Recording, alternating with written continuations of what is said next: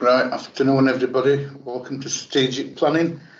We'll start off. Item 1, membership of the committee. I think we've got one change today, which I think is Councillor Akhtar, who's in for Councillor Pattison. That's correct, Chair. Yeah. Yeah. Right.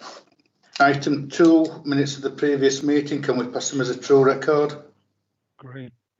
I'm moving. Thank you. Yeah. Item 3, I'll start from screen here. Declarations of interest in lobbying. I'll start for Councillor Patrick. Well, thank you, Chair. Lobbied on the two Murfield applications, item 10 and 11, no action taken. Councillor Pinnock. Thank you, Chair.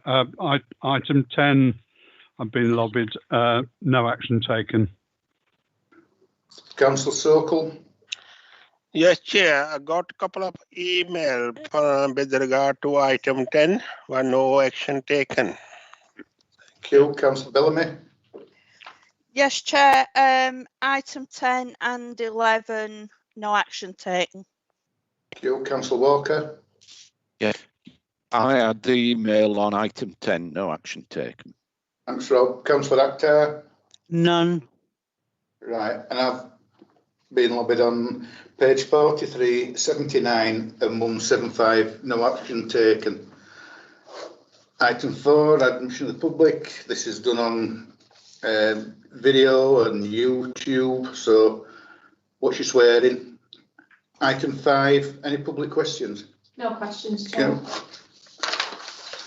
Item 6, any deputations or petitions? No deputations or petitions, Chair. Thank you. Before we go into the applications itself, there were no site visits taken due to COVID, but I know that some members are keen to go out and have a look at some sites when they can, so that's that covered. Deborah, have you got anything to say? Thank you, Chair. Yes, I'd just like to make it clear, in the interests of transparency and protection of the integrity of the planning process, that councillors Lee Richards, Munro, Lees Hamilton, Bolt and Taylor are members who are observing only and are not part of the committee. Thank you. Thanks, Deborah. Just remind members, if you want to speak, use the chat bar. I'm looking at you, there's none of you, you're always exceptionally well behaved. The naughty ones are not in yet. That means no conversations between each other and no putting photographs and pictures up as screensavers, because that's been getting a little bit out of hand lately, and it's we don't need it. Right, if I just remind you finally to put your mobiles on silent or switch them off. Right, item 8, planning applications. This is Plain Street at Newsham, page 17. Thank you, Chair. Can I just confirm you can see the slide? Yep, we can. Thank you.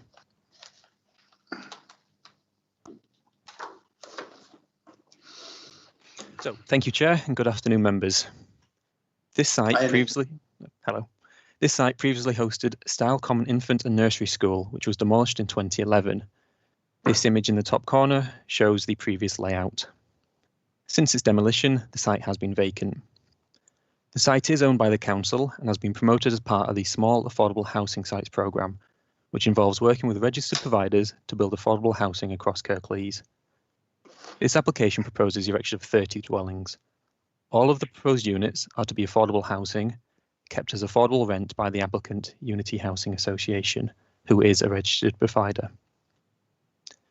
Access would be from Plain Street, with an unadopted part of Plain Street brought to an adoptable standard for access purposes. The right image shows that the application is within a housing allocation in the local plan, although the proposal excludes part of the allocation to the south, which hosts woodland, which will be gone into detail later. The site is approximately 800 metres south of Huddersfield Town Centre. The left image shows the site's current frontage onto Plain Street. The site sits at a higher ground level than Plain Street and continues to slope upwards away from the road. There is a stone retaining wall, a feature of the previous school that has been retained, and the naturalisation of the site since the demolition is evident. The right image shows the part of Plain Street which is unadopted. This is made to an adoptable standard and access taken through these garages, which would be demolished. This image shows the typical state of within the site. Most of the site is covered in hard surfacing with low quality sporadic growth breaking through. Properties on Plain Street can just be seen off to the left. This photo is taken further within the site and shows the south woodland boundary where the proposed development would stop. So this is the woodland excluded from the application. This image shows the proposed layout. As noted, access would be taken from Plain Street, which would have its adopted surface extended. A central road through the site would give access to the dwellings, which are a mixture of terraced and semi-detached units. An area of public open space would be provided on site, supplemented by an off-site contribution. In regards to the south woodland, as noted that this does fall within the housing allocation. At pre-application stage, options to develop the whole allocation were explored. However, the steep topography and pinched shape led to a low number of dwellings which were impractical to access and disconnected from the rest of the site. Furthermore, the development of that land would cause the loss of numerous trees and ecological harm. Considering these constraints, the proposed layout is considered an effective and efficient development of the allocation as a whole. The south woodland is to be retained, with an arboricultural management plan to secure protection during construction secured via condition. The site's topography has been a constraint to the development. The top image shows a proposed street scene from Plain Street. The lower image shows a typical cross-section. The existing retaining wall, as shown on plan here and here, would be retained predominantly as an attractive feature of the area. On this cross-section, the blue line shows the existing ground level, with the grey being the levels proposed. The properties to the north are 2 stories, and those are the ones closest to Plain Street. Those to the south are split level, acting as a retaining structure, having 3 stories to the front and 2 to the rear. This image shows typical elevations of the units. The south units, which are split level, are on the left, and the northern units adjacent Plain Street on the right. The floor space of all units exceeds the minimums of the nationally described space standards. The report before members outlined officers' full assessment of the proposal. In summary, the proposal would represent an effective and efficient development of a housing allocation. Officers have no concerns regarding visual amenity, including the historic environment, residential amenity or highways subject to conditions.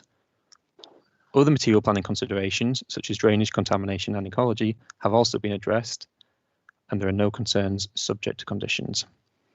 The proposal would bring forward a stalled brownfield site while securing 30 affordable houses and provide contributions toward local public open space and ecology compliant with policy. 10 objections from local residents across 2 separate public representation periods have been received and are addressed within the report.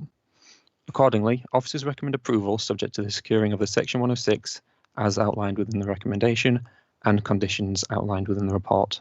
Nothing further to add, Chair. Right, thanks, Nick. Right, members, so over to you. There's no speakers. Councillor Sokol. Thank you, Chair. Sorry, I couldn't go on that on the chart. Yeah.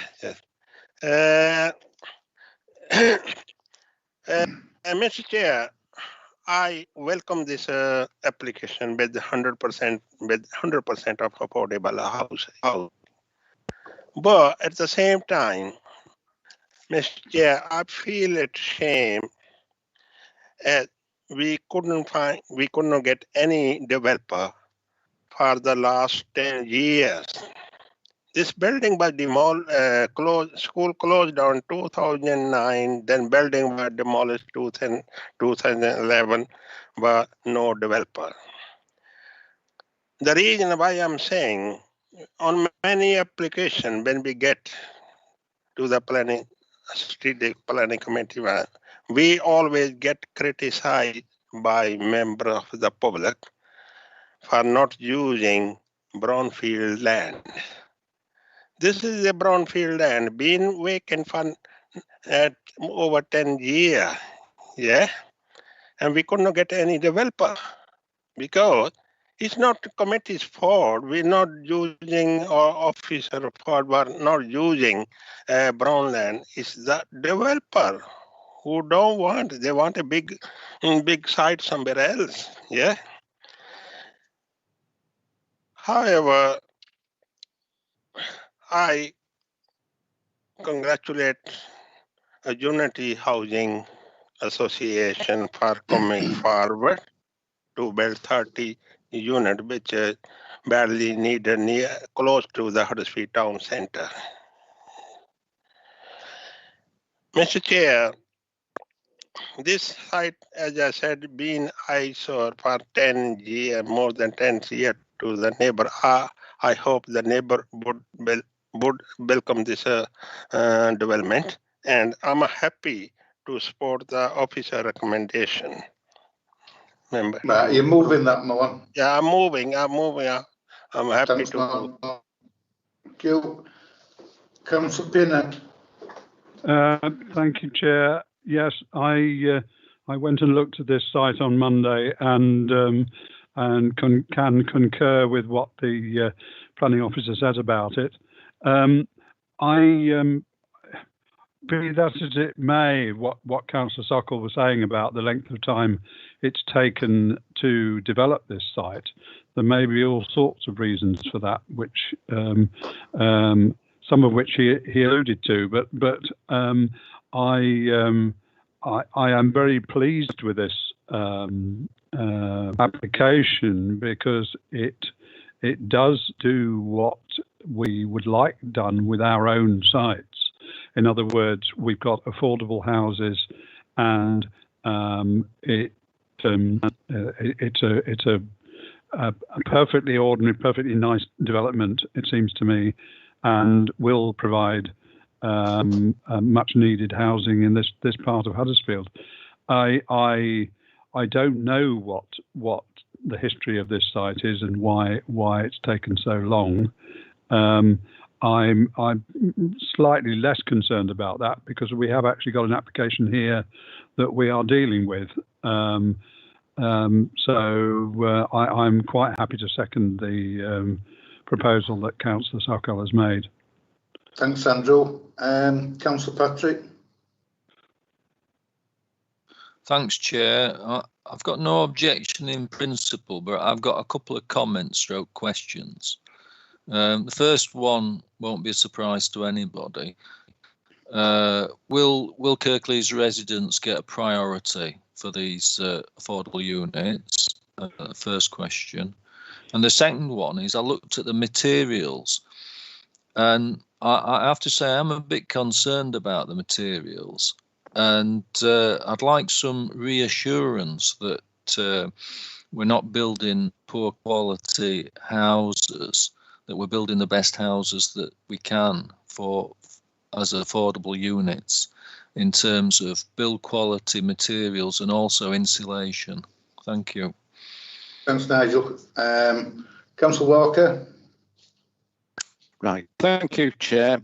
Yeah, I also welcome the plan for this development, particularly given the fact it's 100% affordable homes, which we very much need. And I think it's excellent that they're within easy walking distance of the town centre. I think it's a good use of this site. Couple of points. One is to do, well, partly I think to do with the look of the site when it's finished, the quality of the site. I note in the reports that some of the ecological contributions for this site from developers are likely to be spent off-site rather than on the site itself. And it's just a question whether or not all the opportunities for developing this site ecologically, which could be about planting hedges and small trees or whatever, if those have been explored, because I think those kind of things can make a big difference along with the quality of building materials in terms of what the houses look like. My other comment as well, question is in the report it mentions the spending on public open space, because you only got that really small space at the entrance. That money is I think it's about 43,000 nearly, is going to be spent off-site. I just wondered if the site for that spending to improve local play areas has actually already been made, because I would be very keen that that money is actually spent as part of the investment in improving our play spaces in Kirklees. So two questions really, one about the ecological spending, the second one about the play space spending. Thanks, Steve. Thanks, Rob. Nick? Thank you, Chair. Just to answer Councillor Patrick's question in returns to the materials, these will be faced in artificial stone, but it is Cromwell pitched. It is a stone that we've used throughout in other sites in the council to good effect. In terms of insulation and light, that would be managed by the building regulations as opposed to at the planning stage. On to Councillor Pinnock's question, Councillor Walker's questions about the ecology. We explored options for on-site net gain, but because of the density of the development through the exclusion of the woodland, we couldn't facilitate much on site. So while every effort was made, unfortunately, it has required an off-site contribution, which will be spent in the surrounding area. In terms of the landscaping, that will be going into the surrounding environment, and yes, will be spent on enhancing nearby parks, recreations and the like, although specifics aren't available at this time. Thank you, Chair. Thanks, Nick. Right. This has been moved and it's been seconded. It's been moved by Councillor Sokol, seconded by Councillor Pinnock. So we'll go to a vote. So you're voting on the officer recommendation to delegate approval subject to section 106 and the conditions in the report. Councillor Akhtar? Yes, approve it. Councillor Bellamy? For. Councillor Patrick? For. Councillor Pinnock? For. Councillor Sokol? For. Councillor Walker? Oh, Councillor Hall? For. Right, thank you. Chair, could I Next. just interrupt? Chair, could I just say that the ecological contribution has been confirmed in the recommendation? It says to be confirmed. Later in the report, it is confirmed at £88,481, just for clarity. Thank you. Right, thanks, Deborah. Next, page 43, and we're going to Kirklees College, New North Road, and I think it's David. Thank you, Chair. Good afternoon. Good afternoon, members of the committee. I'm David Wordsworth, case officer for this application and the team leader for major and mineral section of the Kirklees Planning Department. This is a hybrid planning application for a mixed-use development of retail and office accommodation and incorporates 229 residential apartments and a demolition of existing buildings. This major application is brought to Strategic Committee for determination given the size of the site and the quantum of development proposed. The figure of 239 dwellings shown in the description was when the application was first submitted in 2018. The application site extends to 2.44 hectares net and is located adjacent to the A62 Castlegate Ring Road. Members will be aware that Huddersfield train station to the east and bus station to the south are key focal points. The site borders Trinity Street and Portland Street to the west. To the north is Fitzwilliam Street and New North Road forms the northeastern boundary. The site is allocated for mixed use within the Kirklees local plan under MXS4 for housing, employment and retail. The site allocation refers to the site constraints and also to the previous planning consent for food retail store on the southern part of the site that was granted in 2015. The site is classed as a brownfield site within the Huddersfield town centre boundary in the local plan. In terms of retail policy, the site is classed as edge of centre outside of the primary shopping frontages. The site consists of 3 distinct character zones as identified with the applicant's design and access statement. The upper site, which includes the 1933 infirmary extension and modern corner building, The historic core, which is contains the listed original infirmary building and statue of King Edward VII, and the college campus 1970s medium rise tower blocks in the southern part. In terms of site photographs, here are a few. Top left, within the existing car park of the front elevation of the listed infirmary building and the statue of King Edward VII. Bottom left is the rear of the northern wing of the listed building, viewed from Portland Street. Top right is the former college buildings on the southern part of the site. Bottom right is the listed original infirmary building again. Clearly, vandalism and degradation has affected the visual amenity of the site. In terms of constraints, first we will go through heritage. The Grade 2 star listed infirmary building in the centre of the site. The Grade 2 statue of King Edward VII in front of the listed building. The site sits, or the northern part of the site sits within the Greenhead Park and New North Road Conservation Area. Huddersfield Town Centre Conservation Area is located on the opposite side of Castlegate to the east, and Springwood Conservation Area is located to the south. In terms of listed buildings surrounding the site, they are numerous, as you can see, outlined in dark blue. There also includes 2 listed walls at close proximity to the site. All of these structures are Grade 2. Other constraints for the site, and also mentioned in the site allocation, are air quality. Members should be aware that the air quality management area is adjacent to the site, which extends the length of Castlegate Ring Road corridor. The high-risk coal referral area, there is potentially contaminated land on the site, and the allocation also mentions noise and odour source close to the site.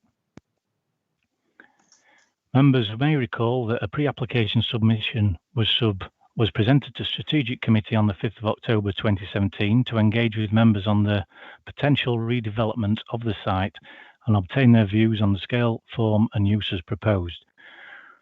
When the application was received on the 13th of August 2018, the proposal consisted of an 11-storey tower block on the southern part of the site that included residential apartments above the food retail store.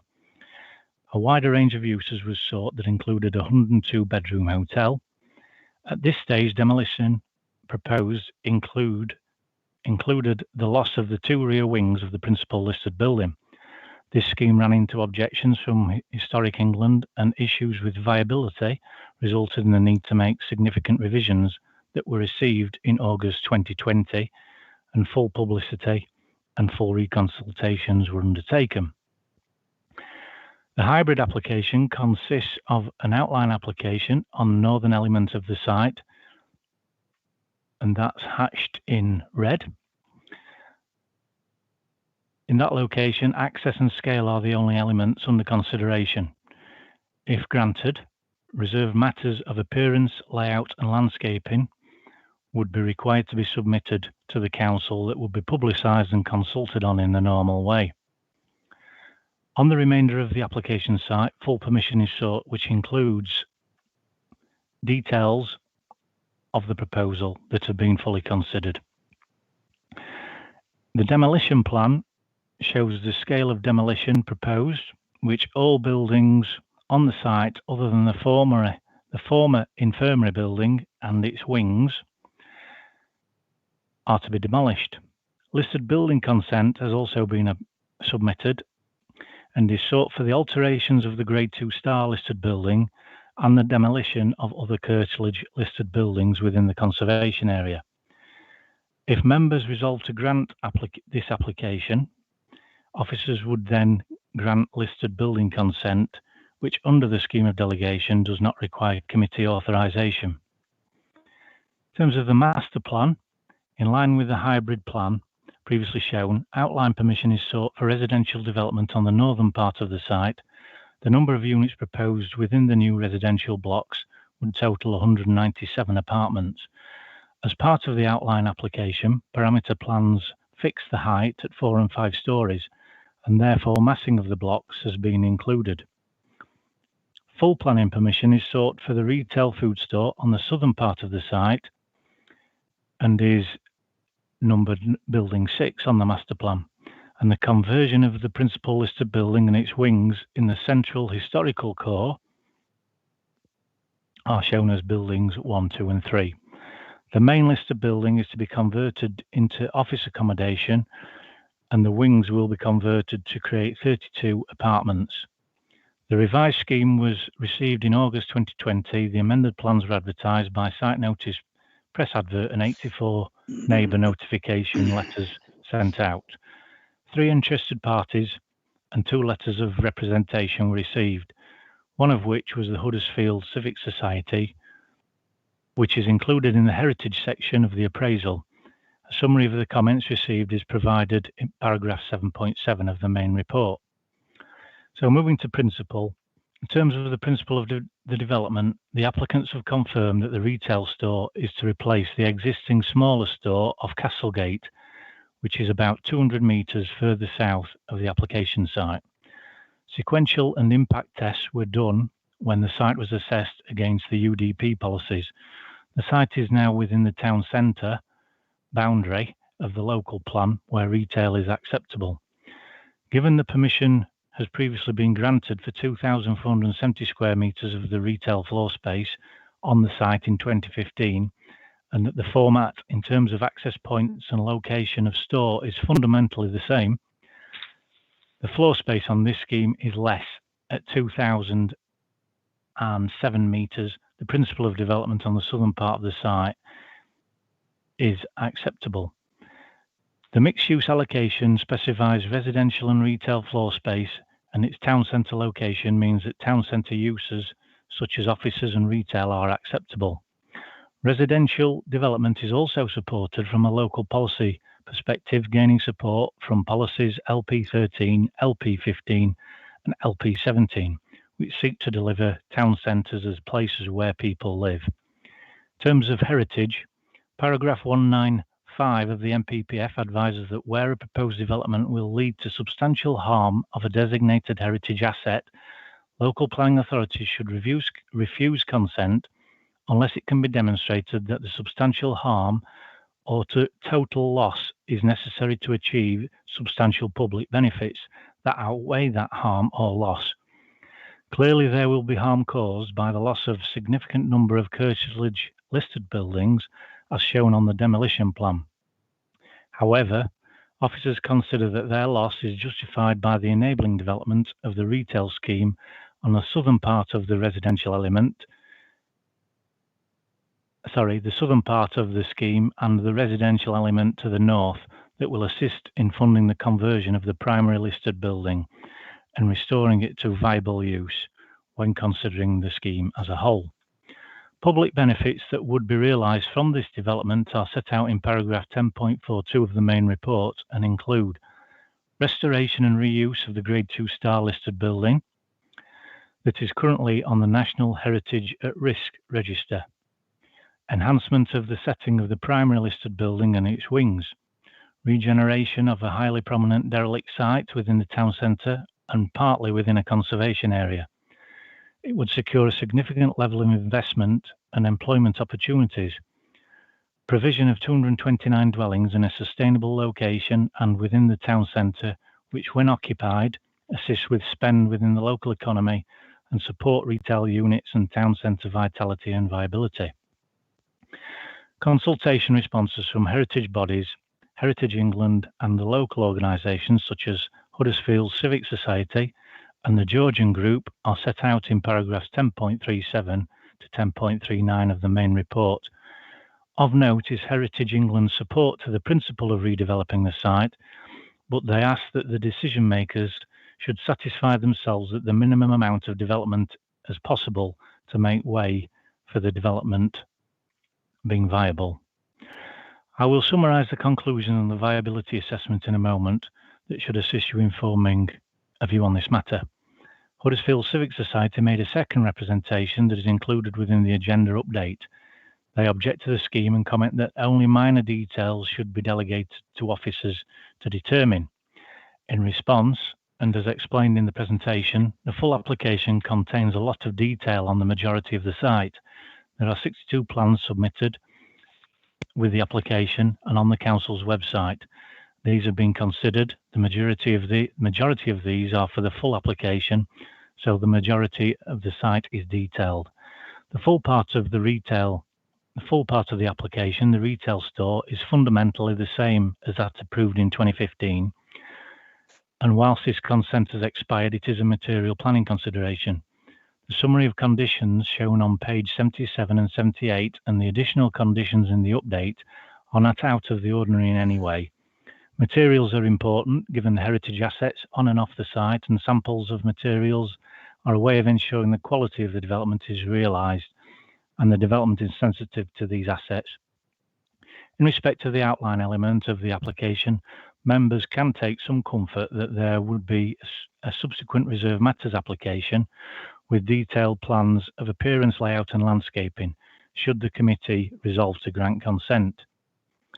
In terms of access, the site is proposed to be accessed from Trinity Street for customers of the food store and 3 access points via Portland Street.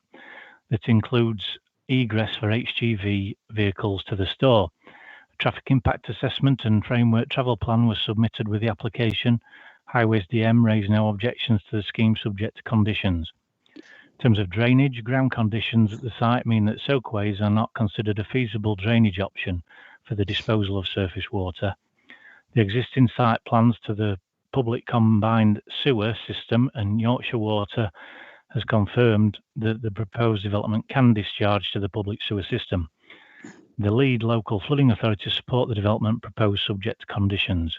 In terms of residential amenity, the proposal includes studios and 1-bed and 2-bedroom apartments within the full application detail for the conversion of the primary listed building. In terms of assessment against nationally described space standards, 30 of the 32 units would be NDSS compliant. This equates to 93.7% complying with NDSS. We haven't been able to assess the outline application as detailed plans aren't submitted at this stage. In terms of air quality and noise, the applicant submitted both an air quality assessment and noise impact assessment with the application. In terms of air quality, the site is located adjacent to the air quality management area of the Ring Road corridor. Pollution control officers agree with the general methodology, and have no objections in principle to either element of the hybrid scheme or the full application. However, the air quality assessment was undertaken in 2018 and dispersion modelling taken from 2016, so won't represent the current conditions. Officers recommend that a revised air quality assessment is submitted and will be required by condition that includes a revised cost damage calculation and any necessary air quality mitigation measures. The main source of noise affecting the site is from traffic on the surrounding road network, and the noise impact assessment considered the potential impact of noise from external plant and deliveries on the residential part of the site. Conditions are necessary to ensure that the satisfactory noise mitigation and control measures are provided. Now, in terms of viability, the Section 106 contributions required by the development will be towards primary school provision, the Spring Grove Junior and Infant School, provision of public open space off-site. There would be an improvement of pedestrian and cycle links to the town centre and air quality damage costs. It should be noted that vacant building credit is applicable to, and due to the extensive volume of existing buildings on the site, the calculation has removed the requirement to provide affordable units. The applicant has submitted a financial viability appraisal, which has been independently assessed on behalf of Kirklees Council by Avius Young, who are represented today by James Dinsley, who is available to discuss this matter further if required. Sensitivity testing has been undertaken. Firstly, as the applicant's viability assessment concluded that the office conversion of the listed building was unviable, Avius Young included the costs of making the building wind and watertight within their assessment, but removed any costs of conversion. This improved the viability profit level for the developer to 10.56%. The second scenario removed all the Section 106 contributions from the scheme, as well as the office conversion costs, and this resulted in a profit of 12.21% on cost, which equates to 11.74% when considered against GDV.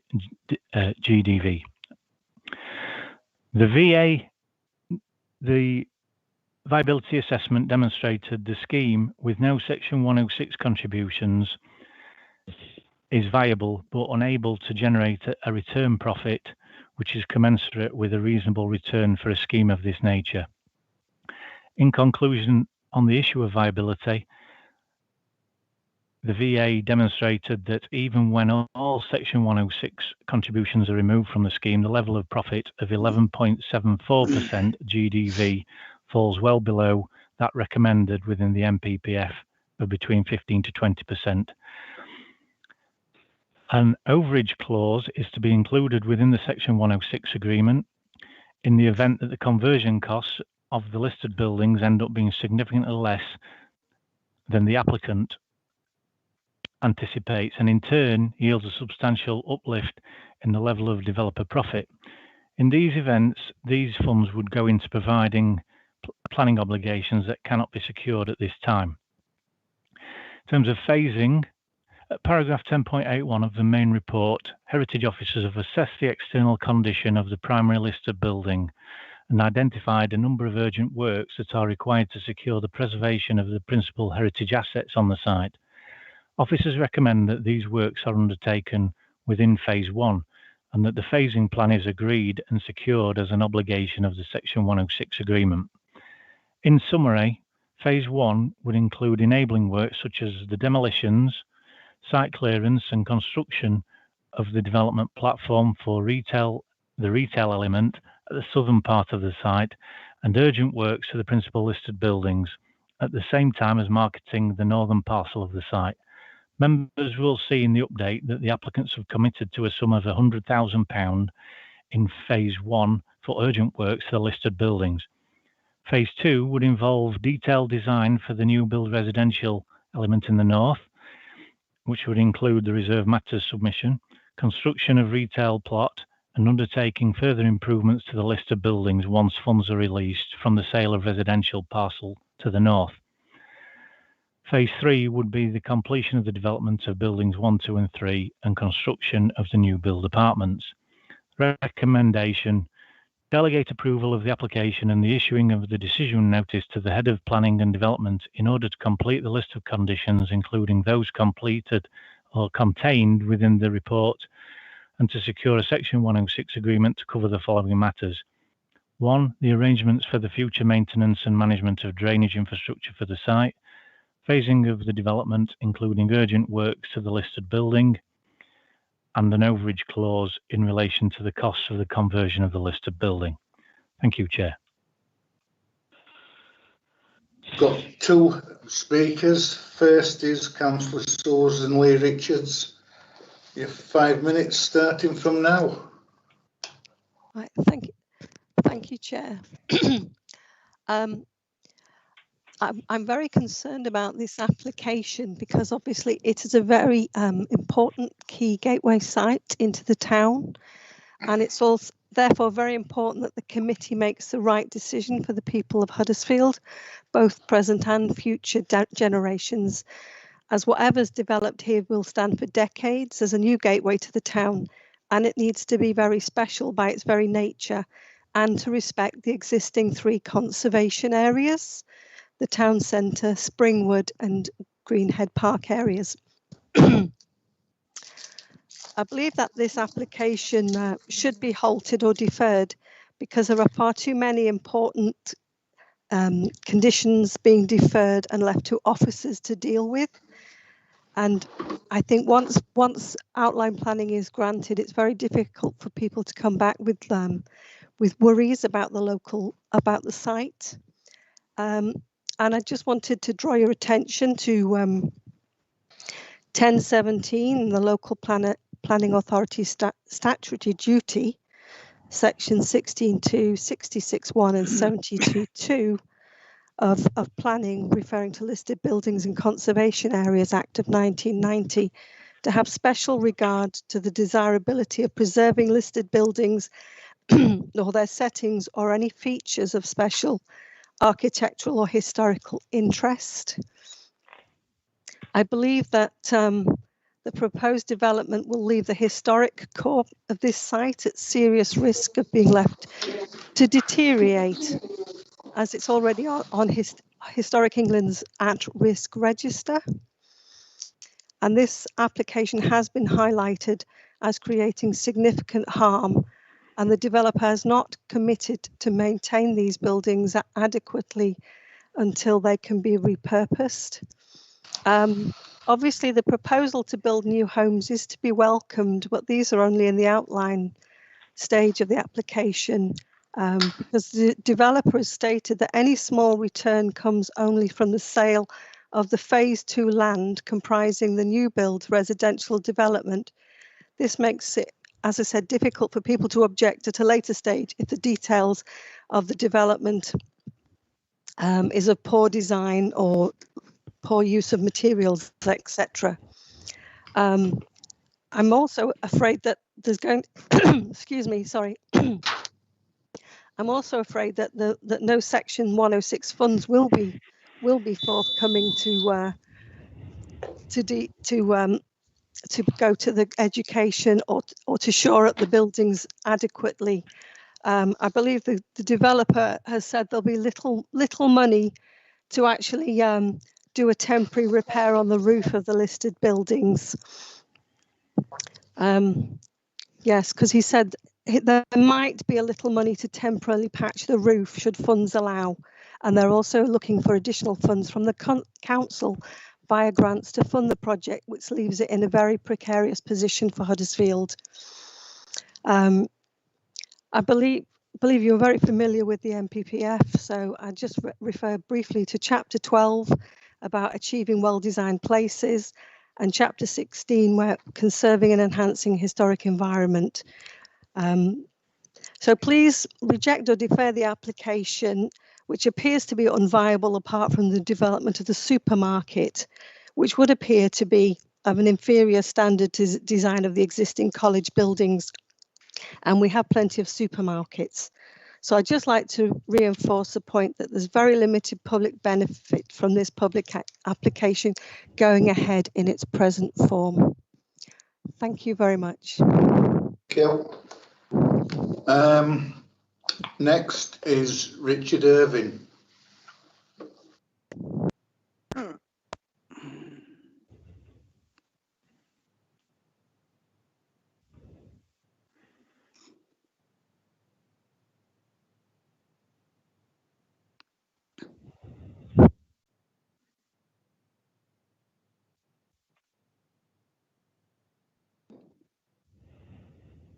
Can you hear me now? Can you hear me? Yes.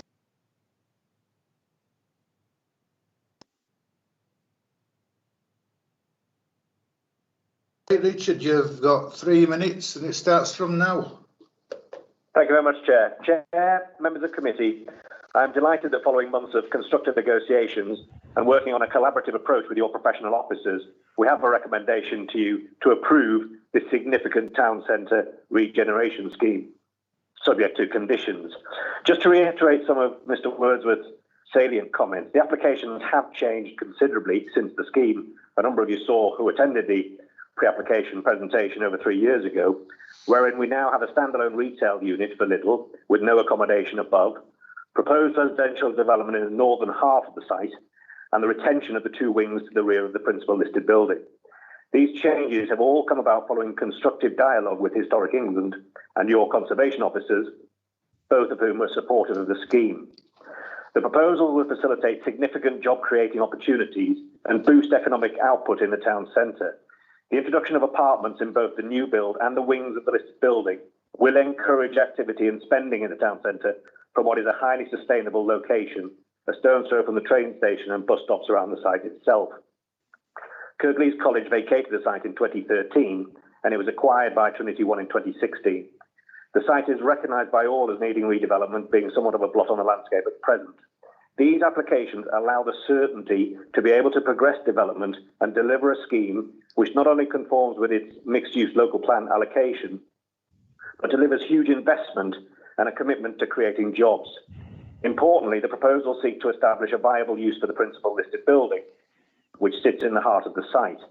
Phase 1 of the scheme, which includes demolishing all the buildings which are now not being retained and the construction of the little store, will open the site up for the first time in decades, advancing inward views of the building for everyone and promoting its qualities and availability.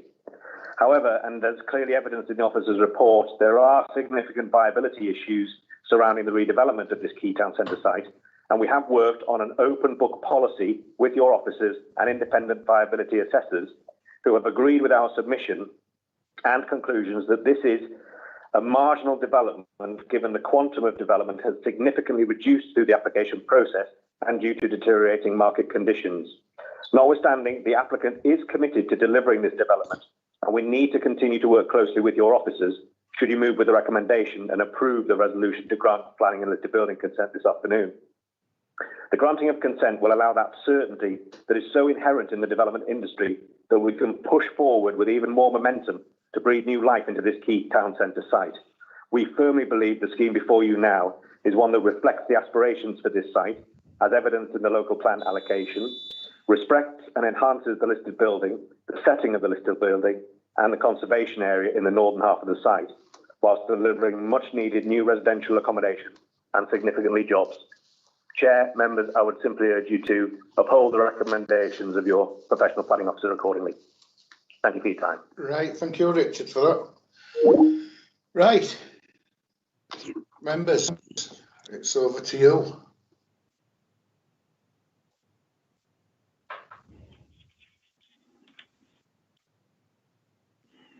Councillor Sokol.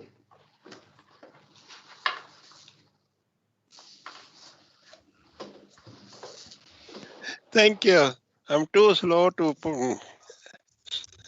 put on their chat box. Yeah. Chair, again, this building, Kirklees College, has been empty again for 7-8 years now. Yeah. And this building is a very prominent building and very visible on the Huddersfield Ring Road. People come there and they see this building. It's a completely eyesore building.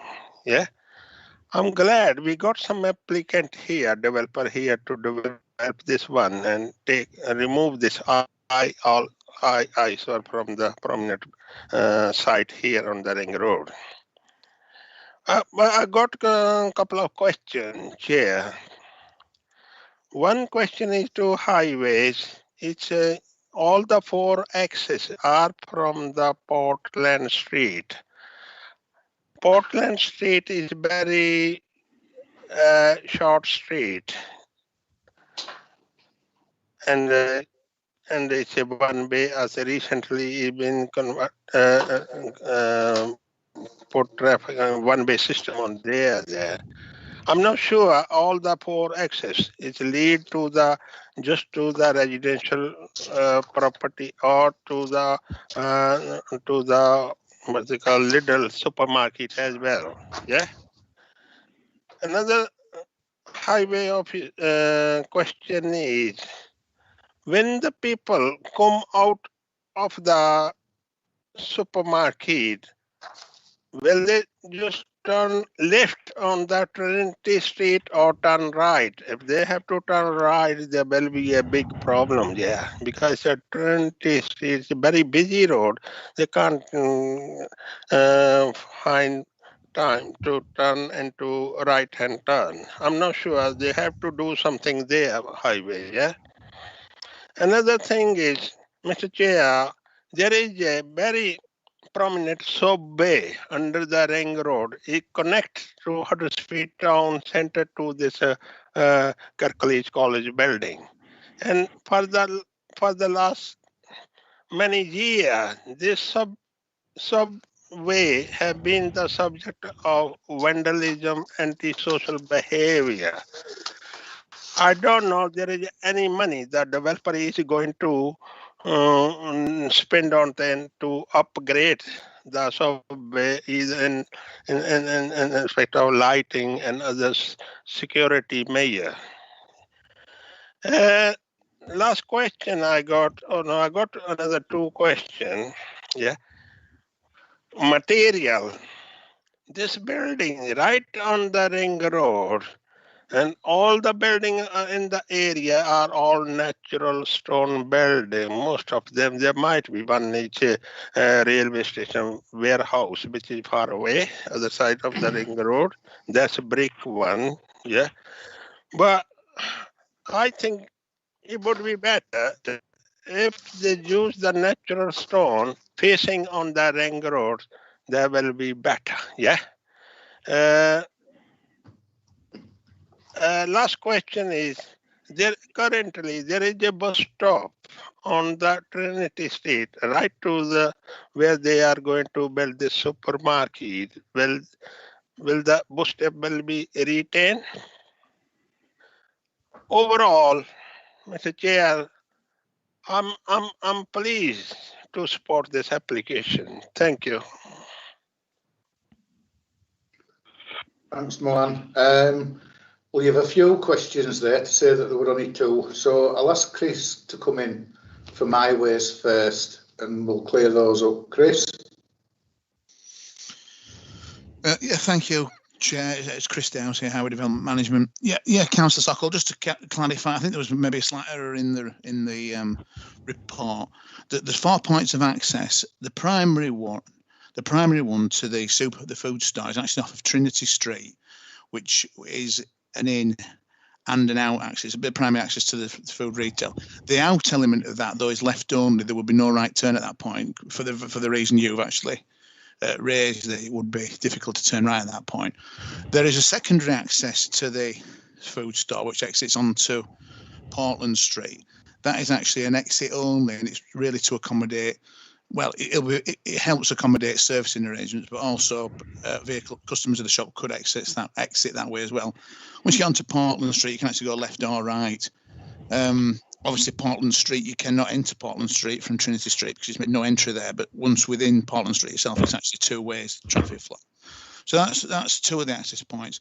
There is a further 2 access points along Portland Street, which is to serve the residential and potential business uses on there. One's a very small one serving the rear of the listed buildings, buildings 2 and 3, and the main one is to serve the whole of the remainder of the development. The existing access points on New North Road and Fitzwilliam Street will be permanently closed. Does that clarify the access arrangements? The point you raised about the subway, I mean, yes, we've raised that as a concern.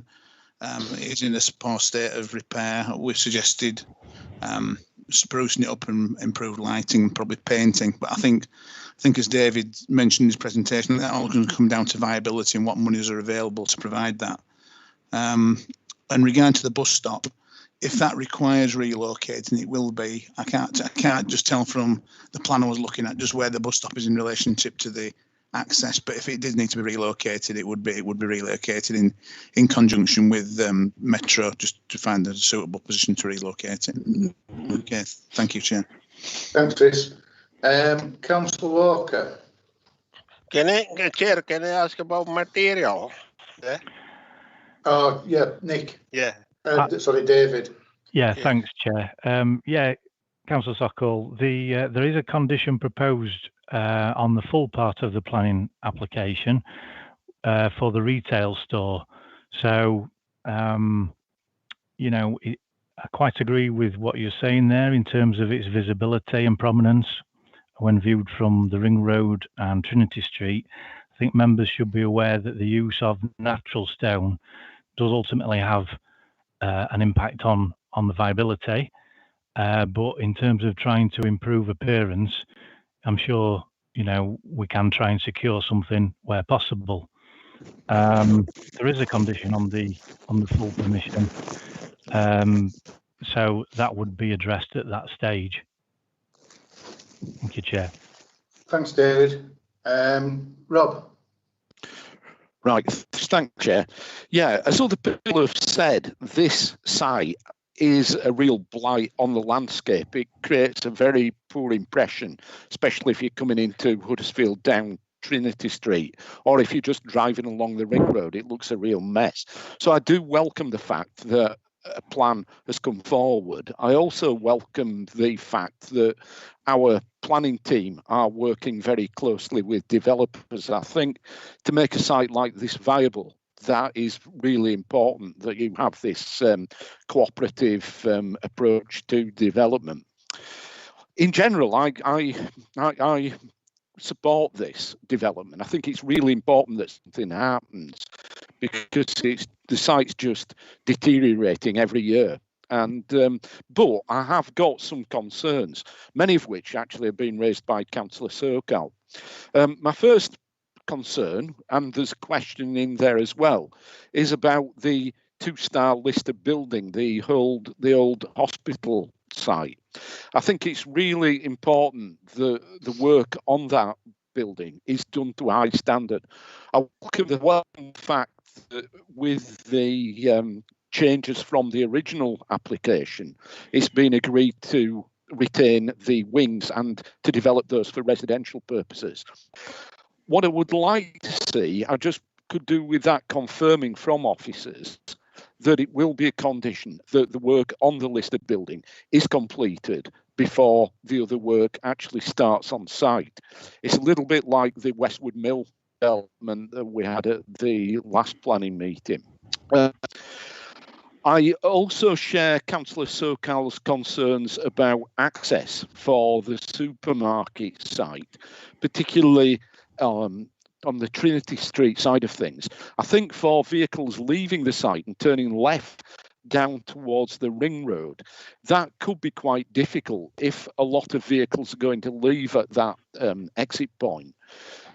Certainly at rush hour periods, there's usually queuing traffic down there, and I think it would be really difficult for vehicles to actually get out onto Trinity Street and onto the ring road. So I'd be interested to know more about the thoughts of Highways on that situation. I also share the concerns about the use of sandstone faced material rather than proper sandstone for the development of the supermarket. In general terms, I am concerned about the design quality of that building. One of the things in Huddersfield that often concerns me is that we seem to accept some very low quality buildings which detract really from the entrance to the town. I'm thinking particularly of the development of those student flats coming along Rochester Road into Huddersfield, which are very poor quality.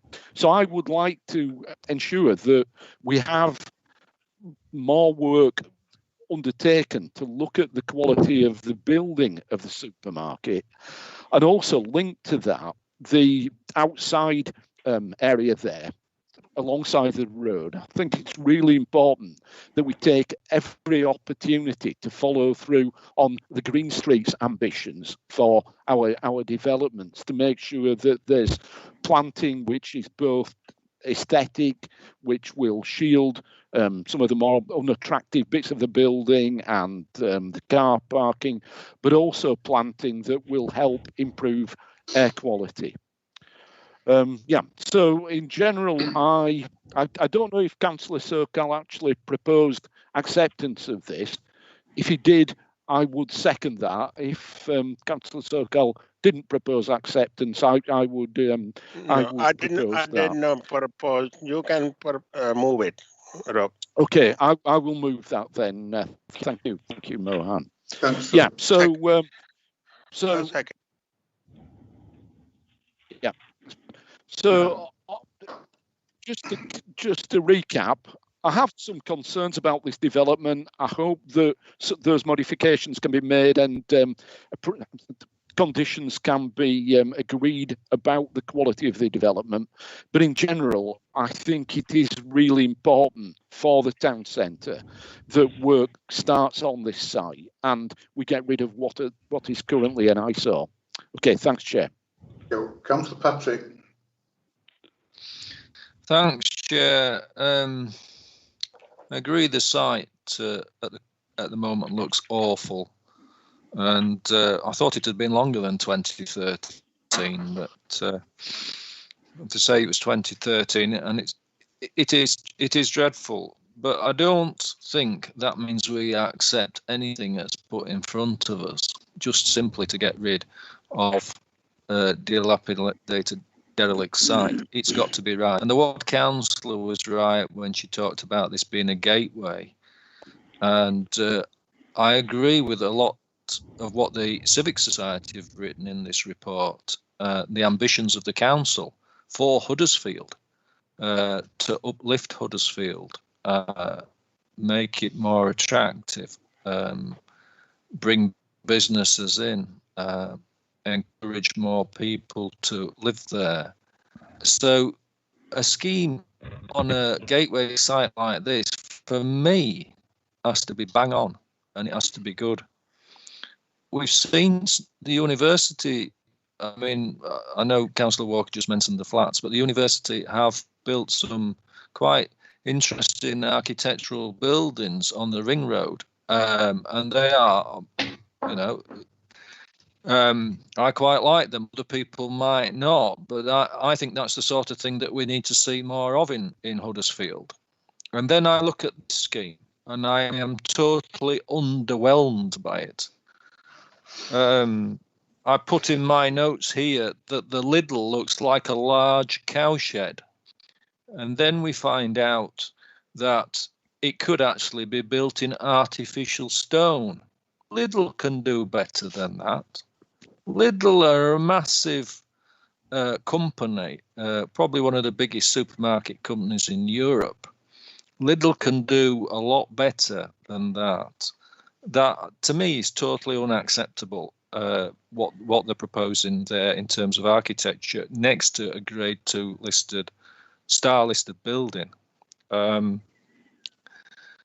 The residential block, it's interesting, the site has changed round. At the moment, you've got the blocks, the higher build at the site where the lower build is going to be put in place, and the lower build at the site where the highest stuff is now going to be in place. And I can only see what I'm looking at in these plans. And this residential block, which I think looks more like a prison, actually dwarfs all the buildings around it, all the residential properties around it, totally dwarfs them. It's the sort of thing you might see in the centre of Leeds, but in the centre of Leeds, it's surrounded by tall buildings too, whereas this dwarfs that area of residential stone built, which I believe some of which is conservation area. And I hear from the discussions now that even that is not going to be faced in real stone. So it's poor. It's really poor. And I'm absolutely surprised, really, that it's being proposed and seconded, because I don't think this is the right scheme for this location. There's a couple of other things I picked up in one of the updates, in the update about air pollution. It talks about the 2 5-storey buildings may make the situation worse for air pollution, creating a canyon effect. And it says 300. This is the same report. I'm sure this is the same. Correct me if I've gone on to a different report, but it says £341,000 to offset pollution. How can you offset pollution with money? It's going to be there. Paying the money doesn't offset it. How does that work? I don't understand how that works. So there are obviously some massive issues with this application that's in front of us. But there's something else I want to ask about. I want clarification on what this committee is actually being asked to vote on, because I've looked at the recommendation and then I've looked at the back at the bit that says full and the bit that says outline, and I'm thinking, which bits are outline and which bits are full? What are you actually asking us to agree to? I actually think there's so much information missing from this application, which harks back to what I said in the pre-meeting meeting. That this if committee approves what's in front of it now, it doesn't actually know what it's approving. It doesn't know what it's approving. And it goes away, and as the Civic Society has said, it goes away and it delegates to officers absolutely anything. This could be built, and in a few years' time, we'd look at it and think, well, is that what we actually approved? Because I don't remember us approving that. So as it stands at the moment, I won't be supporting it, but I would like answers to those questions, in particularly around what committee thinks it's going to approve, if it approves it. Thank you. Thanks, Title. Andrew Pinner. Thank you, Chair. Yes, Councillor Patrick has said quite a lot of what I was going to say about this. To me, this is an object lesson in the perils associated with trying to restore a listed building. Because almost always, because of the very high standards that are required for restoring listed buildings, particularly in this case a grade 2 star one, the cost is almost bound to be quite high. And I am somewhat concerned, particularly looking at the viability figures that are given in the report, that we to some extent are going to end up with the proverbial pig in a poke, because one of the other things about listed buildings is that they have curtilages, and that is designed so that the buildings around a listed building don't actually detract from it. I mean, it's a bit unfortunate, actually, that if you look at the visualizations that we've seen, that these blocks of apartments to the north of the former infirmary, they, of course, are in the outline part of the application. So technically, those large blocks are not what's being applied for. They're a visualization of what might happen when a reserved matters comes in. So I think, you know, we've got to try and ignore those. But in a way, I can see why such a development is there, because it helps the viability of the site. I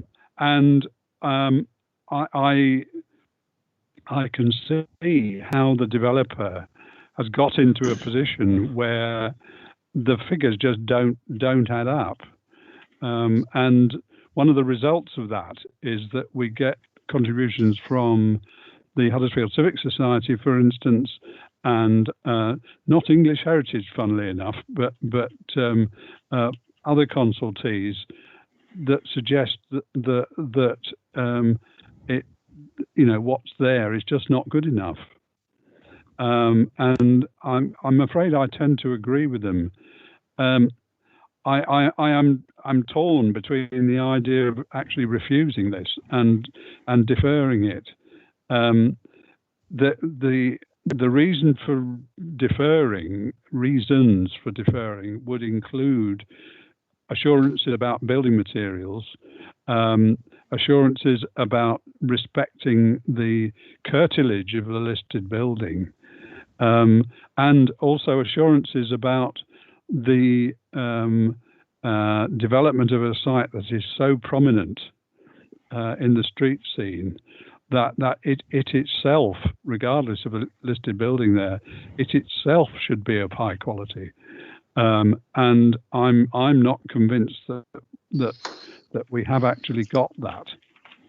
Now, there's obviously nothing wrong with having a supermarket as part of this site, but the main qualification there is that it should not be built in typical supermarket style architecture.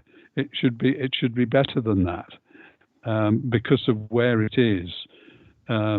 not just the listed building, but the whole surroundings of the site. I think I'm not necessarily worried about delegating things to officers, because for the most part, officers will come back to committee if there's something that just doesn't appear to be working. And I would, of course, if this does get through, I would like their assurance that if there are things that don't appear to be stacking up, then it should come back to this committee, so that we can ensure that there is a public forum in which these can be discussed. However, I think, for the reasons that I've already given, we should defer this and see if we can improve what's being offered, even allowing for the fact that we could have viability issues, which I recognise as being a hazard of trying to restore listed buildings. So I'll leave it at that, Chair. Thanks. I'll take Donna and then bring David in to see if he can go over anything that issues that you've raised. So Donna first. Thank you, Chair. I have to agree with Councillor Patrick and Councillor Pinnock. It is a gateway into Huddersfield, and it is at the moment an absolute eyesore. I absolutely agree. I think it's been vandalised, it's been graffitied, it's just an absolute mess. But when all's said and done, there is a Grade Star 2 listed building, the old infirmary in the middle of this site, which is, at one time was stunning. And, and I think whatever we do, that does need preserving, and whatever is built around it needs to be sensitive and in some form of in keeping to that, or absolutely some amazing design that we can all think, wow. So I'm not over happy with these plans. As said, we've got outline permissions and full permissions, which I think, what are we approving? What are we looking at here? It seems very, don't seem to be enough detail in the paperwork at all here for me. So as it is at the moment, there's no way that I would support this, because I just don't think everything is there.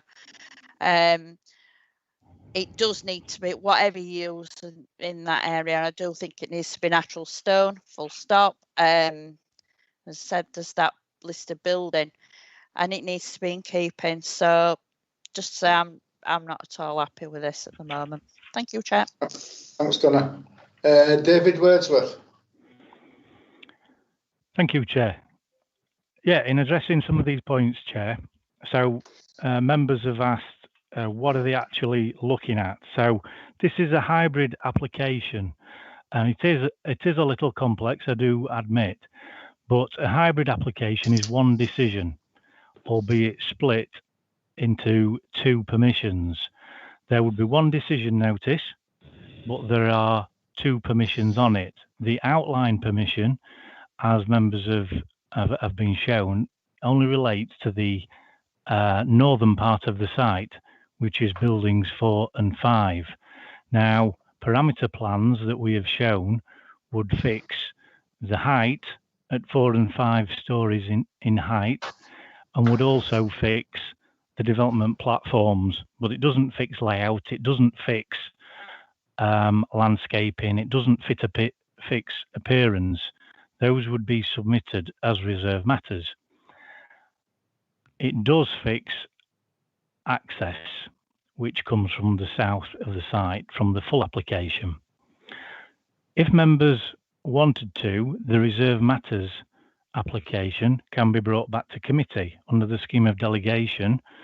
That would normally just start life as an application that officers would deal with, but as you know, members can request that comes to committee. So that the outline application represents a number of dwellings, totaling 197 dwellings in the northern part of the site. In terms of the full application, that relates to the conversion of the listed buildings. The listed building, the main listed building, is to be converted into an office, and the two wings are to be converted into residential apartments, numbering 32. The retail store to the southern part of the site is part of the full application, and as we've mentioned before, there is a strong material consideration that planning permission has already been granted for a retail store, which was the same operator, which was Lidl's in 2015, and members of the committee granted that permission with no works to secure improvements to the listed building, but that was granted in any way. So I do have to emphasize that is a strong material consideration. In terms of the phasing, heritage officers have identified a number of urgent works that are required to the listed buildings, and that is clearly set out in the report. These are secured within the first phase of the development. So when the developer would go onto the site, they would clear the site of all the existing buildings other than the principal listed building and its wings, and form a development platform to form the retail store on the southern part of the site. Now, at this stage, those urgent works to the listed building can be undertaken, and the applicants have committed £100,000 to achieving these urgent works. The listed buildings are in a poor state of dereliction, and they are continuing to decline, and they are on the Heritage Assets at Risk register.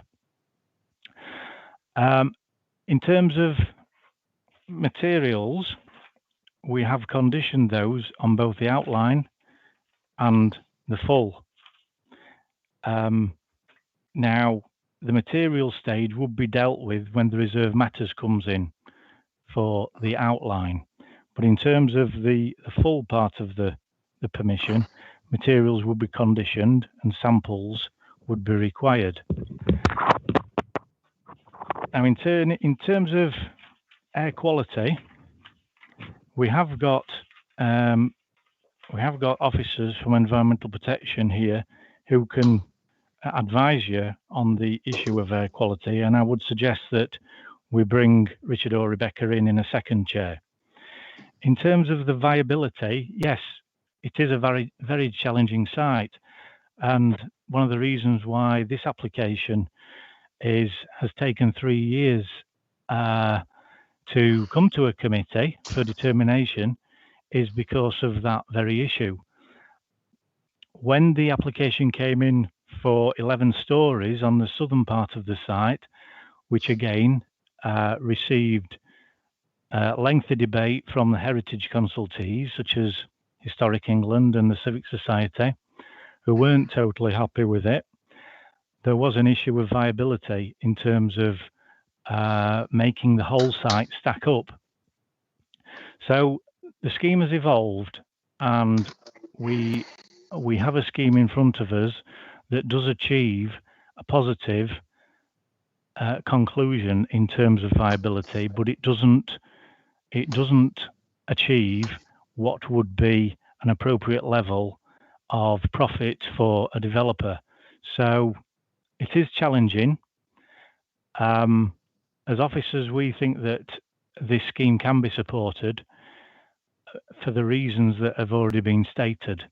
I think I'll leave it for there, Chair, and ask Rebecca to come in on air quality. Thank you. Yeah, thanks, David.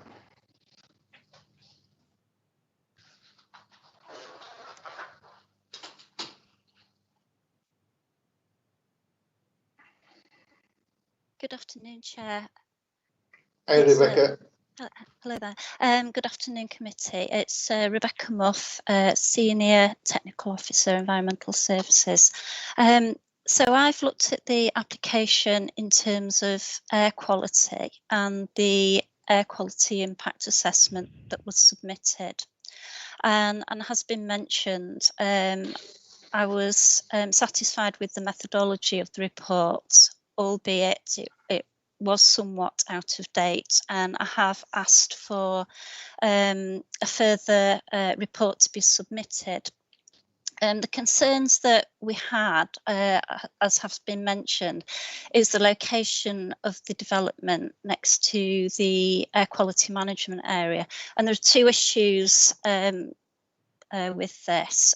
Firstly, the impact that the development will have on the air quality management area, and also put in sort of receptors into an area of poor air quality. Having said that, we don't feel that it should be a constraint to this, because there are mitigation measures that could be put in place in terms of having sensitive receptors next to or within an air quality management area, and that was in my comments. So Councillor Pinnock mentioned about the canyoning effect and the cost damage calculation. With a development like this, what we ask for is that a cost damage calculation is calculated, and that's based on a projection of the impact that the development will cause on air quality. And this impact is then put a value against it, so that that cost damage calculation then can be put against mitigation measures. So it could be put against sort of improving road traffic schemes, etc., around the development. So hopefully that would just sort of clear up that. So that's basically what the cost damage calculation is. Obviously, there's still going to be an impact. The idea is that it's then offset with trying to mitigate that. So as far as we're concerned, we're waiting for we've asked for a report to be resubmitted based on more recent sort of data around the air quality. And we've also asked for a mitigation scheme to be presented as well for the residential part of the development, so that we're completely satisfied that we wouldn't be putting any of the any future residents' health at risk. But we don't see that being necessarily a constraint to the development. Thank you, Chair. Thanks, Rebecca. Councillor Circle.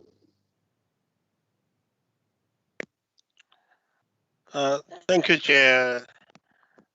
Sorry, I'm coming back again to say, Chair. Yeah, Chair, I could not believe it. And the region, the developer giving viability. It's a big scheme. It's a big scheme, 239 units. And plus office building and plus this little supermarket. Little supermarket, they're making billion profit every year. Yeah. Why they are putting forward the viability issue? I'm sure they will make a lot of profit when they start this building here. Yeah. I remember, Chair, and when the Sainsbury supermarket and Southgate, we call Southgate, I think near opposite university. There was proposal was for the planning committee. They proposed all the material, brick materials, they can't afford the stone. When it was all around there was stone building, yeah. That time I remember we used to have a ex-councillor, sorry about that, late councillor John Marna. John Marna, he used to be on planning committee. He said supermarket want this building on all brick, all around brick. It will be built on his dead body. So after the next round, they come back with the design, well-designed scheme, the construction with the natural stone and some other material. I'm sure this developer can afford. They can afford to use the natural material, especially facing on the ring road. So, I'm not happy to defer this item, but we can put some condition, this material condition. If they agree, if they don't agree, come back to the planning committee again. Thank you. Thanks, Mohan. Councillor Patrick. Yeah. Just before I go on to say what I was going to say, I was just interested in listening to what Councillor Sokol said there. He's absolutely right about the Sainsbury's building. And when you look at this little building, actually, and I did say it was like a large cowshed, the walls are not that high. So we're not talking about an awful lot of stone. I just think they're skimping on it. And I just think it'll look awful if it's not completely surrounded in stone, because I don't think there's an awful lot of stone in it, and I think they can afford it, and they've done it at other sites where they've had to do it. I think in Firth, for example, they had to do it, and I think they should be made to do it. I just want to thank David for going through it and clarifying what we were actually voting on. That was helpful. But I just wanted to pick up on a point, accepting that the drawing shown for the residential is indicative. But David did say that it's fixed on 4 and 5 stories, and the indicative building in front of us is 5 stories. So it's still going to have that massing impact. If we approve the outline, and the outline includes 4 and 5 stories, it's still going to have that massive impact on the surrounding residential houses. If it didn't have that bit in, about 4 and 5 stories, and it was outlined, and we were able to insist on reserved matters coming back to committee, I'd be tempted to support the outline for that section, for that bit. Then we get to the full planning application, and I don't feel as though I've got any big objections to what they're going to do to the grade 2 star listed building, as long as it's done. I can't, unless somebody, Councillor Pinnick, raises something that doesn't look right from what I've got in front of me. Because I don't think we've got that much detail in front of us really for a full planning application. The visuals are the important things to see what they're planning. So what David said about the retail store, the Lidl, was that it was granted permission in 2015. Now, what I wanted to ask was that a full or an outline planning permission in 2015? And what materials were in that? I know it's extant, it's gone past that, so we don't really have to take much notice of it in its entirety. The principle, yes, that it was permitted, but what materials were approved for that Lidl in the 2015? That's it for now. Thank you. Nigel. Councillor Pinnock. Just a quick question. Thank you, Chair.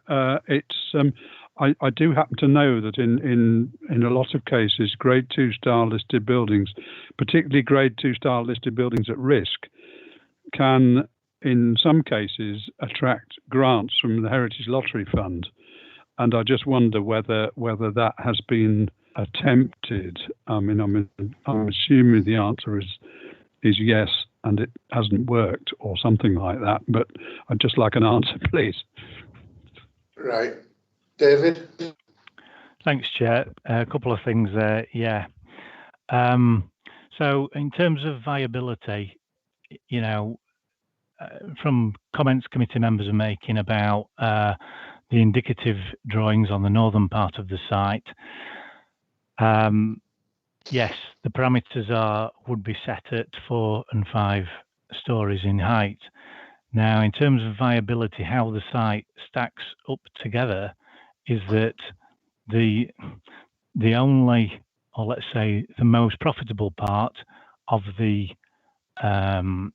site is the residential part to the north. The little part of the development doesn't actually provide a huge amount of profit. It does approximately break even. We do have James Dinsley here, who can advise the committee if they have any specific questions on viability. But the main profit from the development is equated to that number of dwellings on the northern part of the site. The list of building conversions are very expensive, as Councillor Pinnock alludes to. You know, we're talking about millions of pounds, and that is set out in the scenarios and the documents that are on the website and that have been attached with the committee report. So that is a little bit about the viability. Now, yes, we could put conditions on about facing the Lidl in natural stone. We were, you know, as officers, we could advise that. But you know, as I've said before, that could have an impact on the viability, but it is something that we feel could be appropriate in that location, given its proximity to the ring road. That's all for now, Chair. Thanks. Thanks, David. I think we need to bring James in to speak about any viability questions. James, if you're there. Hi, Chair. Yes, I'm here. Yeah. Are there any specific ones that we want clarity on? Any members, specifics?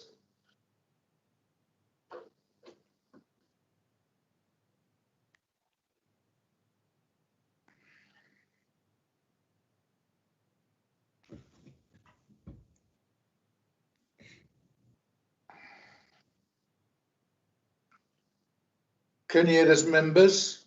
You must have some questions about viability.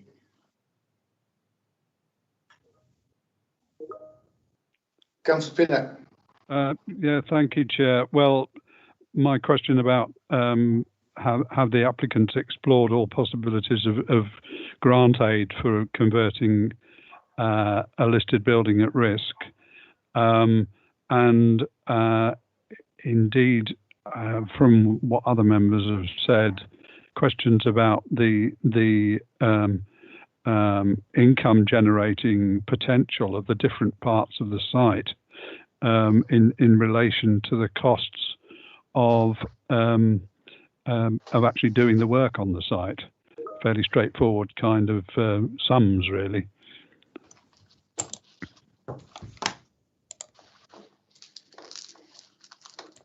In terms of the listed building aspect or the grant funding aspect, that's perhaps something that I would put back to David. He might have a better idea of whether there's been more looked into in that respect. In terms of where the majority of the value of the scheme has come from, as David alluded to, the residential element of the scheme from, that's because we've had to put in some values that generally they would allow for profit to be taken out of there. The Lidl element of the scheme is, because of the substantial works required to remediating the site, it actually just about breaks even. The amount that's been agreed to be paid for the Lidl site, we've referred back to our valuation colleagues on this. It broadly equates to about £1.15 million an acre, which is quite high, really. Typically, Lidl, in our experience, pay in between £500,000 and £1 million an acre. So I don't think there's any kind of undercooking of the value there. We've also had sight of the heads of terms for that, so we can verify that that is the price to be paid. And we've also seen quotes for the remediation work of the site. As I said, it does just to say break even. So unfortunately, that portion of the scheme isn't hugely profitable to this developer. Also worth noting that this land is then to be transferred to Lidl, as opposed to in previous iterations of the scheme where we've looked at it, where the developer has looked to build out the scheme and then take a lease on a Lidl, which is a different scenario, and it's not typically something that Lidl tend to do much anymore. All of that and the cost of the works for converting the Grade 2 star listed building, there's just not a huge amount of profit coming from anywhere other than that residential scheme. We also included the office element, which the applicant didn't include, but we wanted to make sure that it was quite clear that the office section of this original application is actually not value generating at all. It's actually loss making, so that when that's included in the viability, the overall profit goes down, essentially owing to the value not even making up to the costs. So yeah, the vast majority of any profit coming from this scheme is coming from that residential. It's then being outweighed by the significant costs on the rest of the site. Thanks, James. Councillor Patrick. Yeah, Chair, we can only really make a decision on what's in front of us, and I've tried to make some suggestions. I've chewed it over a bit. I'm not getting any positive feedback from the officers in that we can change it. I'm being told it's all about viability and loss making. I'm not convinced by that. I don't think developers get involved in sites that are loss making. I think this site may be one of those sites that could benefit in the long term from government monies, from the West Yorkshire monies, from levelling up monies. Maybe that's its future. But if I have to vote now, as I have to do on what's in front of me, knowing that I can't get the stone I want, and I'm going to have 4 or 5 stories at that side as part of the outline, then my only decision is refusal, and I'd like to move refusal, please. Thank you. I'll second that. Yeah, thanks, Chair. A couple of things about the grant aid from government bodies. My colleagues have made inquiries about whether aid was either loans or grants could assist this development, and unfortunately that hasn't uncovered any funds to come this way. That doesn't mean to say we're going to stop there. We'll continue to discuss with the heritage bodies and see if that things can be secured that would assist, the development, and in terms of materials may assist there. I think in terms of the Lidl, we would be able to condition that is faced in natural stone. One of the councillors mentioned about whether the previous consent had stone. The elevation facing the listed building did have stone on that consent in 2015, but the remainder of the building didn't. So I would advise that we could condition that for the elevation facing the listed building and that facing the ring road. Thanks, Chair. Thanks, David. It's Julia wanted to come in. Julia? Yep. Hi. Thank you, Chair. So I'm Julia Stedman, the group leader in development management.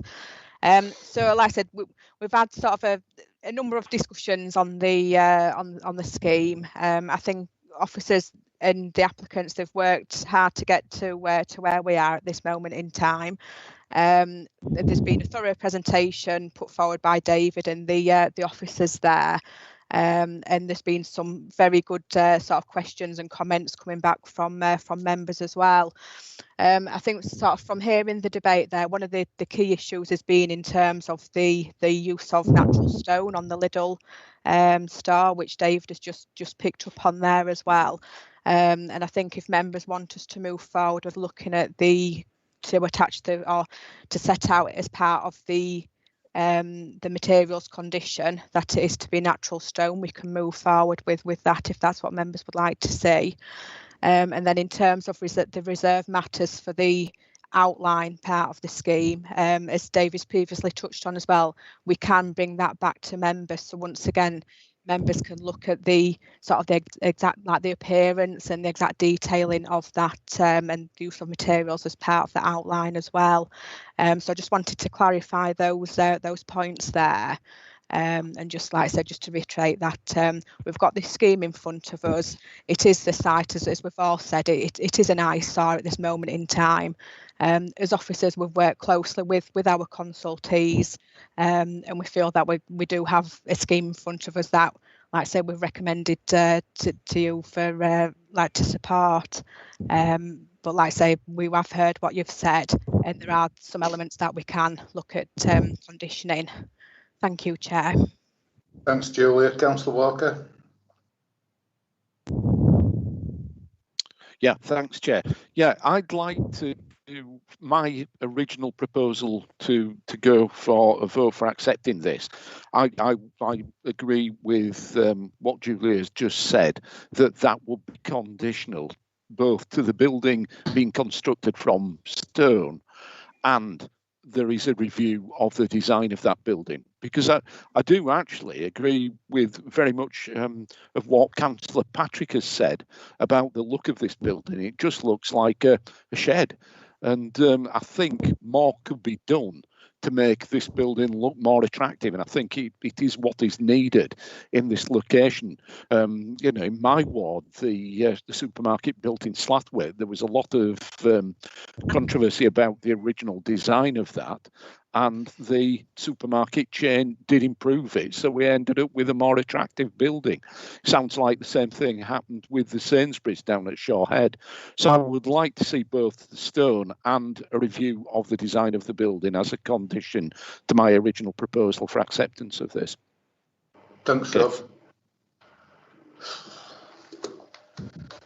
Right, we've actually got three proposals up table. One has only been moved and not seconded, and that's for deferral. We've now got one for refusal, which has been moved and seconded, and obviously we've got the substantive decision, which has been moved by Councillor Walker and Councillor Sokol. We'll take a vote on the refusal, unless anybody wants. Can I jump in first, Chair, and ask what reasons are being proposed for refusal? And also, can I just confirm that Councillor Walker and Councillor Sokol's amendment to the recommendation includes these conditions that we've talked about with the stone, but we'll come on to that. But could you ask Councillors Patrick and Bellamy what their reasons are for refusal, please? Thank you. Yeah, Nigel. I think it's. I wasn't going to answer that because I just want some clarification on what Councillor Walker is now proposing. If we're looking at the Lidl building as entirely stone, and that's not just the elevations to the ring road and the elevations to the building, that's right round it, and we're looking for a redesign, which is quite something else on top. I haven't heard the officers say that is possible. but I think that should be looked at. That covers that bit to a point. It's not entirely satisfactory, but it covers it to a point. Then we still stuck with the 4-5-story, 4/5-story buildings. The problem with this application is it would have been much better if we were looking at 2 ARBs instead of the whole thing together, wouldn't it? Does anybody agree? If we'd have looked at the full permission separately, we could probably dealt with that and got it approved. But it's all mixed up because you've got this outline as well. And if we're stuck with a 4/5-story massing as part of the outline for the residential, I don't like that. I'd like that to be taken out and covered in the reserved matters, and for the outline to be normal like they usually are. Yes, outline indicative of with access, but nothing else. So the design and layout and the number of stories to be dealt with in reserved matters. If you can do that, I'm inclined to support it. But if you can't do that, Deborah, those are your reasons for me refusing it. Right. Thank you, Councillor. So can we chunk that down? You would be happy to support Councillor Walker's amendment to approve the application if the proposal is now to condition all elevations for the Lidl building to be in natural stone, and furthermore there to be a redesign of the Lidl building in the way that Councillor Walker suggested happened in Slathwaite. So that's the first part of my question to you. Would that satisfy you in respect of that? Reluctantly, yes. As to the second part of your reason for refusal, in that you don't like the outline to have an indicative 4 or 5 story buildings, I can't answer that, and I'm going to defer to David, who will come in, because the application we have in front of us is the application we have, and he will deal with that indicative or otherwise element. Thank you, Deborah. Councillor Patrick, the outline application was the parameters have been set for 4 and 5 stories to achieve the 197 units, and it as I've explained, it is a kind of a balancing exercise in terms of viability and impact on heritage assets. So the applicant considered that 197 units in that northern part of the site would be required to achieve enough positivity in terms of viability that would offset the other works and the other costs for the development as a whole. It's not really possible to chop out what has been applied for in terms of the scale with this application. That is what's been put before us. Thank you, Chair. Thanks, David. Councillor Pinnett. Thank you, Chair. Well, this is partly why I wanted it deferred, because I'm not at all sure that we've got enough meat to refuse it, enough substantial reasons to refuse it. Whereas there are some things that we could possibly tweak, including the design of the housing element. Now, it occurs to me that there are several examples in Leeds of fairly tall buildings that have been built, particularly near the railway station, that have their massing is not so colossal as this one appears to be. So it does seem to me that it is possible to design buildings in that location that A, respected the listed building, and B, did not overpower it. So I suppose I'm suggesting that somebody second my motion to defer it. Anyway, thanks, Chair. Chair, can I jump in again, please? In terms of the refusal, Councillor Patrick seems to be saying that he wants to refuse it now, or proposes refusal on the grounds of this 4 to 5 story element, that the scale is too much. I think if we've got a mover and a seconder, and Councillors Patrick and Bellamy agree that that is their main reason for suggesting refusal, we should vote on that and get it out of the way one way or the other, and then consider the other two motions on the table: deferment to rejig the design and other things that those seeking deferral are going to suggest, or the substantive motion. It's up to you, Chair. Yeah, I'm going to say we need to clear some of this up. It's getting a bit messy. We've just got Councillor Patrick, and then we'll start and get some of these refusals, deferrals, and etc. out of way. So, Councillor Patrick.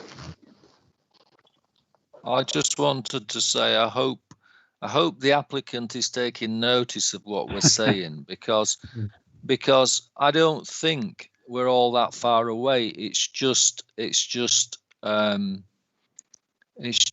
the application in front of us is just far too complicated. It should have been broken down and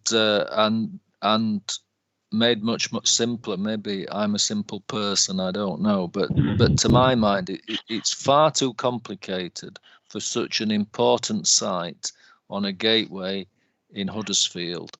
If refusal falls, I shall second Councillor Pinnock's deferral. Well, you can remove your motion if you want to refuse, Councillor Patrick. Yes, I know I can, but let's vote on it. Let's vote on it. Fine, thank you. Right. Well, we will take a vote, and we will take a vote on the refusal. Sheila. So just to clarify, you voted on refusal, and the reason was, as Deborah outlined, to do with the massing the 4 and 5 stories of the residential. Councillor Akhtar? I support the applicant. So you're against refusal? Yeah. Yes. Okay, thank you. Councillor Bellamy? For. Councillor Patrick? For.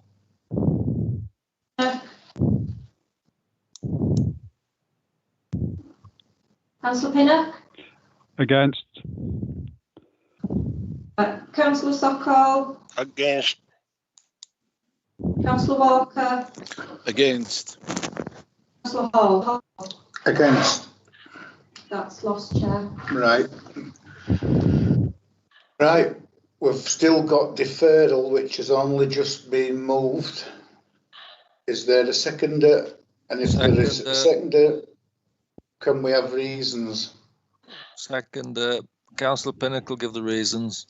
Yeah. Well, I did outline them when I proposed deferral, but for the sake of clarity, one of them is to do with the design of the building of the supermarket, which may well have been already dealt with, but that leaves the issue relating to the housing element of the site, the outline part, which I am not convinced is what we should be dealing with, and there should be more flexibility to produce a design that was not wedded to what is proposed at the moment, that it could be much more flexible and to at least to some extent reflect the relationship with the listed building.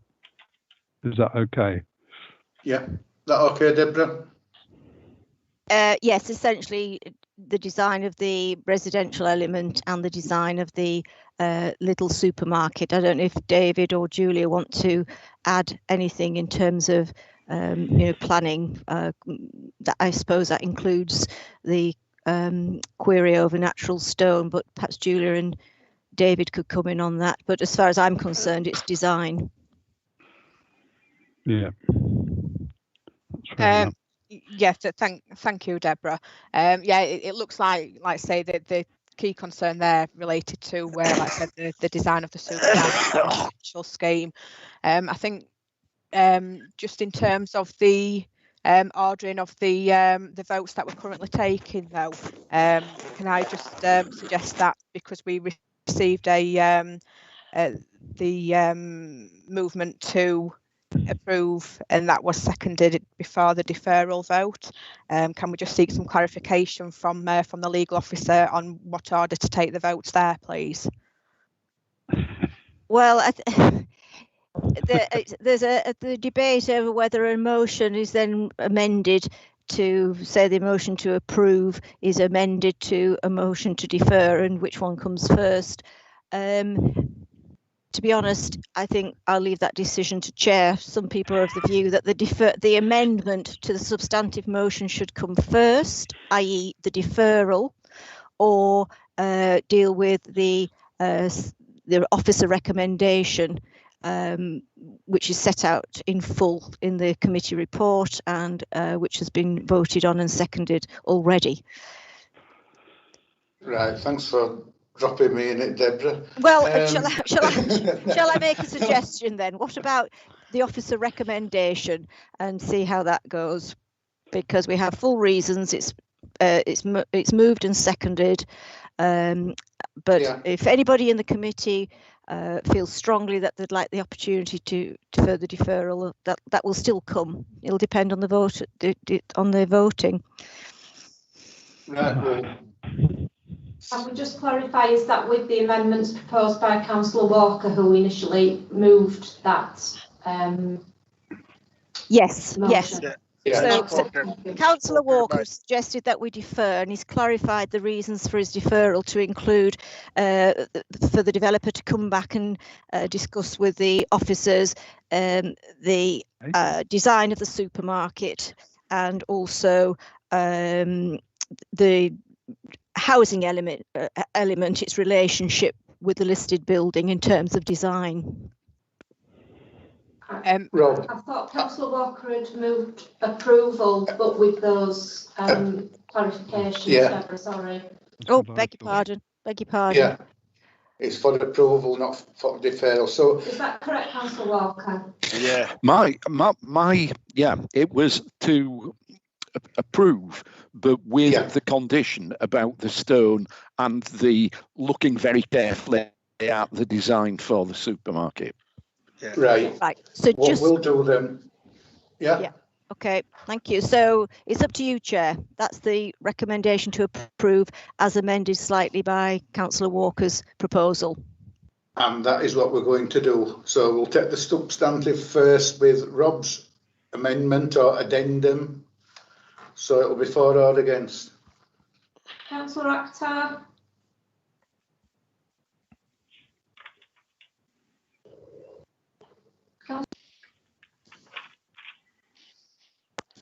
Come back to you, Councillor Akhtar. I think need to explain, Chair, to him. I think his video's frozen. We'll come back to him. Councillor Bellamy. Against. Councillor Patrick. Against. Councillor Pinnock. Against. Councillor Sokol. For. Councillor Walker. For. Councillor Hall. For. Councillor Akhtar, are you able to hear us? I think it's a frozen.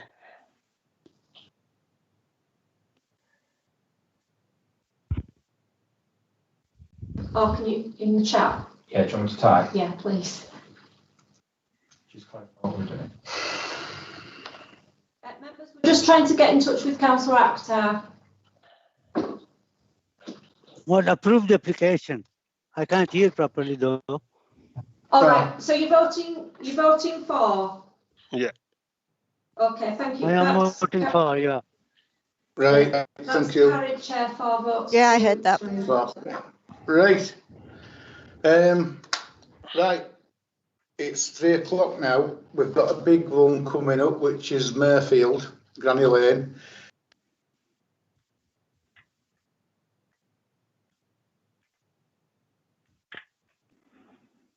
Can't hear you, It's Steve. on mute. Something's gone wrong. Right. It's 3 o'clock. We've got a big one coming up, which is the Mayfield one. There's loads of speakers. Do you want to take a break now, or do you want to do Granny Lane first? 15 minutes? Yeah. No, 10. 10. All right. 10. Yeah. Yeah, very good, Steve. Not going into extra time, Mohan.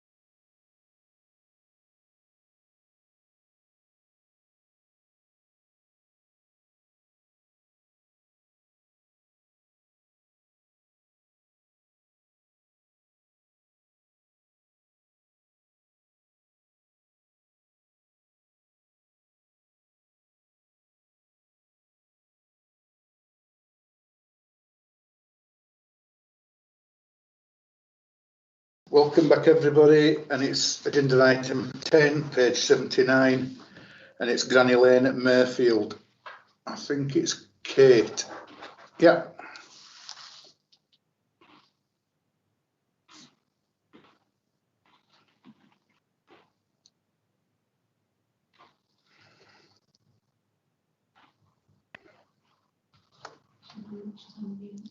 Kate, if you can hear us, you're on mute.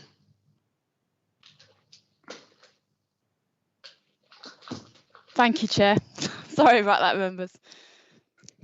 Good afternoon, members. My name is Kate Mansell, Development Management Master Planner in the Majors and Minerals team. Before I start, I would just draw your attention to the committee update and the 5 additional representations to this application that were received after the report was published. They are summarised in the update. Turning to the application. This is an application for full planning permission for the construction of 67 dwellings on land to the south of Granny Lane in Mirfield. As some members will recall, the application was originally considered by this committee in December 2019. At that time, members made the decision to delegate approval of the application to the head of planning in order to finalise the conditions and the Section 106 agreement. However, following that committee, correspondence was exchanged between local residents groups and the council. This led to a further round of consultation with the Environment Agency, Yorkshire Water and the lead local flood authority, the LLFA, which is detailed in the report. Additionally, resolution of the Section 106 agreement was delayed by the impact of the COVID pandemic. As a consequence, it was decided that the application should be brought back to this committee for determination again. It was originally intended for consideration at the October committee last year. However, just before that meeting, the council received a video of an overland flow of surface water across the site during Storm Ciara in the previous February, which required some further investigation. This led to a slight modification to the site layout in December 2020, reflected in the scheme before you today, and a further round of public consultation. It was then due to be considered at the 27th of January committee last month. However, it was again deferred to facilitate a review of the scheme against the government's national space standards. This is also set out in the report.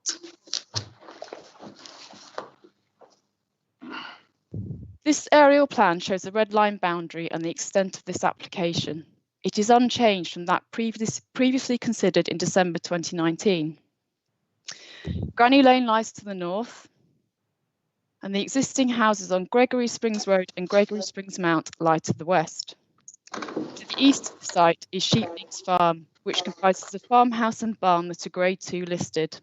The River Calder lies to the north. This slide shows images of the site looking east and west along Granny Lane. It also shows the existing entrance.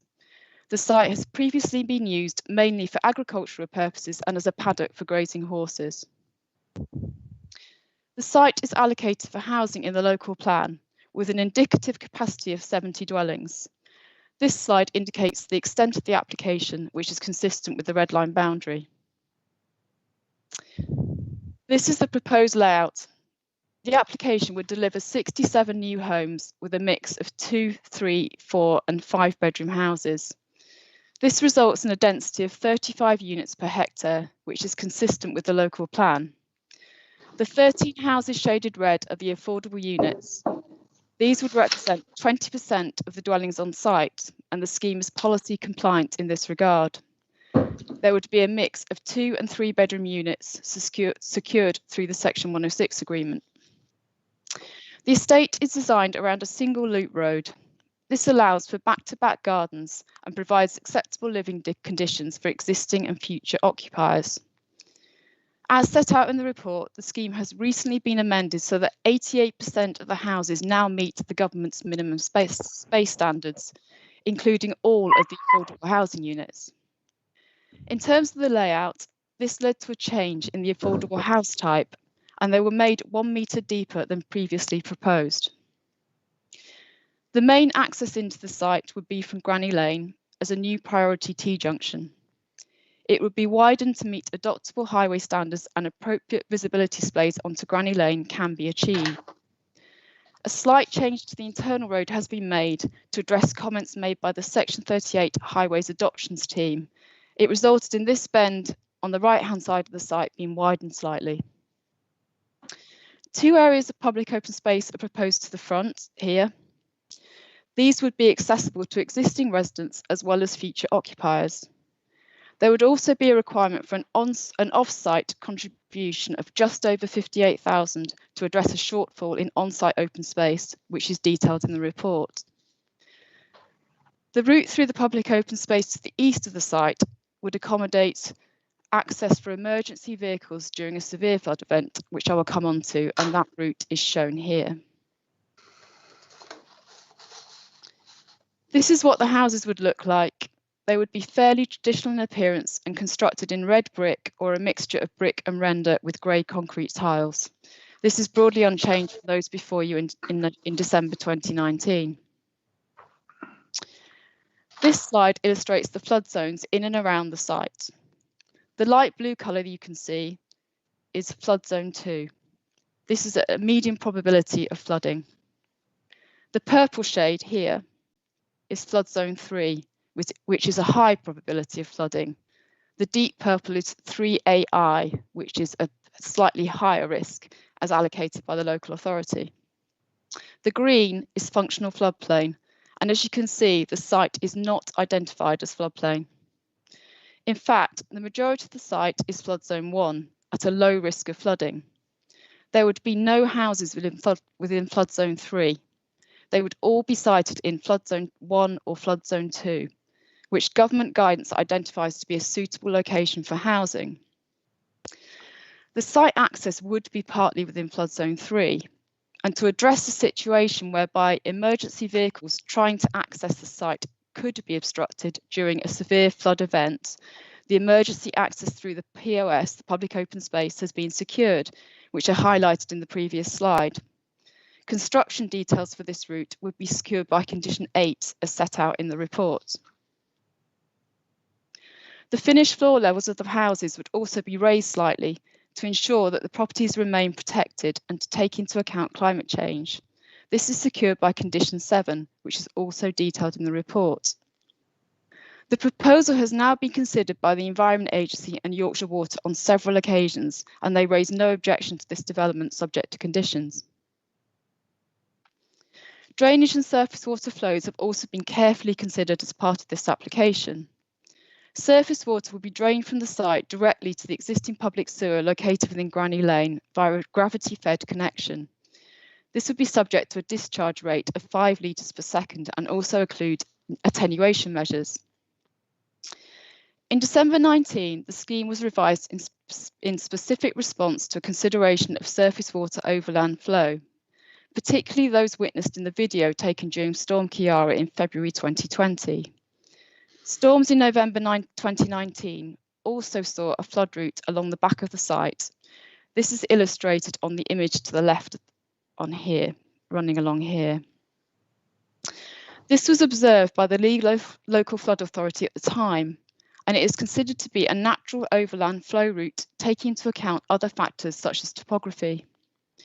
The images on the right of the slide show the line of the route to the rear of the application site at the top, and a slight depression in the land behind the neighbouring property and on towards Valence Beck, which is in this location down here.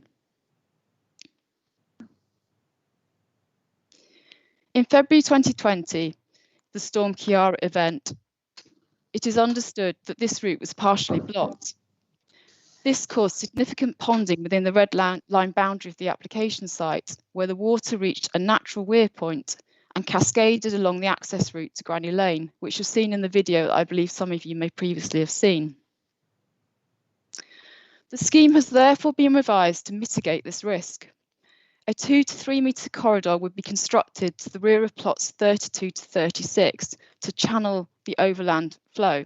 This is highlighted in yellow on this plan. The legal agreement will require details of a management company to maintain this route in perpetuity. The image on the right shows how the gardens to these properties would also be graded gently down to slope down to the channel, which you can see along here. It's also relevant to highlight the site is presently an undeveloped field with no drainage. This development will result in the introduction of a positive drainage scheme, and it would also bring about £8,000 worth of off-site improvements towards the future upgrade of a piped watercourse at the southern end of the site and for improvements to Valence Beck. This is an increase of £5,000 from the original consideration of this application in December 2019. The Lead Local Flood Authority considered that surface water issues have been addressed to a satisfactory level within the application, and as is common with major applications, details will be secured by conditions which are set out in full in the report. In summary, since this application was considered by this planning committee in December 2019, the layout has been subject to very modest amendments. In broad terms, it now includes the revision of the corridor to the rear of plots 32 to 36 to channel overland surface water, a change in the affordable house type to the one that is 1 metre deeper than previously proposed, and a slight widening of the internal access road on the bend.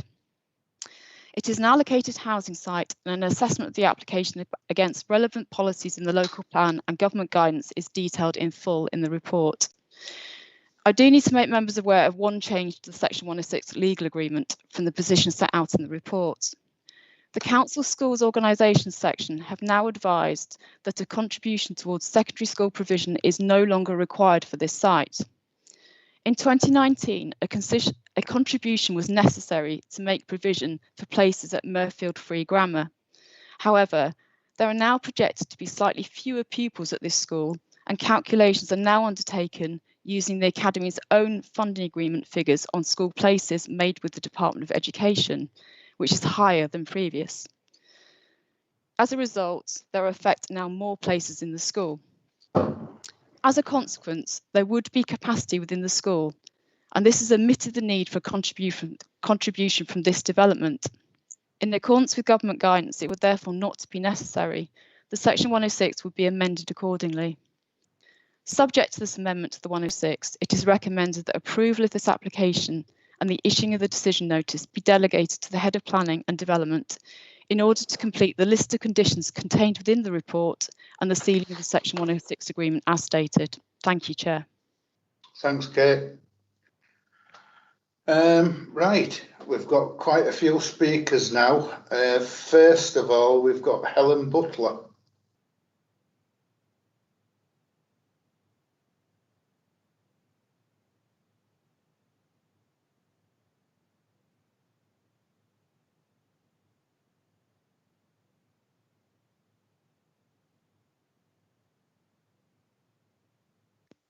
Sorry, Chair, something went wrong with my computer.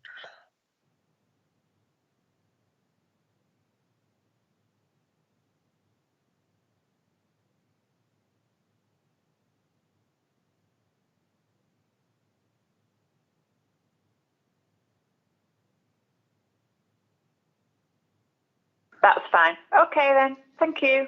Right, Ellen, you've got 3 minutes and it's starting from now. Please refuse this application. As a local resident, I wish to highlight the impact that a proposed development of this scale will have on the local landscape and open green spaces around it, an issue which has been largely ignored by the planners. Currently, development of the MPPF sections 13 and 19 states planning should contribute towards and protect the environment and reduce the impact on biodiversity and enhance the integrity of the natural environment in Kirklees. Well, this proposal not only destroys flora and fauna and affects the environment, it also replaces this water meadow with tarmac and places human residents at devastating risk from severe flooding. Floodplains like this one also store huge amounts of carbon as plants absorb carbon dioxide and their dead remains lock away the carbon in the soil.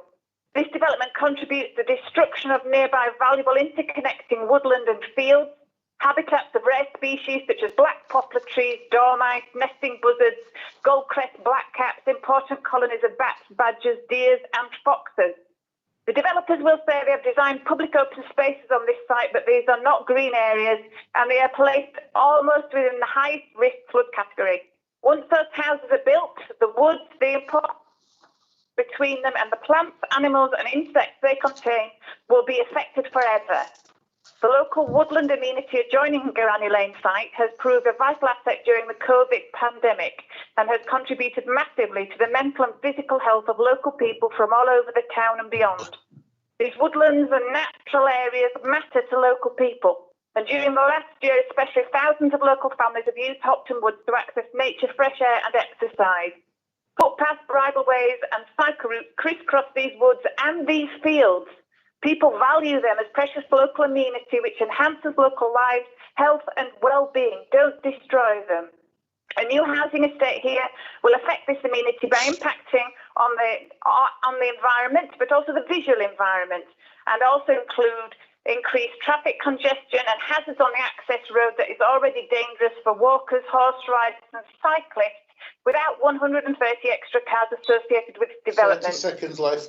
We have formally approached Cabinet and offered a workable compromise to the Council in terms of a land swap. This is a real opportunity for Kirklees Council to save the water meadow whilst maintaining housing supply at another location. Plant trees here. They will improve the flooding situation. Trees will interrupt water flow, soak up land water, capture carbon and benefit everyone. Plant trees, not houses, and avoid flooding. Thank you. Please refuse this application. Thank you. Spot on, 3 minutes. Good one. Right, next it's Cheryl Tyler.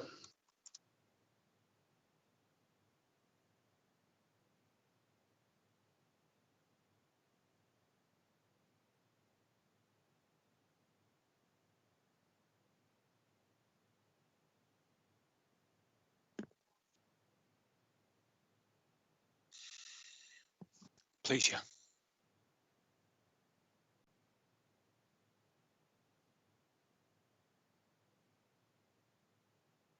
Hiya Cheryl, you've got 3 minutes and it's starting from now. Good afternoon, I'm Cheryl Tyler, Chair of Save Murfield. Working with GLAG for nearly 2 years on this application, it is clear that committee was misled in December 2019, 14 months ago, when it moved to approve. Clearly, you can only use the information provided to you. Obviously, the fact that this application is coming back for the 4th time shows how much is wrong. The flood risk assessment is woeful and still full of errors, giving the local community no confidence in the development proposals. It's not easy taking on the might of a planning department and others when they are determined, come hell or high water, literally in this case, to push it through. Perhaps an element of face saving? You will hear from local people and professional experts why it is an unsustainable site. Existing residents believe that they are considered acceptable collateral damage and new residents will be put at risk.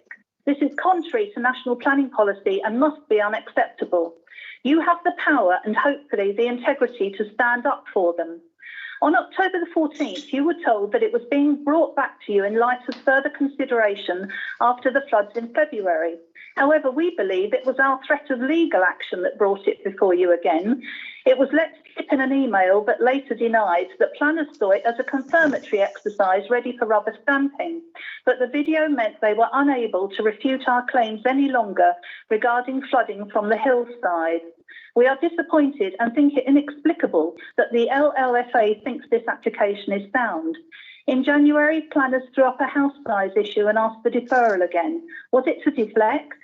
You have been denied knowledge of the true situation at this site. Yes, it's been allocated for housing in the local plan, and at the hearing in December 2019, some councillors were concerned about being sanctioned in some way should they vote against. Planners make recommendations, but you decide. They try and pass the buck to the inspector by saying that she approved the allocation, but she didn't have all the correct information either. If allocation equals approval, which it doesn't, why are we here? Surface water disposal to a combined sewer is, to quote Yorkshire Water, a last resort, but they have by law to agree to it. Planners claim again that everything is sorted out regarding drainage, but planning permissions can't be given in flood areas without serious consequences. Shifting the site problems elsewhere is unacceptable. No one wants to look north, showing local residents being evacuated with their dog in a dinghy. This is your opportunity to correct a previous mistake and refuse the application. Threats of appeals by developers are not material planning considerations, but if one is launched, we will stand with the council at the hearing as we've done in the past. 3 minutes. Thank you. Next is Veronica Mayer.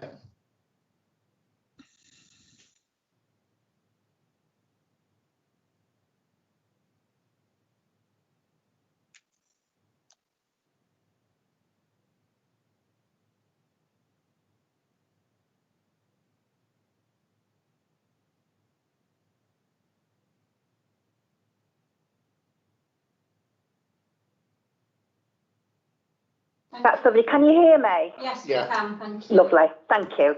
Hi, Veronica. You've got 3 minutes starting from now. I live on Hag Lane, about 7 metres from Valence Beck. On the 6th of February this year, I watched the Beck overflow, as it often does in bad weather. As usual, Granny Lane soon became flooded with a council worker. Hello? Hello? Hello? Carry on, we can hear you. Yes, can you hear me? Yes, we can hear you. Right. I live on Hag Lane, about 7 metres from Valence Beck. On the 6th of February this year, I watched the Beck overflow, as it often does in bad weather. As usual, Granny Lane soon became flooded with a council worker asking for help from our local voluntary rescue team to direct traffic away from the flood area. The videos and pictures we've presented to you will demonstrate that severe flooding with road closures, damage to homes and businesses are not unusual events for us. In a conversation with a senior officer last year, we discussed how the extent of flooding had been affected by climate change, as homes, some 90 years old, about 10 metres from the site entrance, would fail to gain planning permission now as the river levels had raised so much. You see the extent of the predicted flooding from the applicant's FRA, with river levels already rising well into the site entrance, public open spaces and children's playground.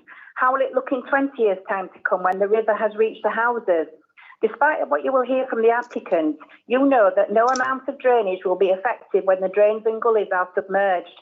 What more evidence do we need to convince you that the meadow should be preserved? For the people living in the houses we discussed, their fate is sealed. There can be no improvement in the situation as the rising river levels is inevitable due to climate change. This proposal can only worsen all our situations as raised concrete replaces the flat absorbent meadow. Everyone living here is frightened and distressed when the flood alerts arrive even more frequently. Councillors, you've got the opportunity today to prevent this horrible situation happening to more families who, yes, do need homes, but ethically, is that at any cost?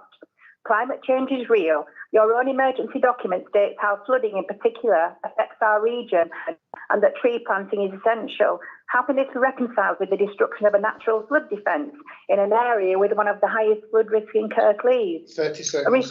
A refusal may result in a financial loss for some, but it cannot be compared with the human and environmental cost of communities like ours who are already struggling. Councillors, you'll hear a lot of technical jargon today, but please hear me and my neighbours who go to bed at night worried about another flood alert, the safety of our homes and neighbours and our environment. And yes, definitely those needing houses to live in.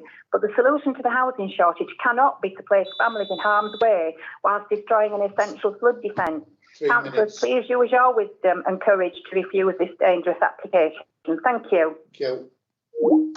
Next, it's Andy Kirby.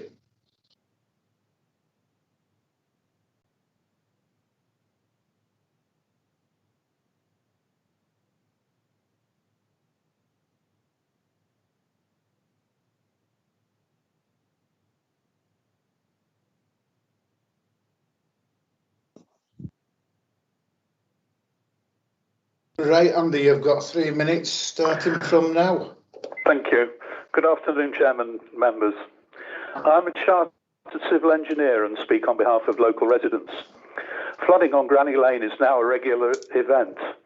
The road on the site frontage was impassable most recently in February 2020 and previously flooded in 2019 and in 2015.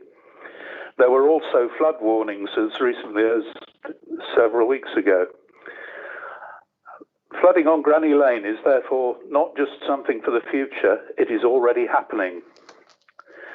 The Environment Agency requires that finished floor levels for dwellings within the development is no lower than 45.87 metres above ordnance datum. This allows a clearance of about 60 centimetres or 2 feet between floor levels within the proposed dwellings and the modelled floodwater level. The analysis in your committee report focuses on the site itself and does not consider flooding on Granny Lane or at the site accesses. The key point here is that based on the modelled floodwater level, 45.27 metres AOD, Granny Lane would be flooded to a depth of 1.3 metres That's about 4 feet at the main site access.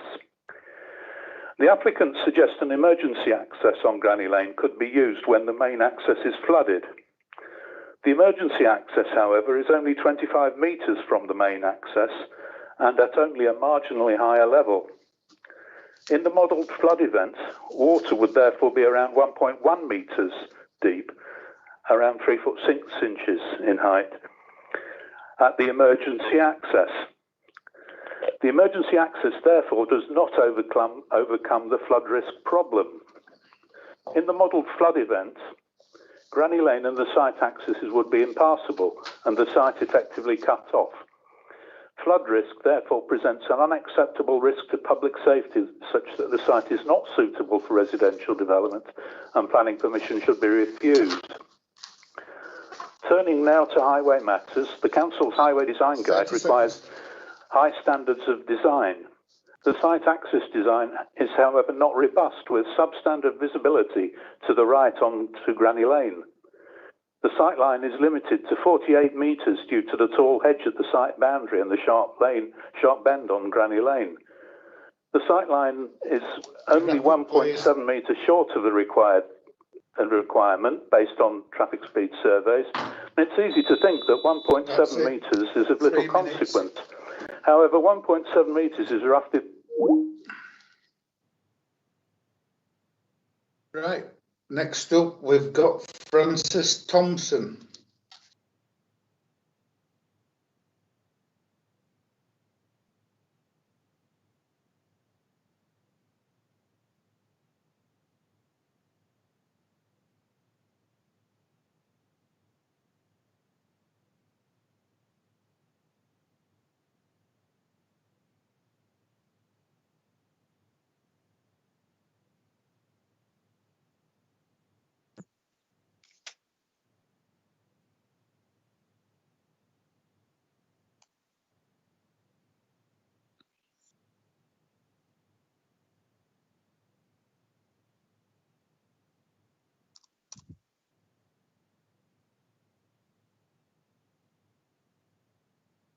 Right. Right, okay. Right, Francis, you've got 3 minutes starting from now.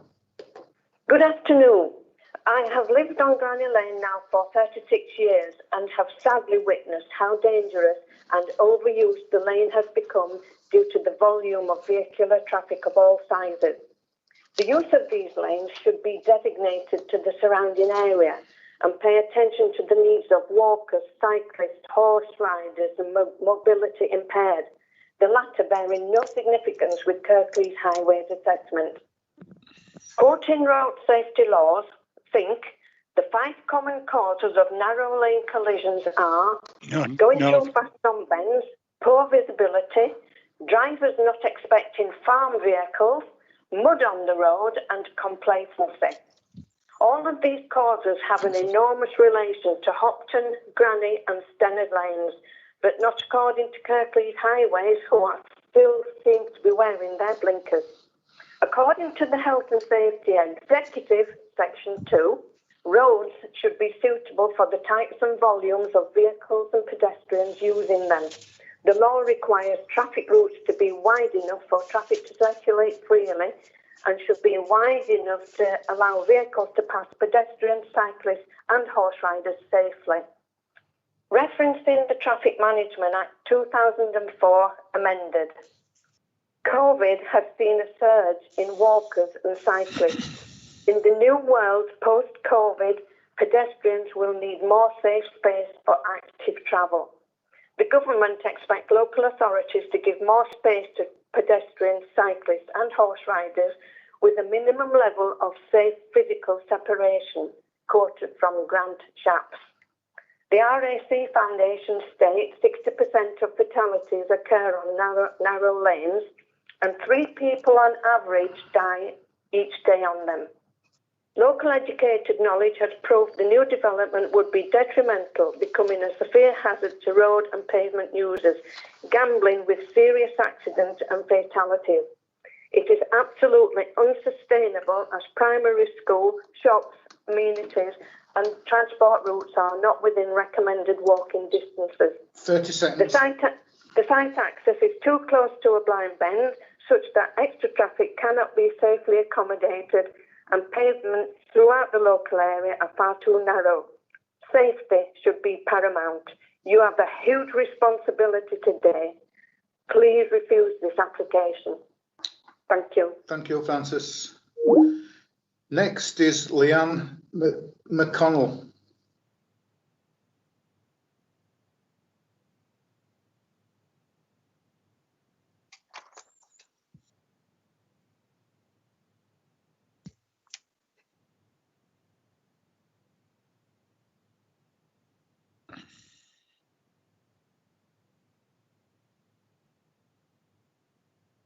Hi, Leanne. You've got 3 minutes starting from now. Good afternoon, Chairman and Councillors. I'm a local resident of Gregory Springs. I've read the latest revision of plans, and I note that yet another surface water drainage corridor is planned, with the intention to direct floodwater onto Hag Lane, which already floods from Balance Beck. It's intended that this too shall be maintained as part of the managed areas. The residents on this development are going to be making financial contributions to some very significant infrastructure: water retention tanks with hydro breaks, surface water drains, emergency access routes, and a play area which is certain to flood given its location. That's an awful lot on a development of 67 houses, meaning less houses to split the cost of maintenance between. I'm not averse to house building, quite the contrary. People moving house makes me my living. But what I do see as part of my job is the side of this which councillors may not. The developments where the handover of the management company hasn't been done effectively, where payments aren't collected as they should be, where payments are withheld because residents are not happy with the manner in which a development is being maintained. Were it not for the drainage measures put forward so far, this development could not go ahead. If maintenance does not take place or a dispute arises, water will find its way where it always has done, through the site and onto Granny Lane. It's not acceptable to existing residents to leave such pivotal matters in the hands of a management company. Residents are also concerned that research and investigations as to the historic and existing drainage scheme were not completed as part of the FRA, and that the agreed sums suggested for research and work into the BECS and off-site watercourses are quite small and could possibly be used up very early on. There is also little assessment of drainage conditions outside the site, including the BEC and the drain from the old Newhall colliery. It feels reckless to residents that drainage matters in an area such as Granny Lane, where severe flooding is already a regular occurrence, should be left to condition. If Miller Homes are so confident that water can acceptably be managed, why are they not presenting a detailed drainage plan with this application? They've certainly had long enough to put one together. This matter has been ongoing for almost 2 years. Everything has been done to direct water away from the site, but the new residents cannot be protected from the wider impacts of flooding in this area. In early 2020, an ambulance on a blue light had to turn around at the site entrance because their route was blocked by floodwater, and hundreds of homes were left without gas and heating for days due to floodwater in the pipes. It would be irresponsible to put yet more people in the precarious position that the existing residents find themselves in each time flooding occurs. I urge you, please, councillors, to listen to our very real fears. Please refuse this unsafe application. Thank you. Thank you. Next, it's Catherine Hall.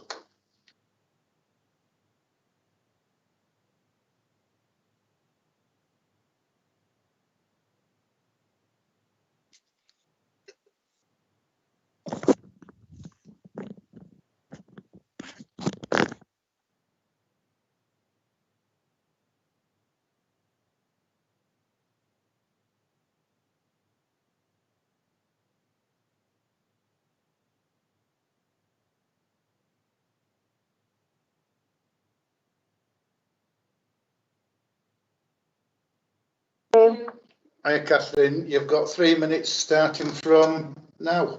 Thank you, Chair. I'm Catherine Hall of Hall and Mackay Limited Planning Lawyers, and I represent Granny Lane Area Action Group and Save Murfield, who object to this application.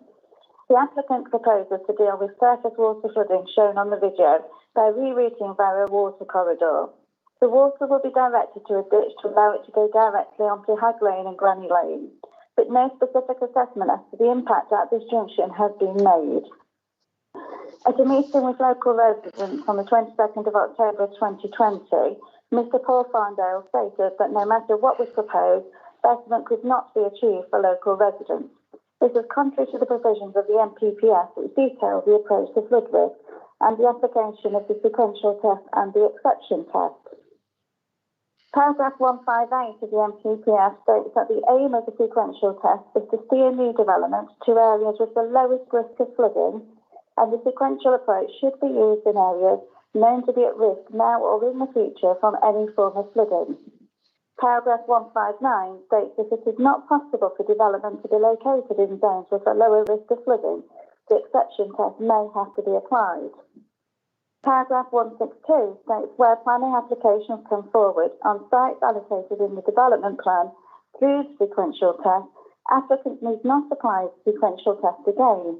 However, the exception test may need to be reapplied if relevant aspects of the proposal have not been considered when the test was applied at the plan making stage, or if more recent information about existing or potential flood risk should be taken into account.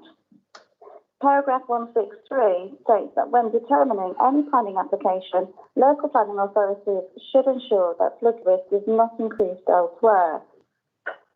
The National Planning Guidance states that the MPPS sets out a strict test to protect people and property from flooding, which all local planning authorities are expected to follow. Where these tests are not met, the national policy is clear that new development should not be allowed.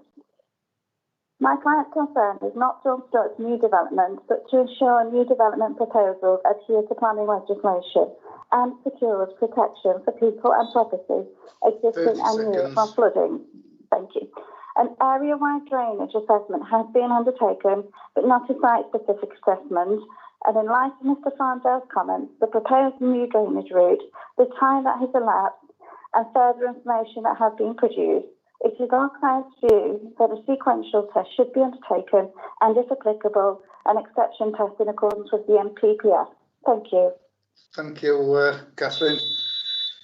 Next, we've got Keelan Sargent.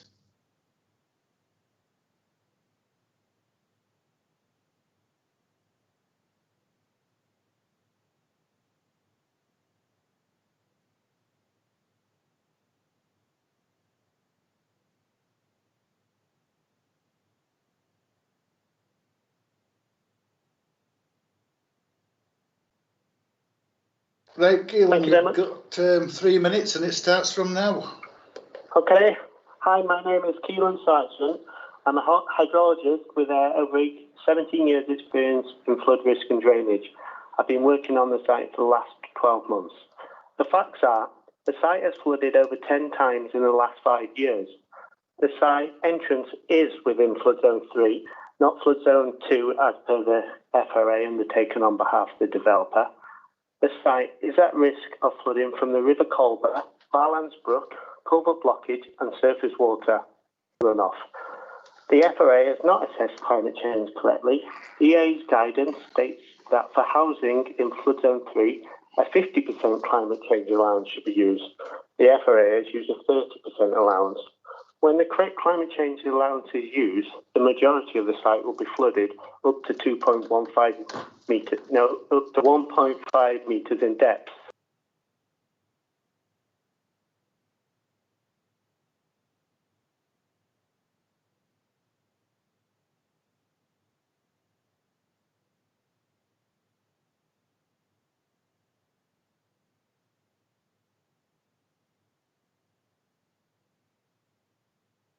Be possible when depths are 1.5 meters. The access and egress route has to be safe, publicly available, and legally secured for all. Otherwise, there's an unacceptable risk of death or serious harm. And guidance clearly states that adults are unable to stand in still water with a depth of 1.5 meters. When it's flowing water, this depth is much lower when you fall over. No mitigation measures are proposed to manage the impact of raising the access road and the finished floor levels of the houses. Land raising will result in water being pushed off site and will cause further flooding downstream. There's been no assessment of this within the FRA. No formal sequential test has been undertaken by the council or the applicant, just a list of allocated sites for development and no assessment as per the guidance on the sequential test. The council's position is that the exception test does not need to be passed if the more vulnerable uses, the houses are situated in flood zone 1. That interpretation is incorrect. If any part of the site is within flood zone 3 and more vulnerable uses are proposed, then the exception test has to be passed. Furthermore, the council states that the exception test was passed during the allocation process. That is impossible and highly irregular. The drainage layout available is not detailed design, and the layout should not be left to a planning condition. Many of the council decisions have life-threatening consequences. These have not been documented. Next, we've got Ian Woolin.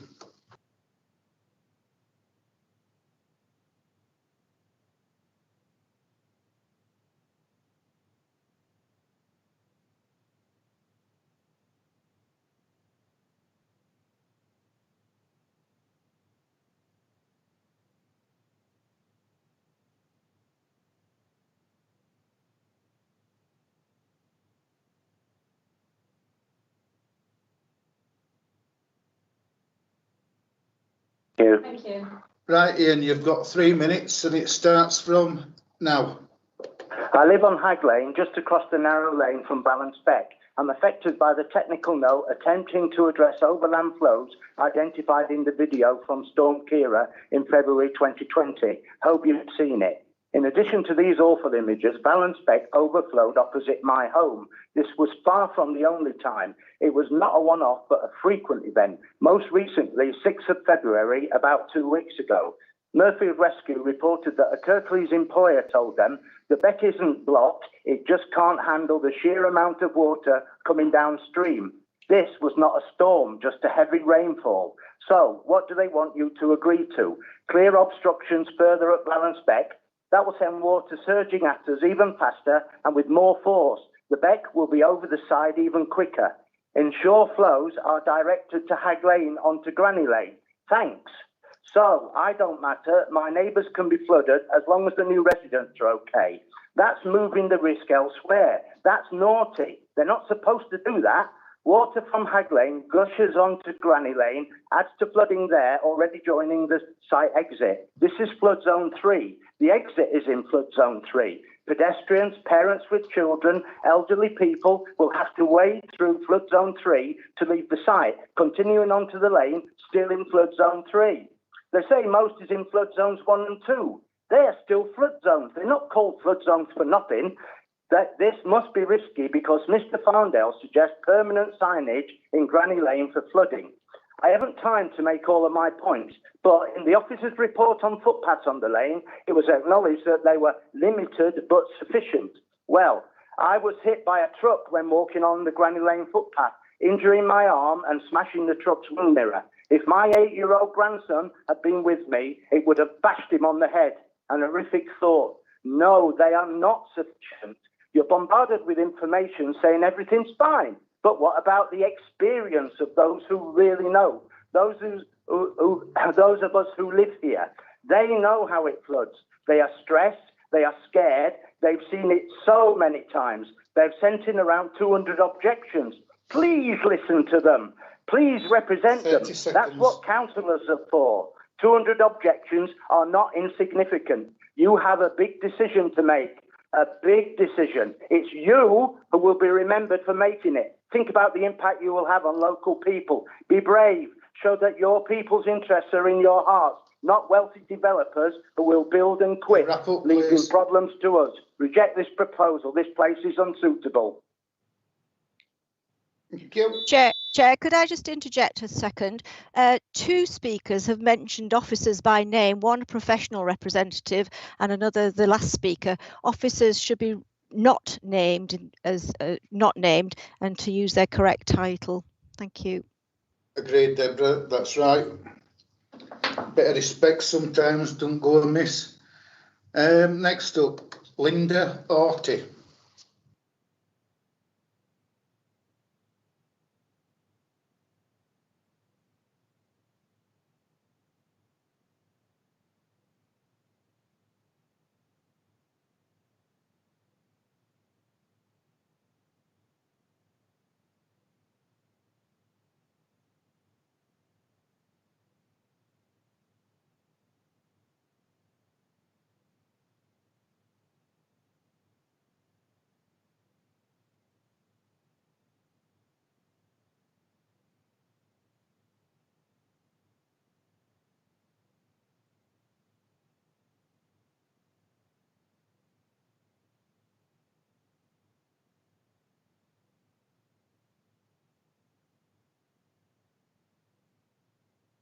I've got a mobile number for her from last time. Members, we're just having trouble connecting to this to the last caller. We'll just try one more time.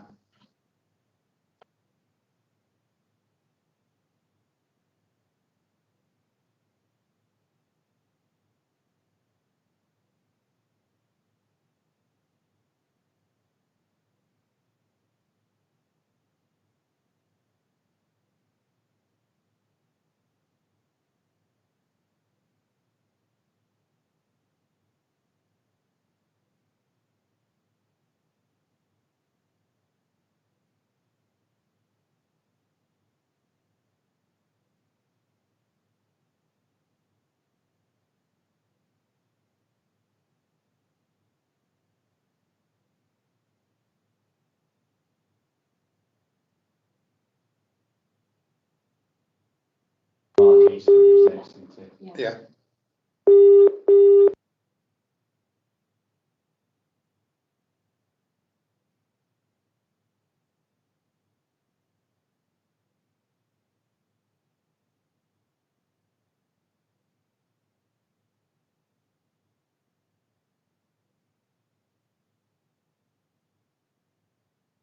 Right, Linda, you've got 3 minutes starting from now. Thank you. Granny Lane and my property were flooded in 2015, 2017, 2018, 5 times in 2019 and twice this year so far. I've been left with structural damage, a huge bill for flood defences, a massive reduction in my equity and a permanent increase in my anxiety. Officers say that the development site is not technically a floodplain, but they know it is a plain and it floods.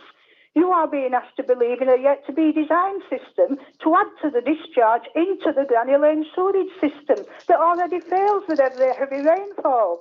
Newly associated with this is a measure to divert an existing troublesome watercourse. In other words, a makeshift to relieve one part of the site by moving the fallout to someone else's backyard. The officers admit to you that they can't guarantee the weather. Last month's storm proved beyond doubt that the incidence and scale of flooding everywhere is rising. Planners' assumptions are imaginary and untried. Your residents' fears are real and justified. It is astounding that the pivotal issue of the site drainage is to be delegated to officers. An issue bearing so heavily upon the anxieties of the residents deserves final determination by their elected representatives. After all, who is running this council? Earlier, members felt bound because the land was allocated for development. The fact that the land is identified as a place where, other things being equal, housing would be an acceptable use, does not spare you the duty to examine this proposal in detail. Your officers simply cannot show that other things are indeed equal. If the devil is in the detail, here, the deluge is in the detail. When in doubt, you should have regard to your primary duty to your existing community. When Councillor Patterson declared publicly that the risk was worth it, she didn't complete her sentence. Risk to whom? The answer can only be to me and my neighbours. The decision facing you is not a technical but an ethical one. You have to promote the development of the community, but it cannot be right to do so at the cost of avoidable material detriment to existing citizens whose well-being you were elected to protect. The real questions are, 1, do you truly believe that the effect of the development on the lives of those close by will be neutral? Number 2, having seen pictures of the site under stress, would you buy a house on it? If your officers lived on Granny Lane, would they be commending this application too? And finally, if they did and you lived there, would you approve it? Members, if you cannot honestly answer yes to all those questions, you should stand with your electors and reject the application. Thank you, Chair. Thank you. Next, we've got Mark Eastwood, who I think it's going to be read by John Taylor.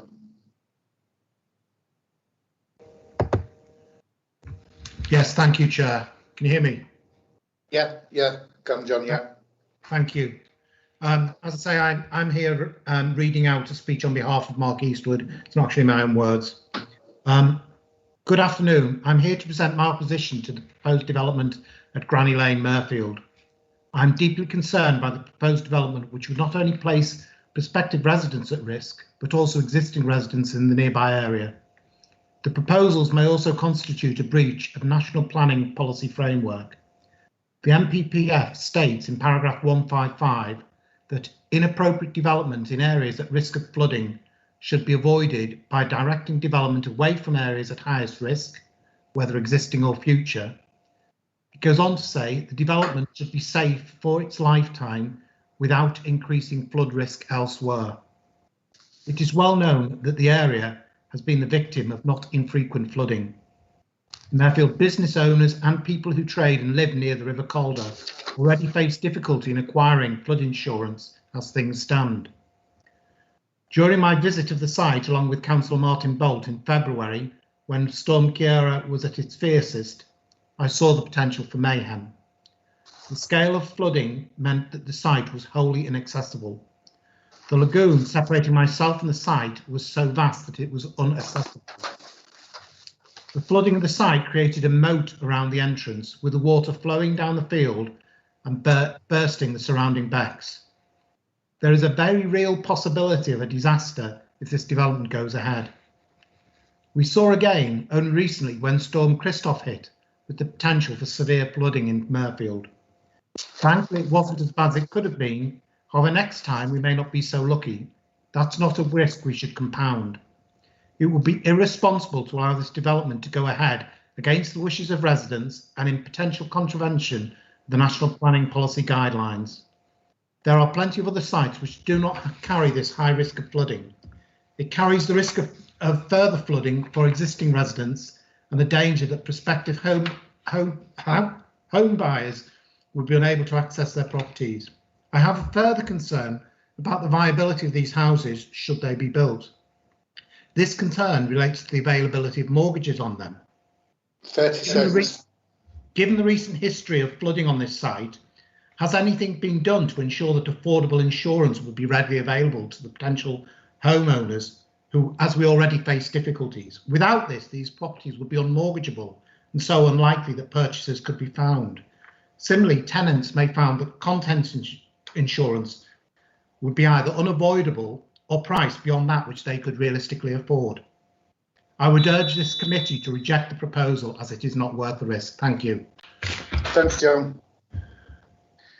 Next is Councillor Vivian Lees-Hamilton. Thank you, Chair. Good afternoon, members. It will come as no surprise that I object to this planning application. I objected to this plot of land being allocated during the local plan consultations, and with good reason, as the land floods regularly, and it has done so since before I was born, and that's quite some time ago.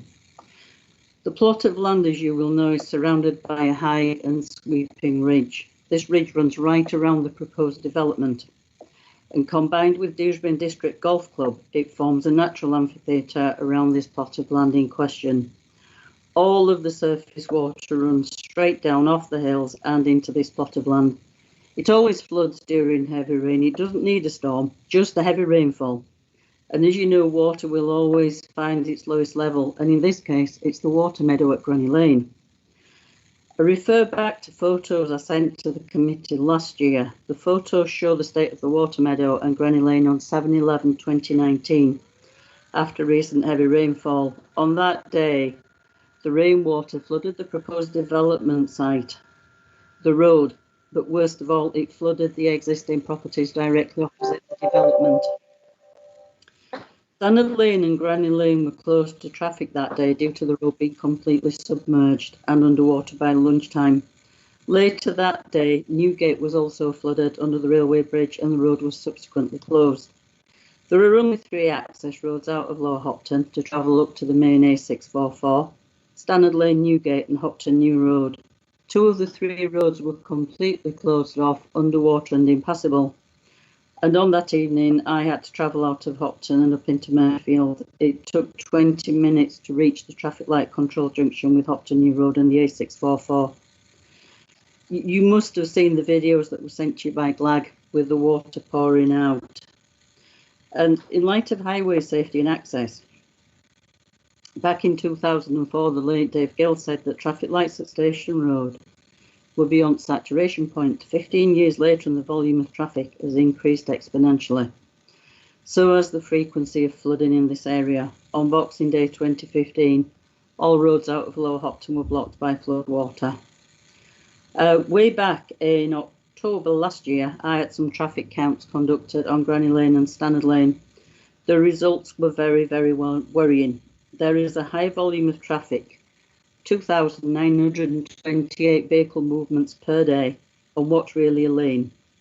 It's not wide enough to be referred to as a highway. Now, the average speed percentiles close to the shipping were 32.9 miles an hour. The narrowest section by Dr. Reddy's had an average speed percentile of 32.9, but most worrying of all towards the residential area of Granny Lane and this development, there were recorded speed percentiles of 38.9 miles an hour. I don't believe that highway officers have taken this into account when considering the safety report. Drivers do speed along this section of road and the single curb is very narrow. It's only wide enough for one person. I wouldn't walk on it. On the riverside, there's a concrete fence that runs alongside the lane. It's been confirmed it's not a safety barrier. It will not prevent the vehicle from being knocked into the river. The land is in flood zone 2 and 3. There's also a high risk from coal mining. As a resident of Hopton, this area was extensively mined in the past, and it was a drift mine where miners walked down tunnels to get into the mine. No one knows how much water could be in these tunnels. No one knows what will happen to surface water runoff if and when the developer grouts these seams. It could result in much more flooding once the cavities are filled. There's no bus service on this section of road. You can't even get a bus to Dewsbury from this location. The site's quite a distance away from the nearest bus stop. The curbs are awful. The lane suffers from speeding drivers on a regular occasion.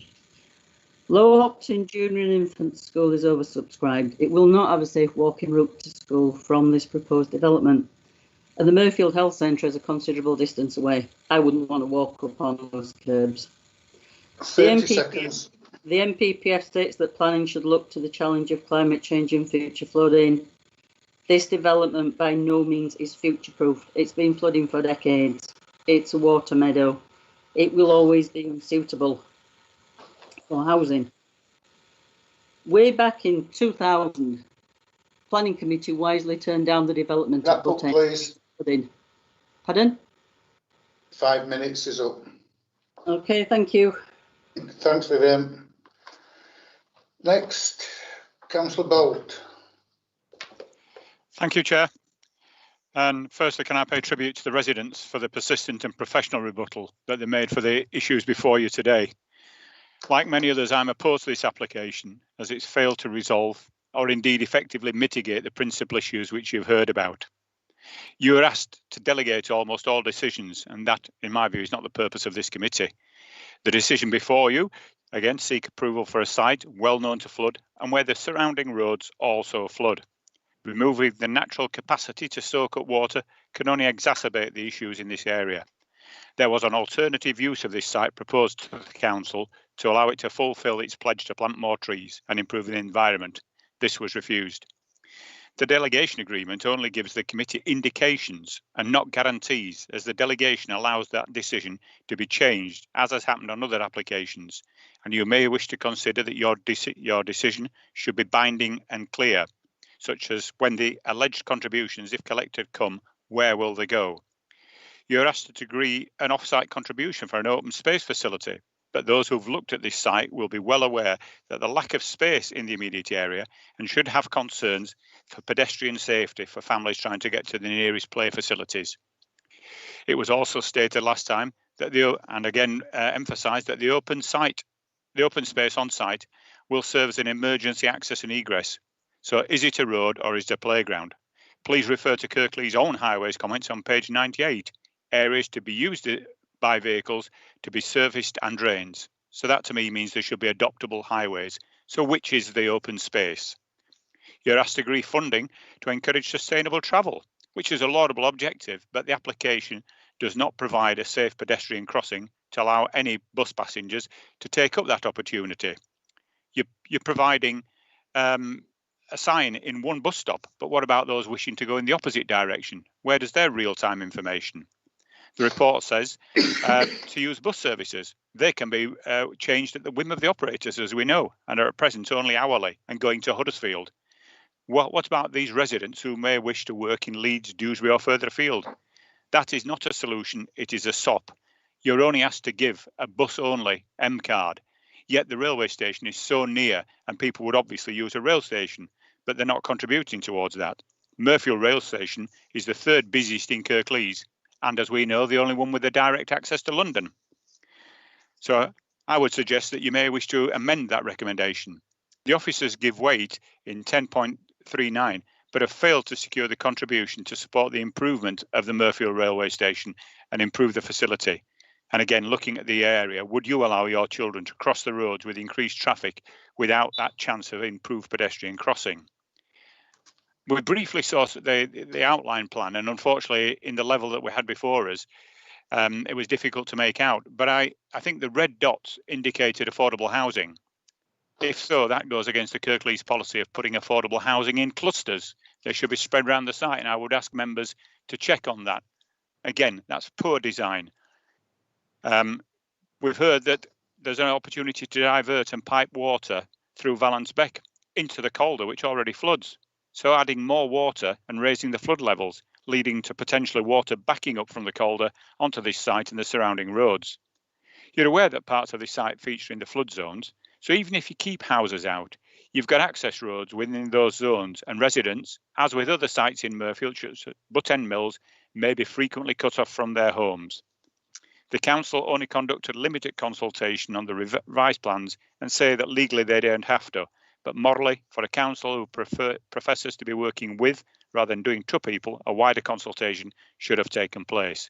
What about those people who live not adjacent but close to this site and will be affected by the potential of more water stopping them being able to use the roads? You're asked to agree that throwing a few quid at a bus stop will stop people using the cars. The reasoned approach would be that developers should have to pay for the worst case scenario, and if they can prove in reality that it works, they may get some money back, because as often it doesn't happen and the council is left with insufficient money to improve the situation. The committee has recently looked at issues and problems for compliance with planning conditions, and you're asked again to take responsibility for their decision when you don't have the facts. Will history repeat the chaos on the Caddy construction site here? Will we see mud dragged across the wider area, cars blocking the narrow granny lane and drains blocked by the slurry running off site? Kirklees needs to learn from mistakes, and committees should see the full conditions before you approve a major application. Members, I would urge you to refuse this application. Thank you. Thanks, Martin.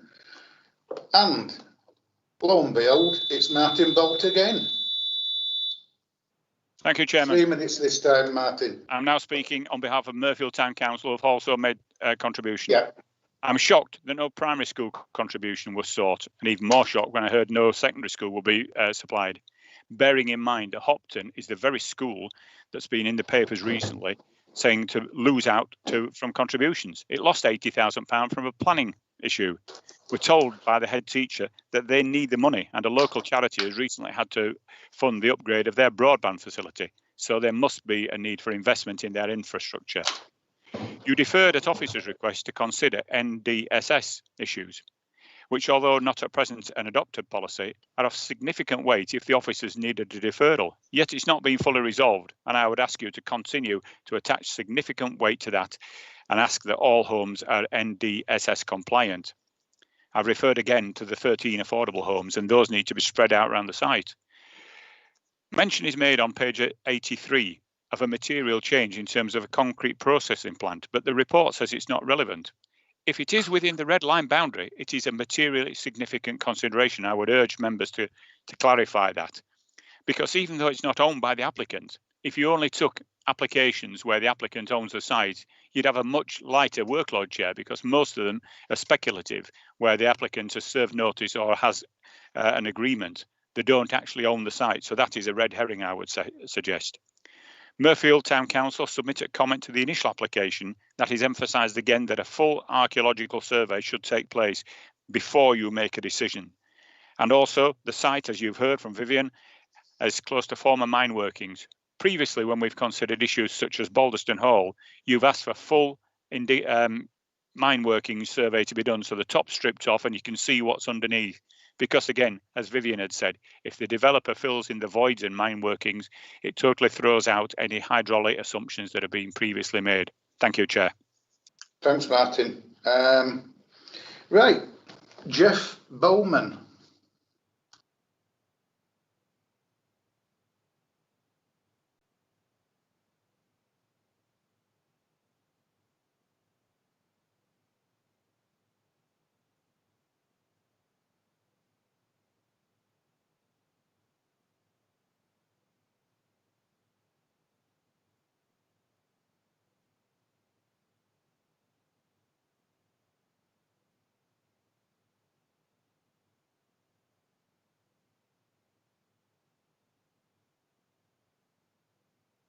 Thank you. Right.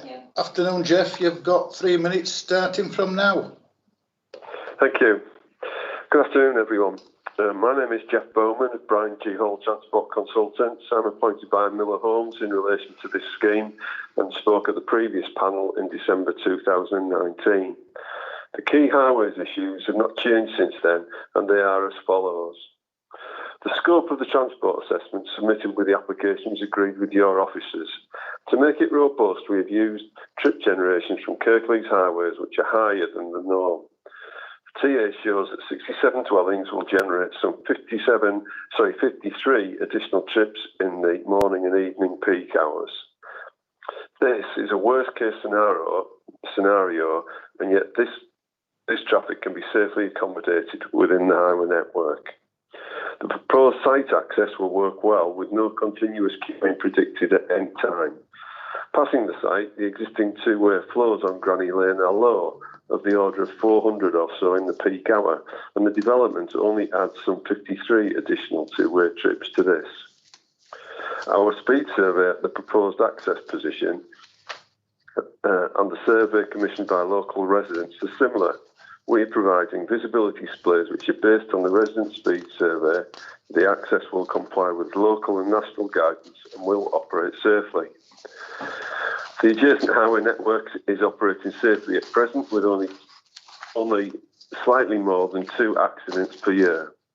For the 2-year periods of 2018 and 2019, for which data was not previously available, there has been only 1 slight accident on the whole length of Granny Lane and Stannard Lane in that time. We previously increased the number of on-site and visitor car parking spaces as requested by officers. The site is in a sustainable location. It will be supported by highways contributions of some £52,000 to fund M cards for new residents, a real-time bus stop facility and to fund the travel plan. The Huddersfield Road, Queen Street, Station Road Junction and the Huddersfield Road, Stannard Lane Junction will operate satisfactorily with the development in place. At the previous panel meeting, the Council's Highways Officer confirmed that the scheme complied with the Council's design guide.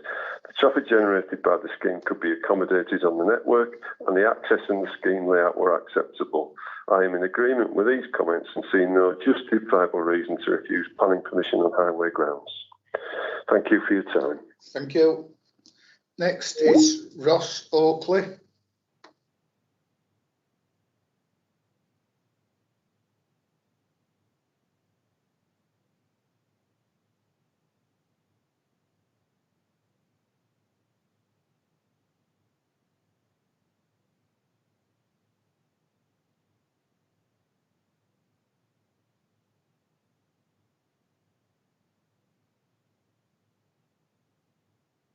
Afternoon, Ross. You've got 3 minutes starting from now.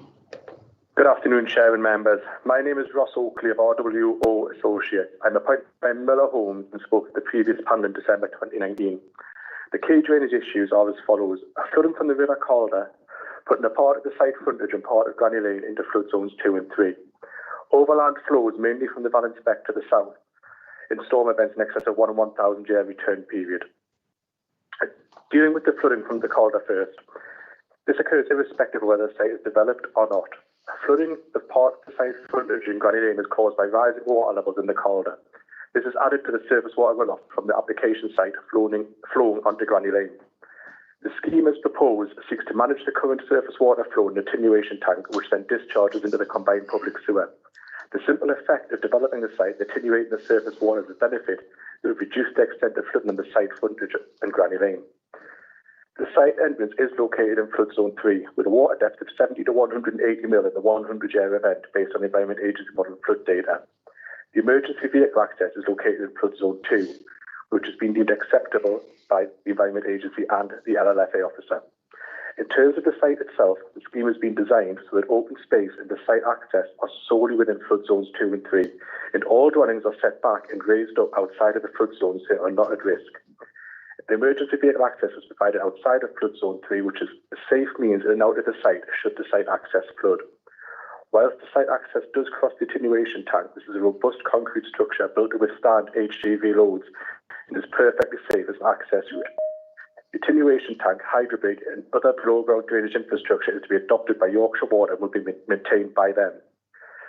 Turning now to the overland flows that have been highlighted by the objective video, this is an extreme event and mainly comes from the balance beck and has historically been caused by debris collecting within the beck and at the trash screens where the beck is covered at close to Hague Lane.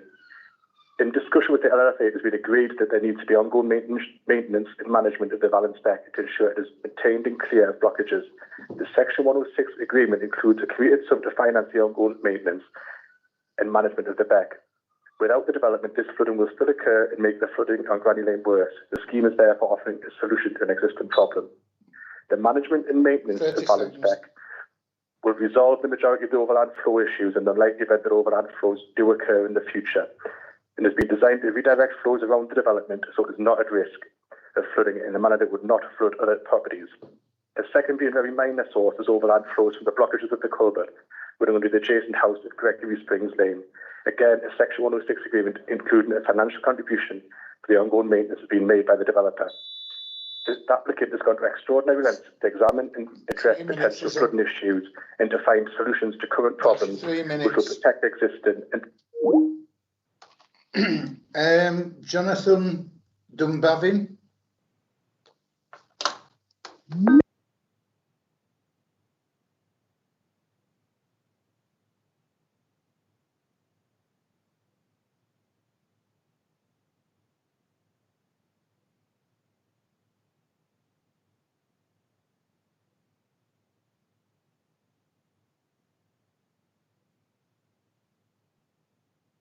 Jonathan, you have 3 minutes starting from now.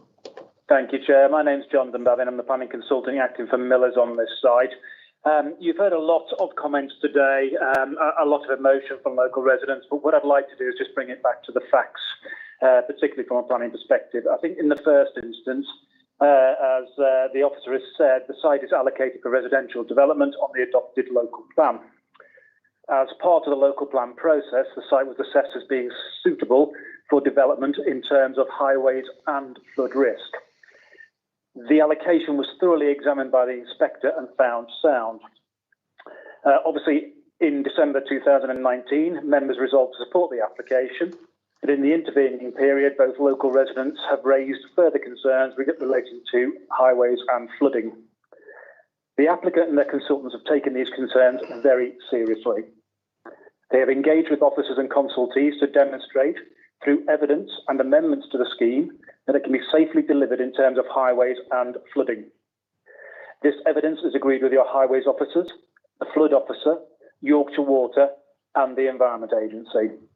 The conclusion of the evidence and independent professional view is that the site can be developed safely in terms of highways and flood risk. We have gone to great lengths to address the concerns raised by residents and to give members the facts you need to determine the application upon. On the basis of the evidence you've heard from our consultants today and from officers, I trust you feel comfortable to support the officer recommendation again. Thank you for your time, members. Thank you. Right. Well, members, it's over to you. I think this time we'll just see how it goes. Moan, start the ball rolling. Thank you, Chair. I thought there are some speaker before me with put in speech. Yeah, Okay. Yeah, Chair, I listen all the objectors very carefully today. Yeah, some of them very professional, and we listen the local ward councillor as well. This application is going on for the last 2 years now. We defer it, I think, twice before give chance to developer to go back, sit down, sit down with the officer, or consult with the local resident. We have nothing wrong to consult with them. The real issue they think there are for this development. We have to accept the majority of this development is in the flood zone 2 or 3. Yeah, there's no doubt at all. The development is very calm, and density housing is very poor, and it is this development is I think very close to the listed building they call Sheeping Farm, which is I think comprised of attached barn, which is great second listed building as well. We defer it twice, but I always thought the resident will come back with the sensible solution, yeah, to resolve this ongoing issue. But I'm still not happy the way the developer is coming back. At this stage, I haven't made up my mind, but I listen to members of the committee what they say. Thank you. Thanks, Mohan.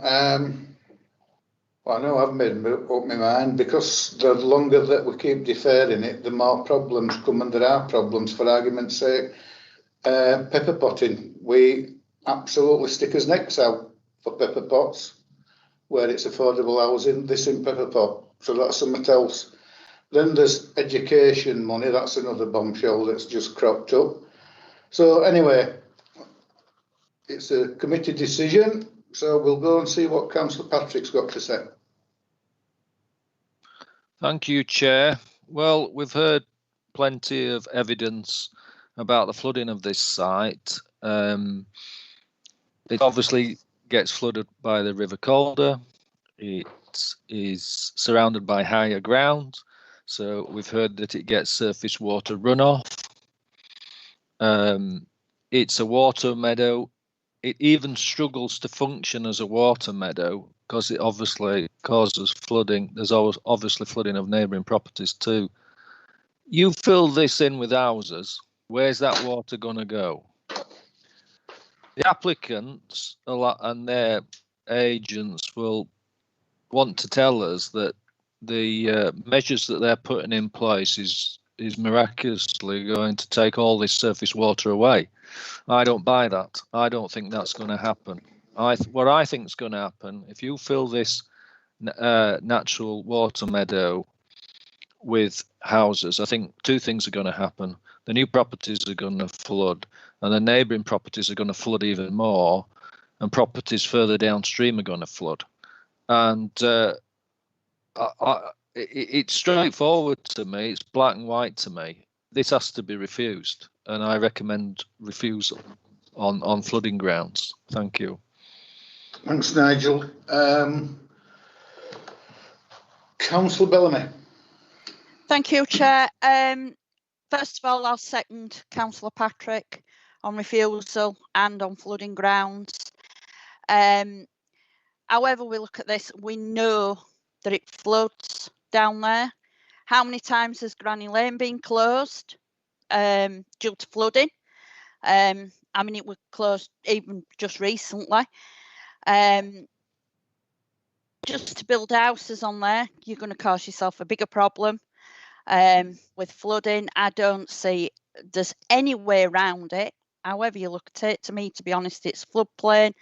Like I said, it's supposed to be a water meadow that can't function because there's too much water. But yeah, just out of interest, I would like to know though, how many times has Granny Lane actually been closed due to flooding? If anybody can answer that. But yeah, I'll second Councillor Patrick, refusal on flooding grounds. Thank you. Thanks, Donna. Councillor Pinnock, and then I'll bring Kate in then after that. You're muted, Andrew. I apologise. I hear what Councillor Patrick and Councillor Bellamy say. There is one inconvenient fact, unfortunately, and that is that site was allocated for housing. The planning inspector who dealt with the plan didn't.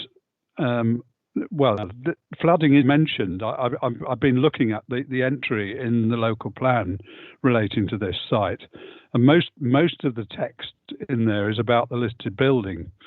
It does mention the fact that part of the site's in flood zone 3, but it doesn't talk about what the implications of that actually are in terms of water going across the site and where it comes from. Incidentally, I'm not convinced it comes from the Calder. It seems to come from the side streams. I'm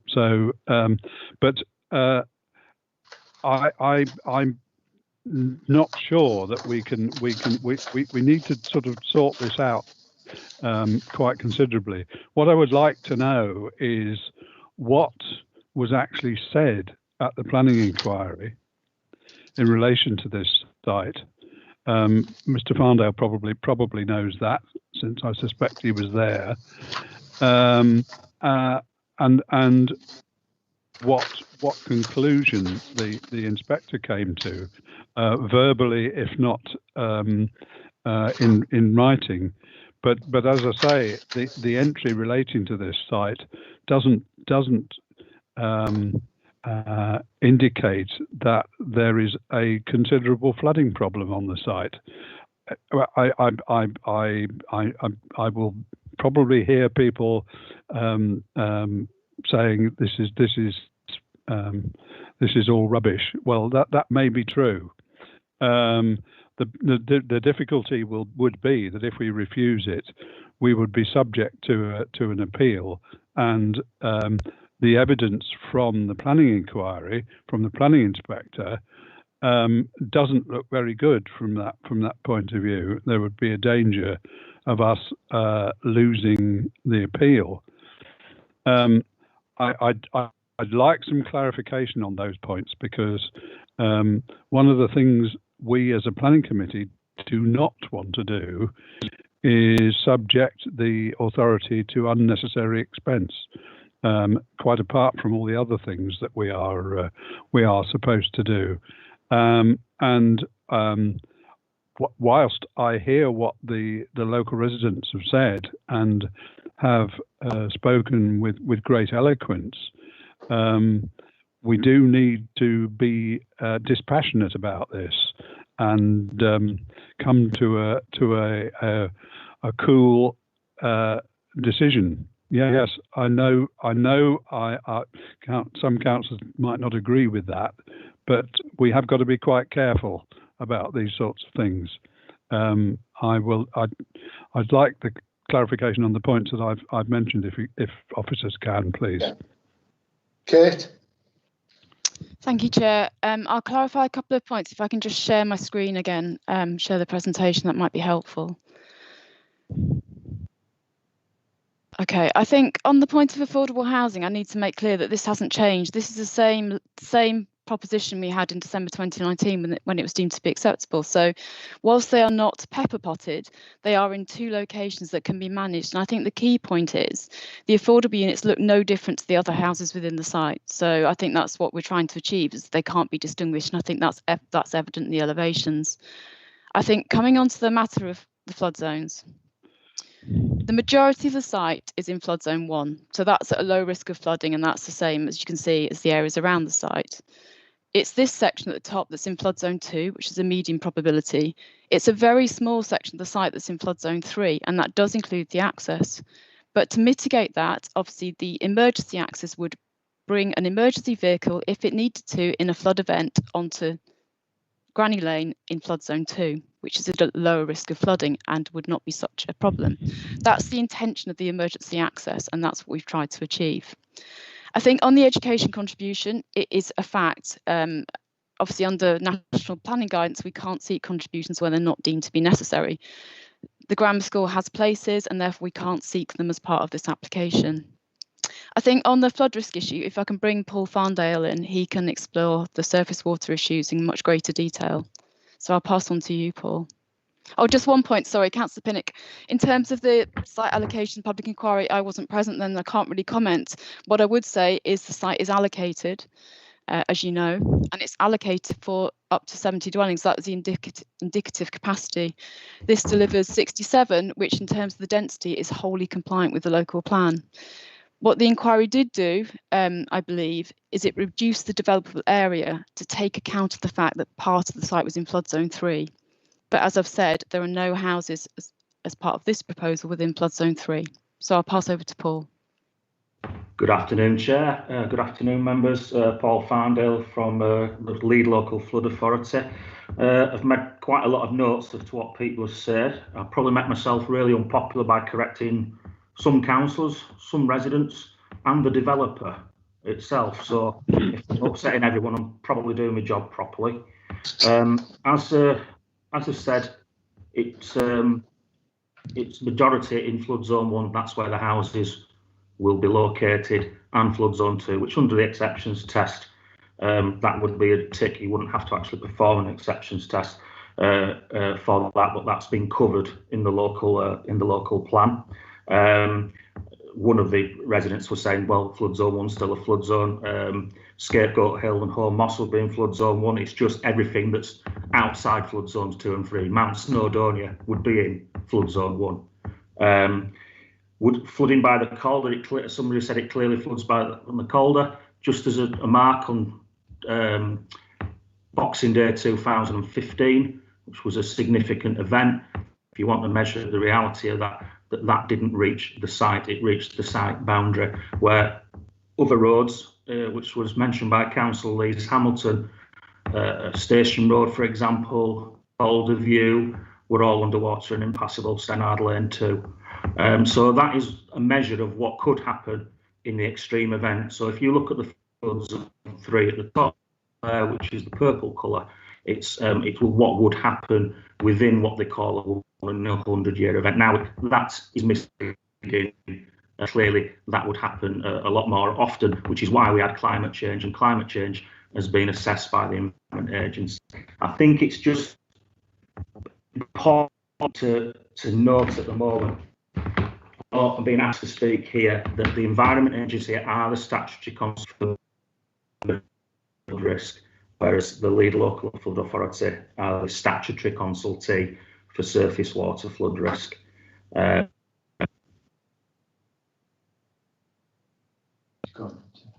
Yeah. You've broken up, Paul, if you can hear us. The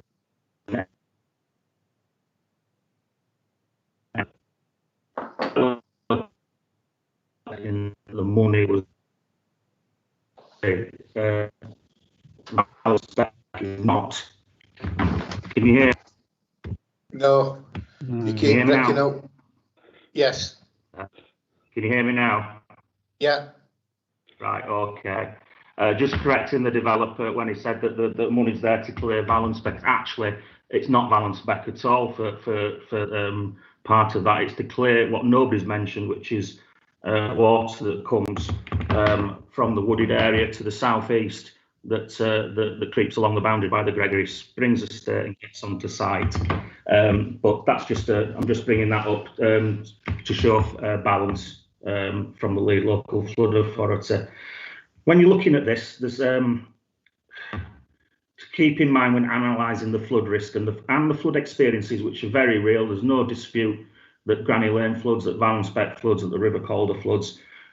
What we've got to bear in mind, or I have to bear in mind when I put my advice to the planning officers is can you avoid the risk to the site? And if you can't, can you adequately mitigate the risk? And does the development increase risk elsewhere? And we should be answering that in the context of the planning NPPF and the local and national guidance. It's not the role of the development to solve existing problems.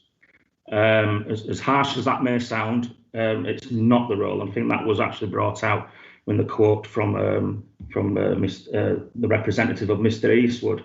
If the opportunity arises associated with the development, it's reasonable that we should encourage this. I think it's probably best if we break the causes of flooding down into component parts and bring it back together. The main river flood risk, I think, has been handled by Kate. We can see the zones there. You can also see the zone 3AI, which is the dark purple. Please make note of that in Granny Lane. That's where the dip is. And that's important when you're assessing the surface water flood risk, because we'll come back to that. And you will see some existing properties, one of which may have been mentioned by, lived in by one of the representatives who quoted that had been flooded several times. It is true what they say. If that application came forward today, Kirklees' local plan would not allow that to be built. So it just gives you a flavour of the different policies behind the different flood zones. I could throw a rhetorical question back about, does anybody want to have a stab at defining what a water meadow is? But I think that'd be quite cruel. There's no such concept in NPPF for a start off. Nobody's saying that surface water doesn't cross the site, but when it's repeated, I have to make clarification for all members. But when you're saying it's a water meadow, it's not an extra add-on addendum that somebody's put on the NPPF. The Environment Agency will look at the flood zones as you see it. I will look at the surface water and I'll explain where that comes from. It's certainly not a sophisticated agricultural design to get water onto the site. It's surface water flood risk from a pipe that doesn't work and from backing up at Valence Beck, because the mining site, as you can see to the south east of the site, which has got some buildings on, is slightly raised compared to the field at the back. We'll come back to that. So that has no relevance in planning. We've talked about the sequential test, which is passed in the local plan. What it doesn't say is that we should move on to sequential approach. The Environment Agency will look at that, and so would we. Any site that has a part in flood zone 3, we would expect to do a sequential approach and move the houses into zones of lower risk. And the designers have ticked that box. We've talked about the emergency access, just in case that it floods in an extreme event, that we can get the access out into flood zone 2. The Environment Agency, although I can't talk for them, will have also looked at that. Now, the main river itself also has to be taken into account when you look at surface water flood risk, because the level of the river dictates what happens on Granny Lane when Valence Beck may burst its banks or water may come through the site or around the site. If we can have a look at, Kate, if we can have a look at slide 13.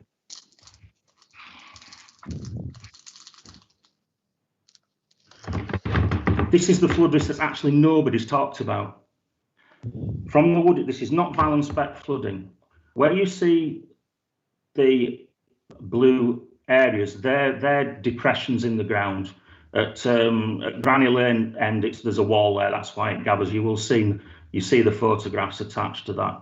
Where it comes out of the woods, there is actually a land drainage system there. There's a manhole at the rear of the Gregory Springs estate that we've dye tested, and that goes to the River Calder. And the outfall has been photographed. If anybody wants to have a look at that way we can share that. What we witnessed in November 2019 was that this land drainage wasn't picking up the drain that was coming down to the woods. It wasn't a significant flow out of the woods, but what was happening was it was over a long period of time. It was building up. Then what happens is it finds a level, weirs over towards the site, and then weirs over and towards Granny Lane and out into the road. What happens then because Granny Lane slopes down. If you remember the flood risk zones, and the dark purple demonstrated where it would flood more often from river. It also demonstrates where the dip in the road is. So floodwaters that currently enter the site would turn right and fill the dip up. Now, the monies that we've requested would be a simple repair to get the water that comes in to that field drain and on its way that it should do under a different route to the main river. Could it happen again? Yes. It could block at some stage in the future, which is why, as a belt and braces approach, the design incorporates a channel that would be maintained by the management company to go into the road, and that will be picked up by the gullies. Right, okay, so that's that one. And if we go on to the Hag Lane flooding, I think the residence photographs, which is slide 14, would benefit. Now I want you to look at the top left photograph, because there's a little bit of a slightly misleading, but I understand why, that system can't cope, and it looks like it can't, but what's there is a trash screen. That trash screen is blocked.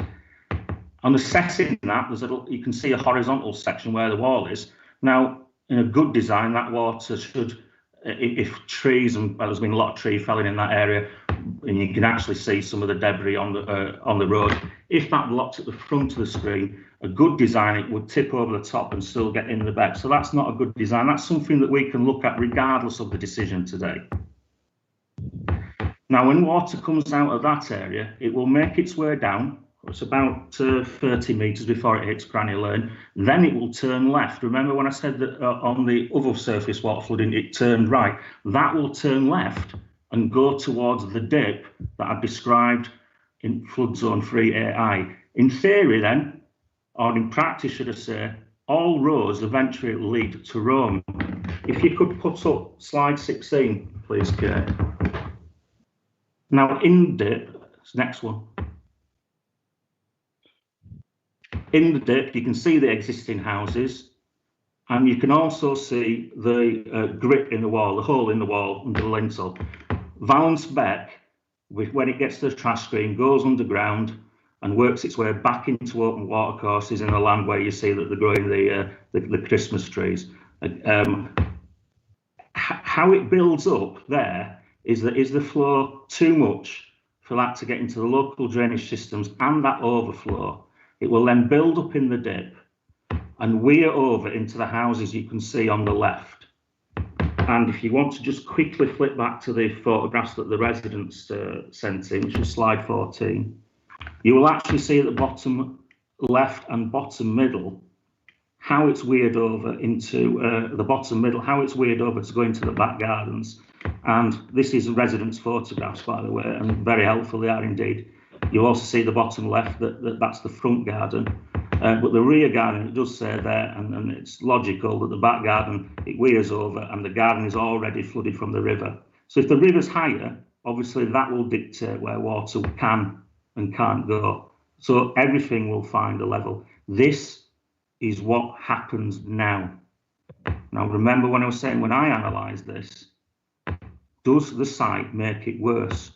Well, it can't, because the Hag Lane flooding comes 30 metres to the west, goes into the dip and is dictated by the main river. The main river flooding, by its very nature, it's not just Murfield that contributes to that. It's 90% of Calderdale contributes to that river. 90% of Kirklees contributes to that river. Most of Calderdale contributes to that flows. Can't possibly make that better, nor should it be expected to.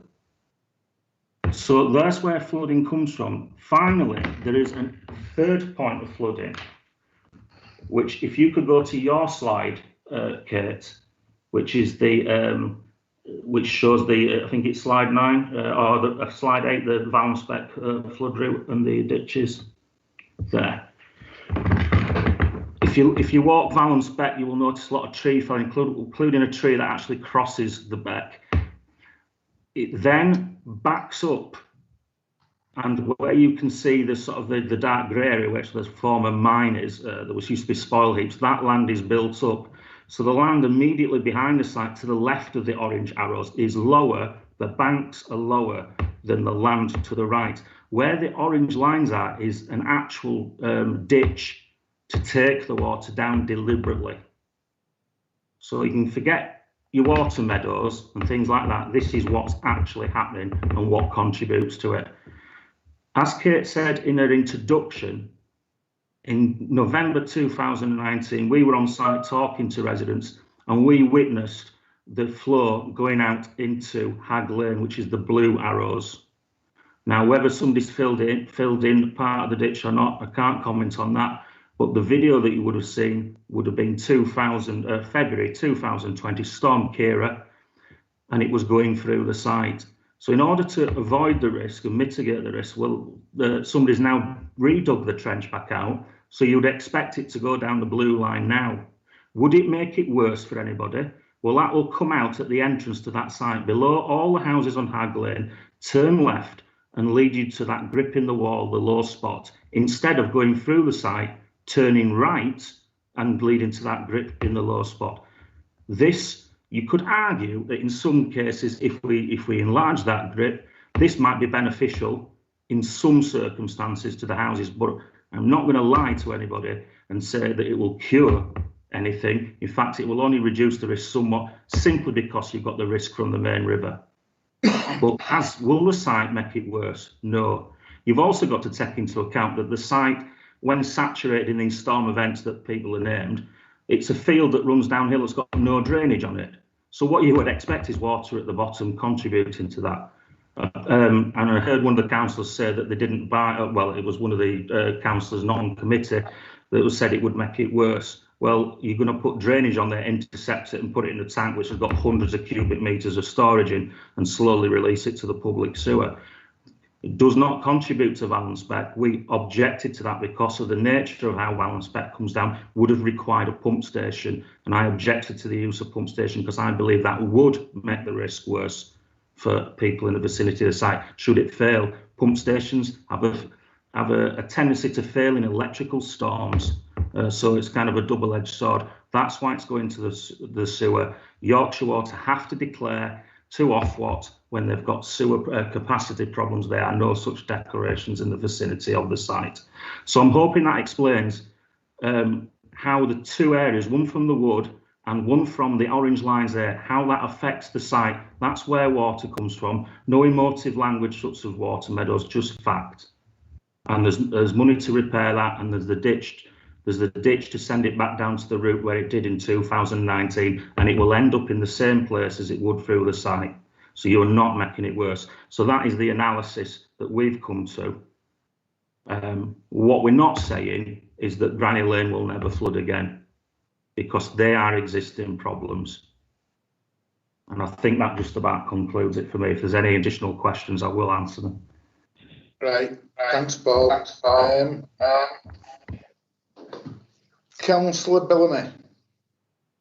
Thank you, Chair. Well, I didn't exactly get an answer to how many times Granny Lane have been shut, but we'll see.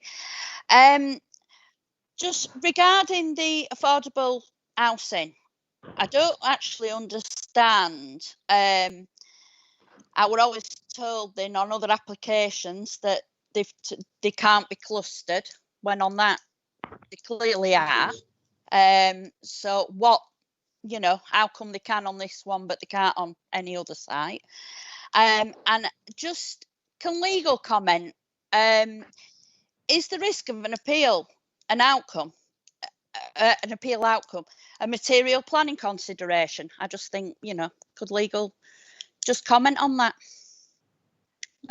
Chair, I was planning to come in and summarise and give some kind of direction after we've heard from members. Do you want me to do that now, or we haven't heard from everybody yet? But I can. Perhaps at the end, I'll comment on that. Yeah, because there might be one or two other bits. And Councillor Patrick. Yeah, thanks, Chair. I'll try not to use emotive language this time round. I'm not in the slightest bit changed in mind from the explanation given by the LLFA.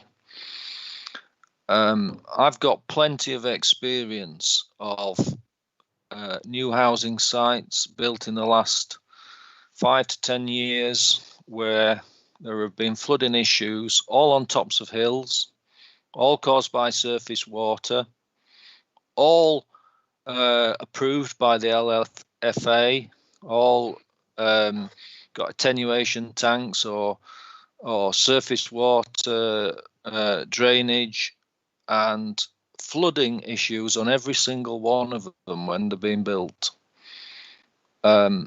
This site is 1,000 times worse than any site we've got in my ward because it's right by the River Calder. It suffers both from river flooding and surface water flooding. And I have no confidence at all that the measures that are being put in front of us are going to make any difference. I think these properties will get flooded, and I think the adjoining properties will get flooded too, on the basis of my experience. Councillor Pinnock mentioned the fact that it's an allocated site. So what? It might well be an allocated site, but there are plenty of allocated sites in the local plan that can't be developed. And you know, it's for applicants to try and prove that. We know that, we've seen that in some sites in Cleckheaton, for example.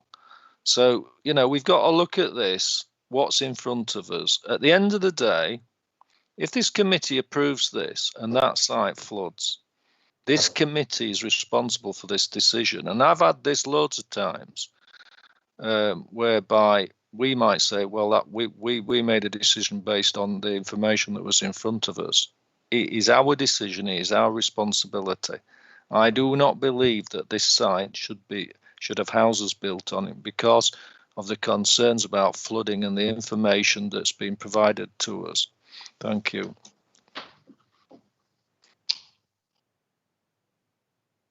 Members? Any more?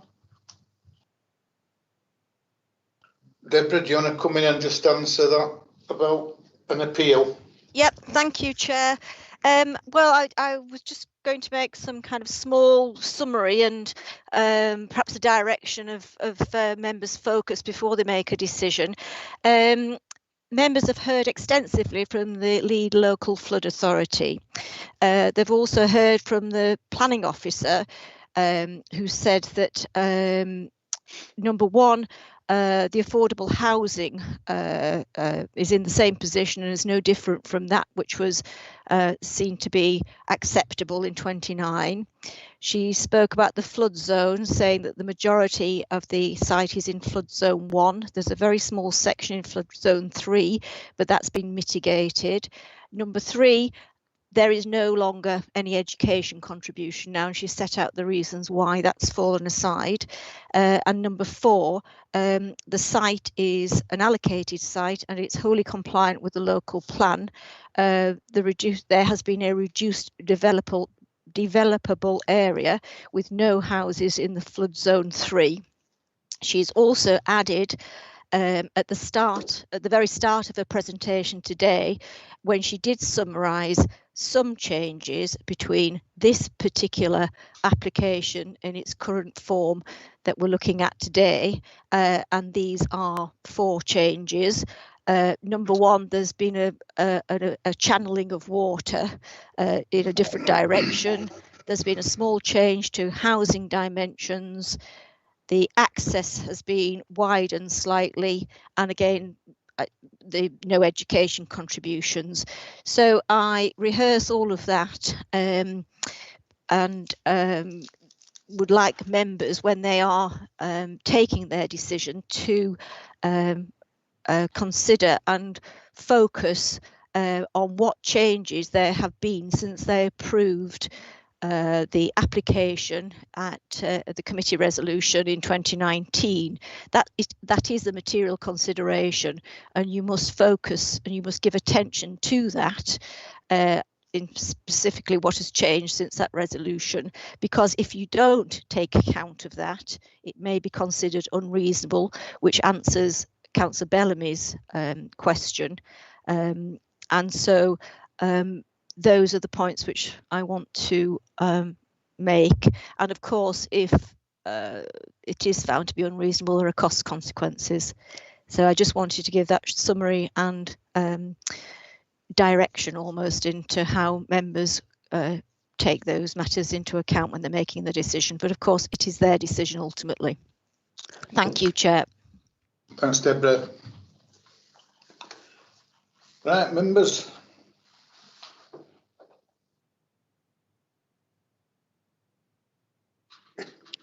That's been moved and seconded for refusal. That's all we've got on the table at the moment. So we'll go to a vote.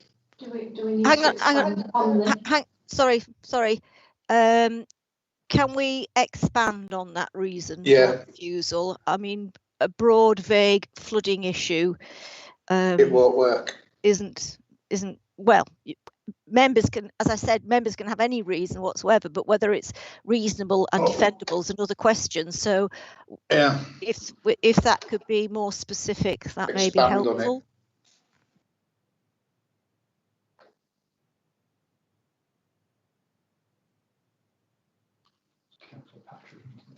So,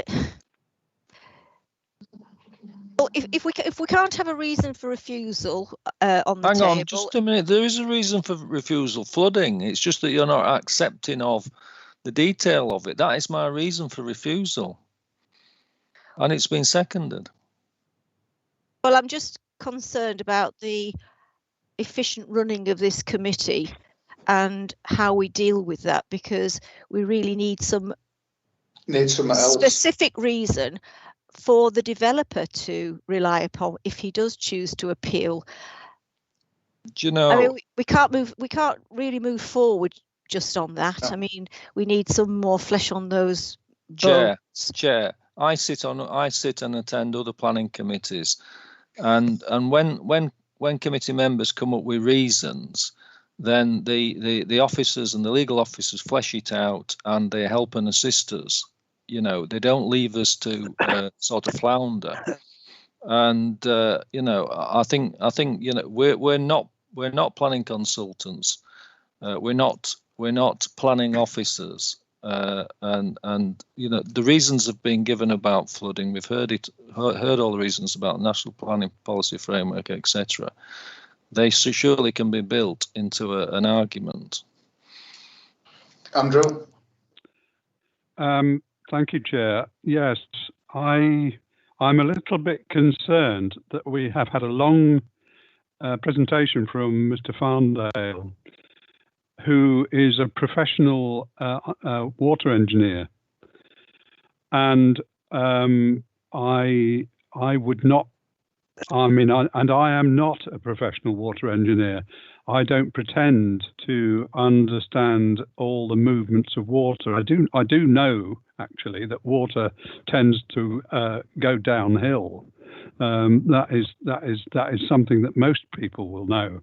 But clearly he has studied this site to a lot greater extent than any of us have done. And his professional opinion, I can't quote him exactly, but his professional opinion is that building on this land will not make the flooding situation worse. It was words to that effect. So I think this is partly why I mentioned the appeal situation. But if one goes against the advice of a professional, then we're in difficulty. I think at the very least, if we're not sure about this, then we should defer this again, unfortunately, So no, I tend to agree with you, Steve, but we can't be put into a position where, if there was an appeal, that the evidence that we put up or asked officers to put up as an appeal is shot down. That would be a very uncomfortable situation. Kate. Thank you, Chair. It's just coming back on one point, and I think we need to be clear about this, that the majority of the site is not within a flood zone. The majority is within flood zone 1, with an element within flood zone 2 and a small part at the northern part of the tip within flood zone 3. We're not proposing to put any houses in flood zones 1 or 2, in flood zones 3. They're all within flood zones 1 or 2. If members are concerned about the access being within flood zone 3, then we have tried to provide some clarity to that. But in response to Councillor Patrick's comment about officers providing some guidance, if that's the primary concern, then we have tried to explain that, but obviously members can come to a different view.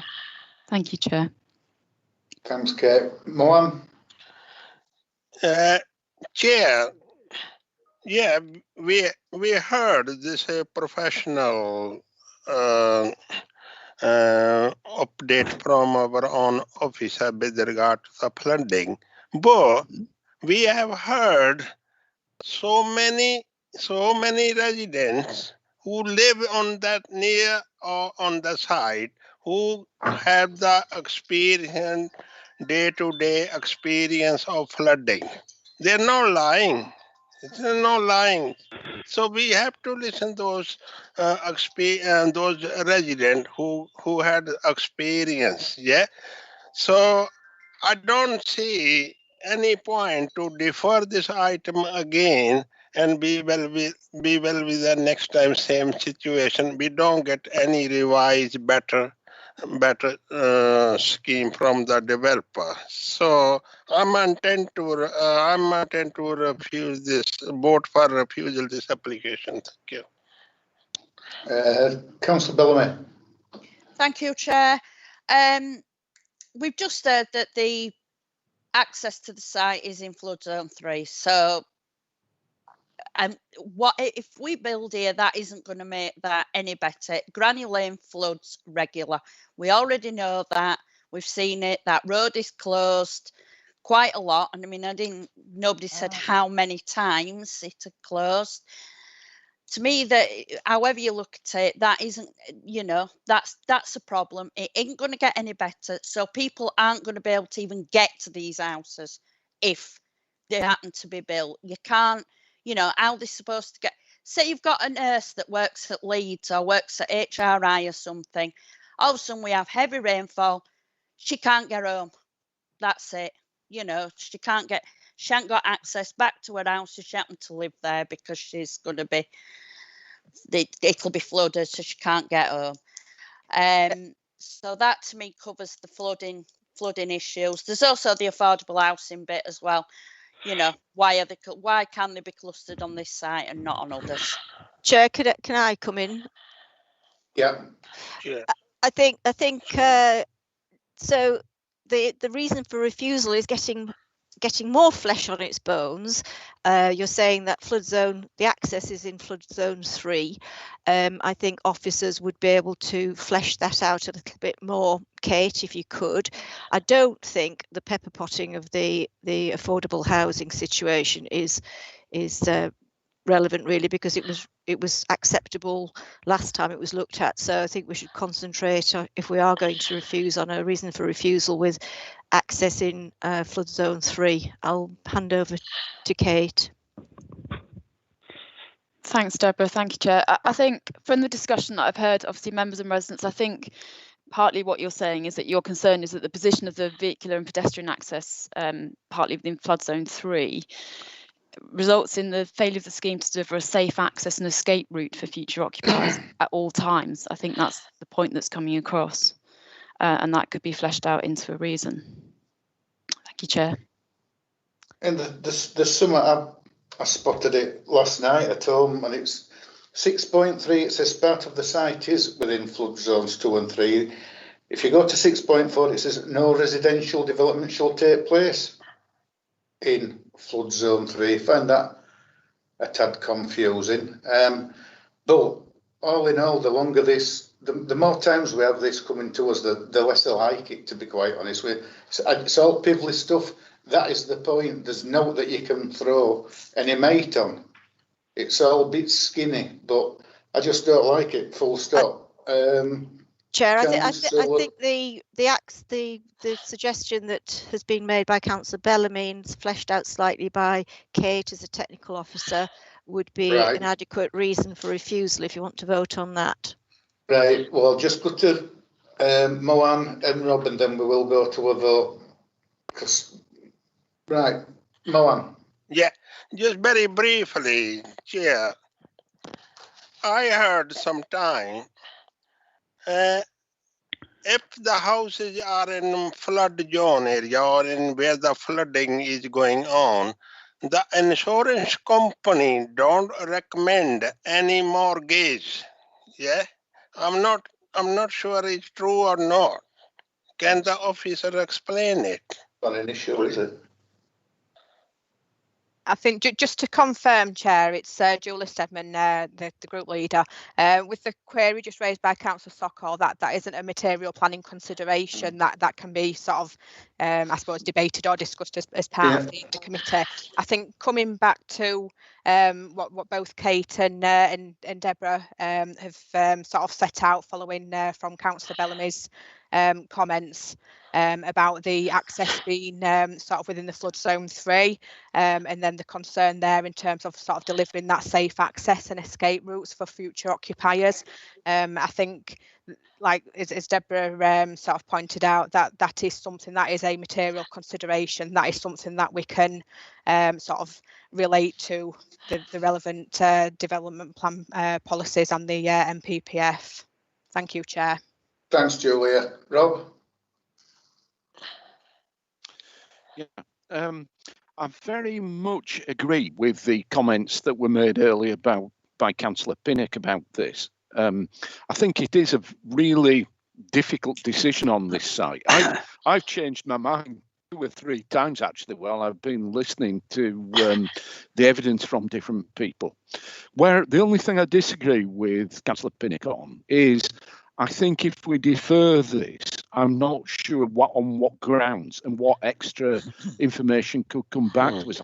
I understand why you said it, Andrew, but that is the difficulty. What else is going to come back which will help us to make our decision on this one? And yeah, so I think we probably should go to a vote. I've now made my mind up, but it's been quite a difficult process, really, I think. No, I agree with you. Everything that's been said. Right, we will go to a vote. This vote is to refuse.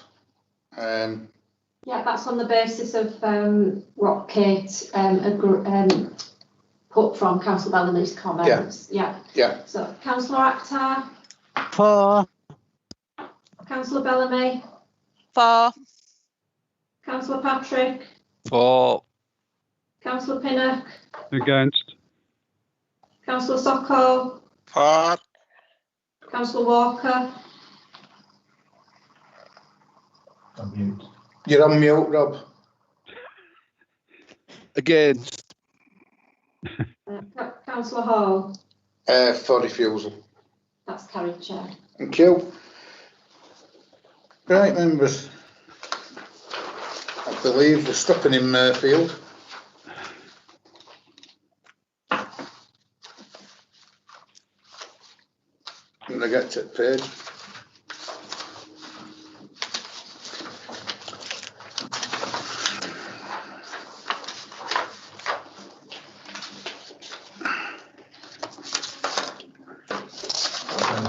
Right. Wants to say something. Item 11. Andrew. Yes, Chair. I apologise for this. When we were being asked for interest in lobbying, I had completely forgotten that I actually spoke to somebody on site on Monday on this site, a local resident. I didn't express an opinion, but we just talked about the site. So I'm making sure that's recorded. and apologise for not doing it before. Thank you. Yeah, right. Next item. God, it's never ending. Old Bank Road, Mayfield, page 147. Thank you, Chair. Adam Walker, I'm a Senior Planning Officer for the Council. This is an outline application for residential development of up to 63 dwellings, with all matters reserved except for access. Members will note from the agenda update that the applicant has requested that the application is deferred. This is to give them further time to address officers' concerns regarding contamination. Given the background to this site, which includes previous applications submitted by the same applicant, and the length of time that the current application has been lodged with the Council, officers are of the opinion that the application should be determined. This location plan, which you can see identifies the site in red. The site is broadly flat with just a gentle gradient down towards Old Bank Road, and it comprises overgrown land. The proposed point of access, which I'll just identify there, off Old Bank Road, would involve the demolition of 3 terraced houses. This aerial photograph shows the site and its surroundings in a bit more detail. There's a primary school to one side, and then housing to much of the remaining boundaries, and there's also a restaurant to one side as well. This is the indicative layout, which shows how the site could be developed with 63 dwellings. It shows a mixture of terraced, semi-detached and terraced houses, mainly set around a large area of public open space. This Google image shows where the point of access is proposed, and it identifies the houses which are proposed to be demolished. This plan shows the proposed access arrangement. There's an existing parking lay-by along the site frontage, and much of that would be converted to footway, and that would enable adequate sight lines from the proposed access. Just for clarity, where the report refers to an unacceptable kink in the internal road design, it's this area just here, but members aren't considering the detailed layout at this stage. Members will note from the report the history of this site. It is known that historically part of the site has been infilled and used to landfill a range of wastes. The site was previously allocated for housing under the Unitary Development Plan, and there were 3 applications during that period which were either refused or withdrawn. In each case, significant issues were raised with contamination and the absence of sufficient information to properly assess the potential impacts of this. The housing allocation was not carried over to the local plan, and the site is now unallocated land. At the heart of this application is whether it has been adequately demonstrated that the site can be safely developed for the end users and without prejudicing the occupiers of neighbouring land uses, which include houses and a primary school. The information submitted by the applicant shows that the key contaminants affecting the site are methane, carbon dioxide and volatile organic compounds. However, there are also several metals, metalloids and organic contaminants which are widespread in significant amounts, for example asbestos, lead, arsenic and petroleum hydrocarbons. It also shows that groundwater should be considered as contaminated. Officers have provided a detailed assessment of the site investigation information submitted by the applicant, which includes ground gas risk assessments. Environmental services have raised significant concerns with the application. The site has a very high level of contamination, which has not been adequately assessed. There are concerns that the concentrations of multiple contaminants may present a significant risk of serious harm to future occupiers of the site and may also create new and unacceptable risks to adjacent properties. It is therefore considered that the application fails to accord with policy LP 53 of the local plan and paragraph 178 of the MPPF. Apart from the contamination issues, officers have no other significant concerns. The proposed point of access is considered to be acceptable, and officers are satisfied that an acceptable layout and design could be agreed under the reserved matters. Officers recognise that there will be a significant benefit to remediating this land and delivering new housing. However, the uncertainties which exist with a range of contaminants are such that officers are unable to state with a sufficiently high degree of confidence that the site can be made suitable for the proposed end use, whilst also protecting existing occupiers and users of adjacent property from unacceptable risk. The application is therefore recommended for refusal. Thank you, Chair. Thanks, Adam. We've got one speaker, Councillor Bolt. Thank you, 5 Chair. minutes, and your 5 minutes starts from now. Thank you, Chair, and thanks to Adam for that. I think one of the comments he said was, apart from contaminants, the contaminants are the key issue. Yeah, would you want to buy a house on top of that lot? We have a demonstrable housing land supply, so there's very strong reasons to refuse and not continue the dialogue. Access was mentioned, this is outlined, but nothing has been mentioned about compliance with LTN 120, which all highway schemes should do. So if it doesn't comply with that, then it goes out as well on highways. Councillor Pinnock said he'd been there, and obviously a site visit allows people to see the full impact of who's round here, schools, housing, etc. You stick a spade in that ground and you don't know what's going to come up, because the Kirklees developed the Calder Valley Greenway on land which had been previously under local authority control. They wouldn't stick a spade into the ground on that because they couldn't remember or had records of what was there. And as we say on this, it's in the report that we know that material is imported from a nearby chemical company, but we don't know exactly where it is and what it is. So it's just, I think it's just stupid to try and deliver this. This is something which the land ought to be kept out of building in perpetuity.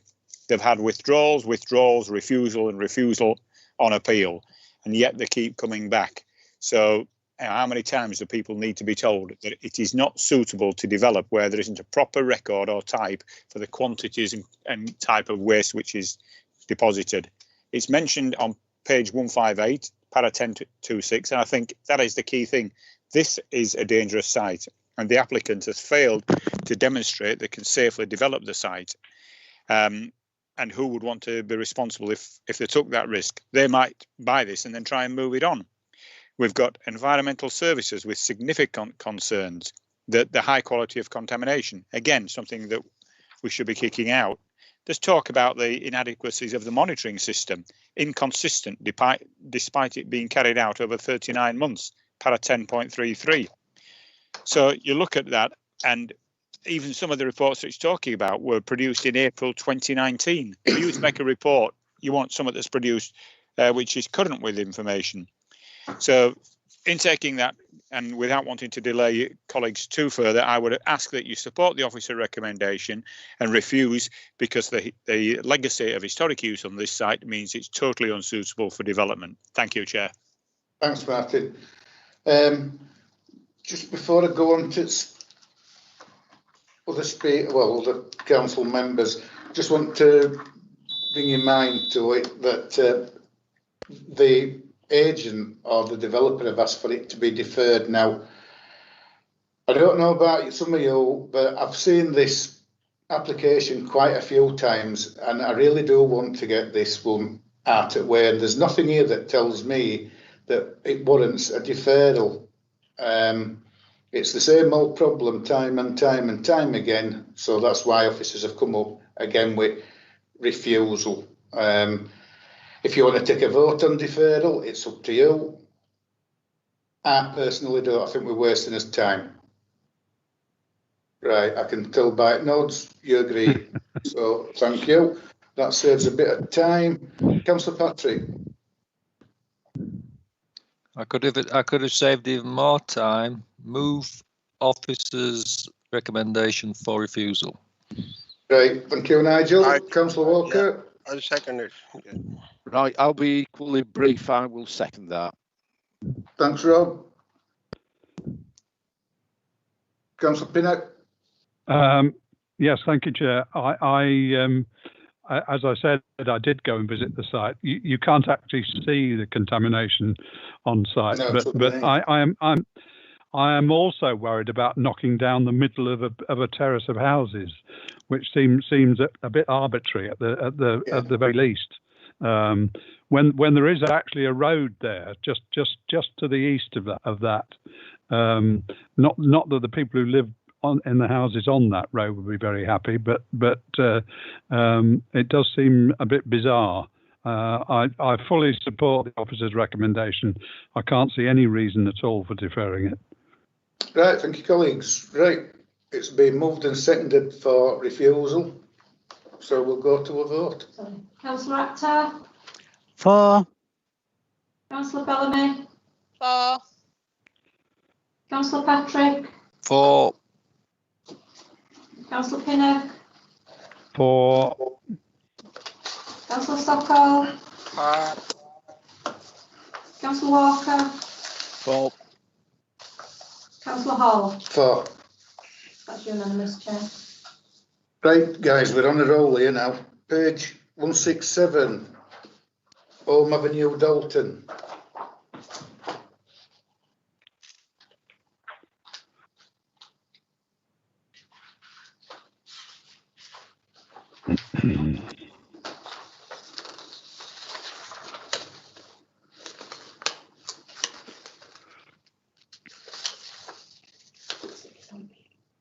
Adam, if you're on mute at the moment. Apologies, Chair. I was in full flow then as well. This application was deferred at the previous meeting so that the viability of the development could be reassessed. Members wanted more information and for officers to explore whether some affordable housing could be secured if the profit level was reduced.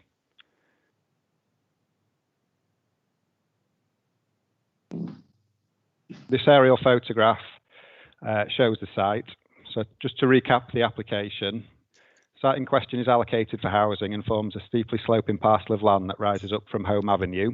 The land is surrounded on all sides by houses. These site photos give an indication of its topography. These two photographs that you can see are looking, the one on the left looking up towards Forest Road at the back of the site, and the one on the right is looking across the site, so you can see the steep slope. These photos, the one on the left is where the access comes in from Home Avenue, and you can see it banks straight up. And then the one on the right is just looking down towards the existing houses on Home Avenue. This is the approved layout. The site has planning permission for 22 dwellings by virtue of a 2018 outline permission and a subsequent reserve matters approval. This section indicates how the site works with the existing topography, existing houses on Home Avenue at the bottom, the new houses in the middle, and then existing houses on Forest Road at the top. The outline permission includes conditions to secure arrangements for the provision of affordable housing, open space and education. The application relates to the discharge of these conditions. It is accepted that an education contribution does not apply to the scheme because the number of dwellings is below the threshold. It is therefore only affordable housing and open space that apply. Policy compliant offer would be 4 affordable dwellings with a tenure split of 2 social rent and 2 intermediate units, plus a little over £37,000 for off-site open space. Viability appraisal has been submitted and independently assessed. This shows that the scheme would be unviable with policy compliant affordable housing and open space contributions. When these contributions are omitted, the scheme results in a profit of 17% of the gross development value, which the council's viability consultant considered to be a suitable return on this site, considering the degree of risk. Following the deferral of the application, officers asked the council's viability consultant to look at a number of different scenarios to enable the council to fully assess whether a reduced level of affordable housing could potentially be provided. The independent analysis indicates that the scheme could deliver 2 starter homes whilst also allowing for a profit that is within the generally accepted range of 15 to 20% of the gross development value. The profit level will be 15.53% and therefore at the lowest end of the range. If the open space contribution was included as well, it would tip the profit level below 15%. What represents a suitable profit on a scheme is dependent on a number of factors, but it is ultimately a reflection of the degree of risk for the developer. As set out in the agenda update, the applicant has offered to provide 2 starter homes on the site. These will be sold at 20% below the market value. The viability analysis shows that this level of affordable housing provision is the maximum that the scheme can provide whilst remaining viable. Officers therefore recommend that condition 14 is discharged on the basis of the applicant's offer, with the units secured through a Section 106 agreement. With regard to open space, officers do not consider that there will be justifiable grounds to seek such a contribution in addition to the affordable dwellings. This is because it would mean that the profit level would fall below the generally accepted range as a suitable return for a developer. In this context, open space requirements must be weighed against the level of affordable housing provision that could be delivered. Members specifically expressed a desire to see some affordable housing provision, and officers have concluded that ensuring the delivery of 2 affordable units represents the optimum outcome. As such, the recommendation is that condition 15 is discharged on the basis of a 0 contribution towards off-site open space. In summary, this site has been allocated for housing for over 20 years, and its planning history suggests that it is a difficult site to bring forward. The steep topography of the site results in some abnormal development costs, which have been factored into the viability appraisal. The appraisal shows that with the inclusion of 2 starter homes, the scheme would still deliver a profit that falls within the generally accepted range, whereby a scheme can be considered to be viable. The officer recommendation is to discharge the conditions as set out in the agenda update. The Council's viability consultant is available to answer any questions that members may have. Thank you, Chair. Thanks, Adam. 3 speakers. First, Steve Riddles.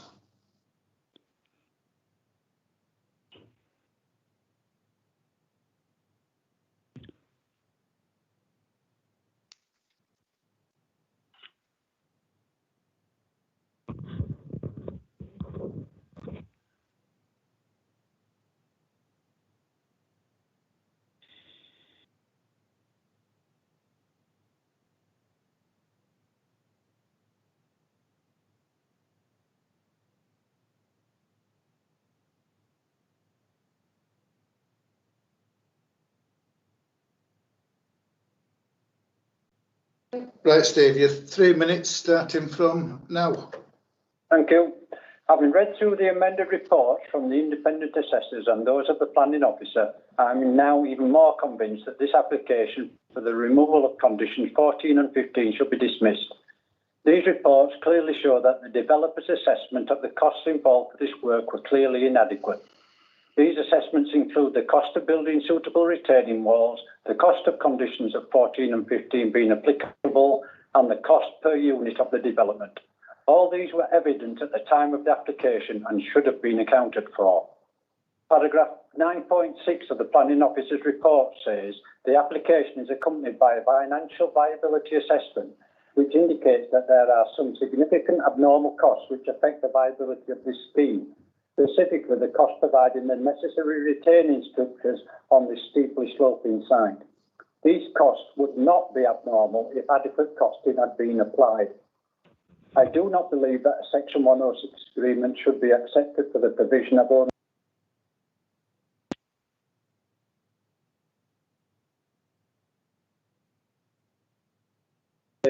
based on the independent appraisal. It is evident that the scheme cannot variably deliver a policy compliant with level of affordable housing, which would be 4 units. Furthermore, even at a reduced level of provision, the scheme could not viably deliver a 10-year split that accords with the Council interim affordable housing policy, which seeks a split of 55% affordable rent and 45% intermediate tenure. Neither do I believe a derisory offer of £25,000 to the Council be accepted as an alternative.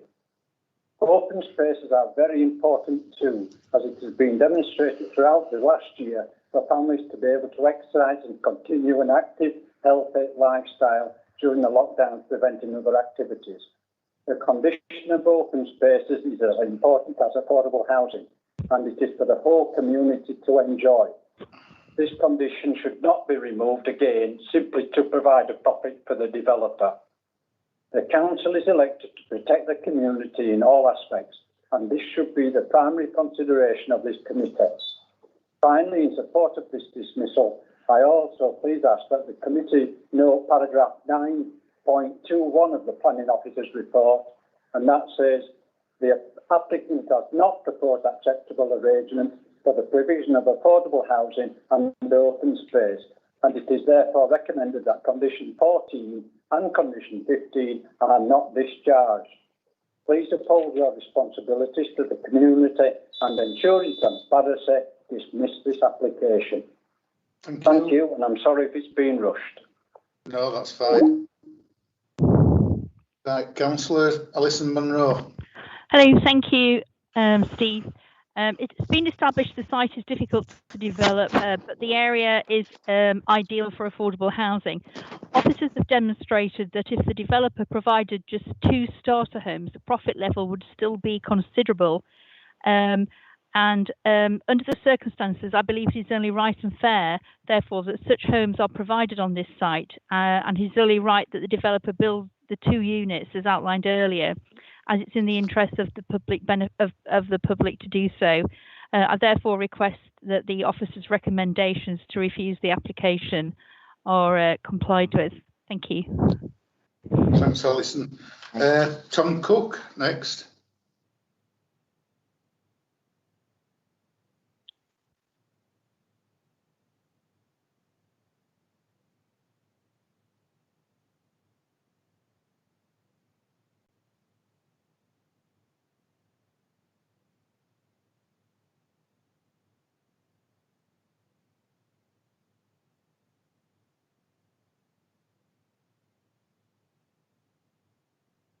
Hey, Tom, you've got 3 minutes, starting from now. Thank you, Chair. Members, you will recall that this item was presented to you at the last planning committee, where officers and RLB, who had been appointed as independent advisors to the council, had reviewed the viability of the development and concluded that the development would not be considered viable if it was to be brought forward with the affordable housing and public open space contribution. Members, as you're aware, this is a site that's been undeveloped for a considerable lengthy period of time, and indeed the council themselves have been trying to encourage the site to come forward to bring much needed new housing in the local area.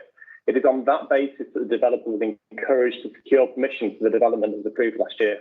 Whilst we still consider that our viability assessment is robust, hence why this was agreed by the council through an independent review, we also recognise that we want to move this development forward like the council, so that we can finally deliver a site that has lain unallocated but undeveloped for decades.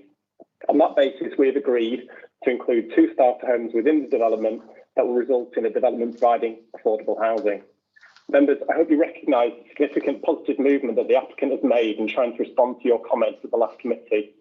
As said, the development will deliver much needed new housing, both market and affordable, as well as direct and indirect employment opportunities. And on that basis, we hope that you are now willing to support officers once again and grant permission. Thank you for your time.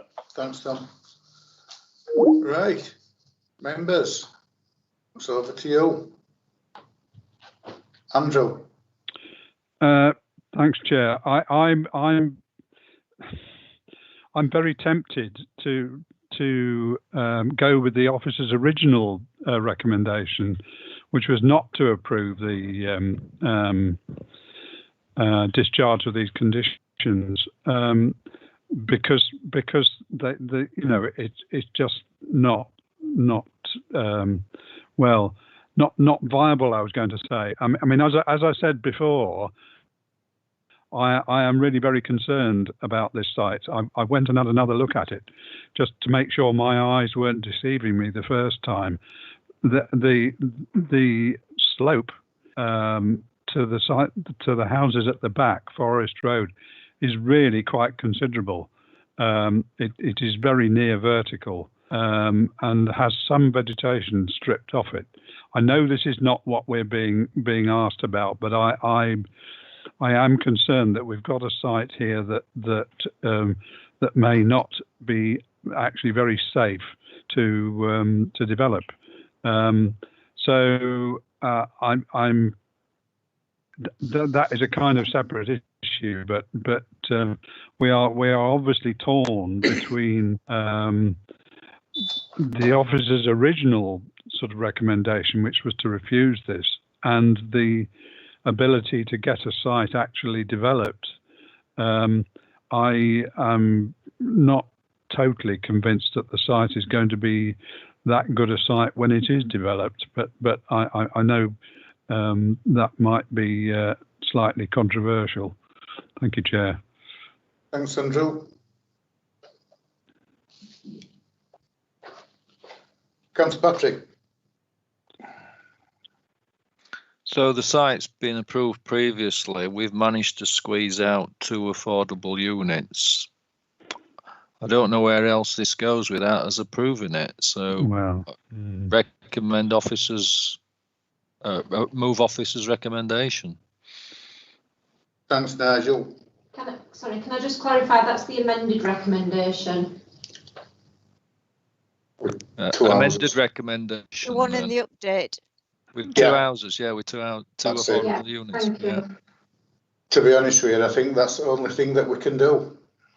Yeah. Well, I'm prepared to second it. Any more comments? We'll go to a vote. So you're moving to delegate approval of the discharge of conditions 14 to 16, subject to Section 106 agreement to secure 2 starter homes on the site. Yeah. Councillor Akhtar. Councillor Akhtar, you're on mute.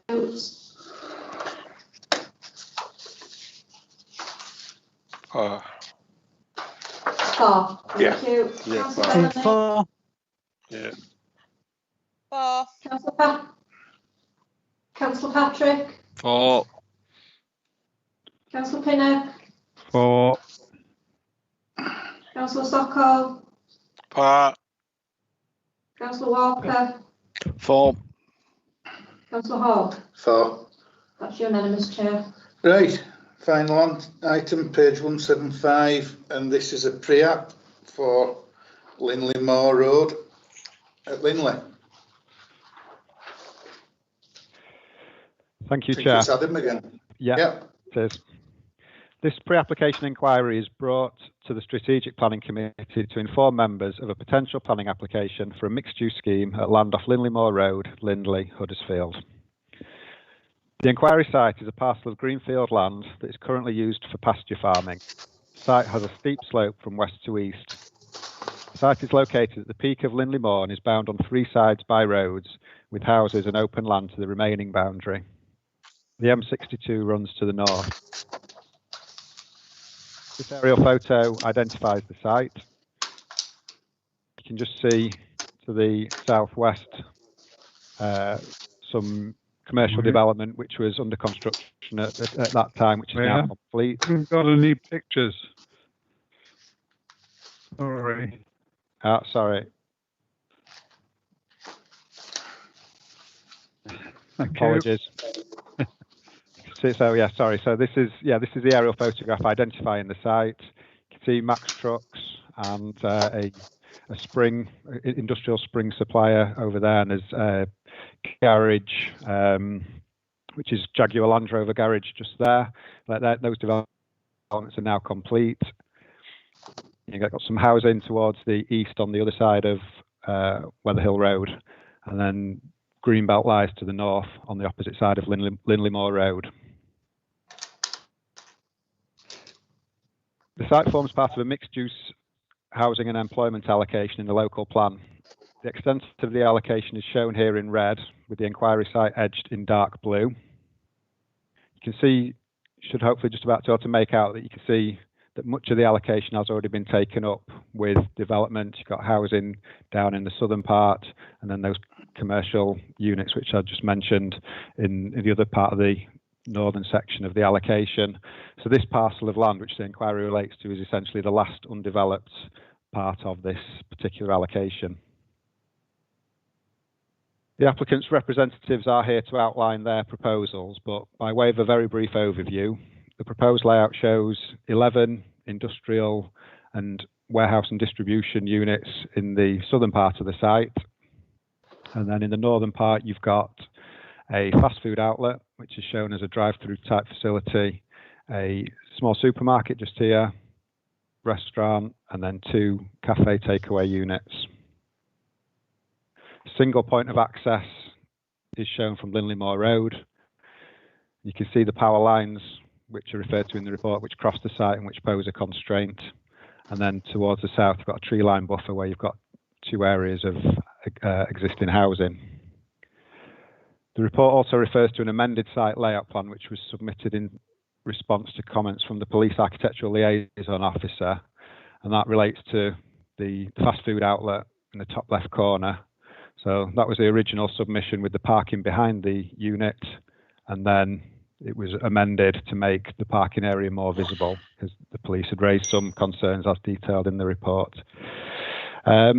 The main issues that the applicant will need to address as part of a future application are set out in the report. In particular, the applicant will need to justify the proposed uses in the northern part of the site not in accordance with the allocation because they are not classed as employment uses, albeit they do generate employment in their own right. Furthermore, the uses in the northern part constitute main town centre uses in what is an out-of-centre location, and therefore they will be subject to a sequential test and impact assessment. Thank you, Chair.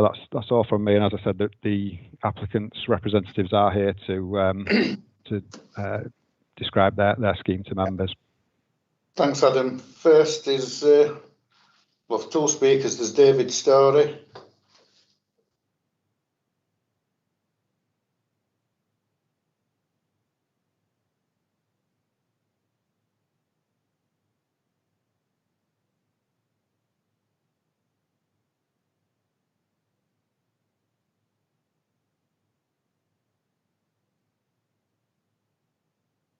You've got 3 minutes starting from now.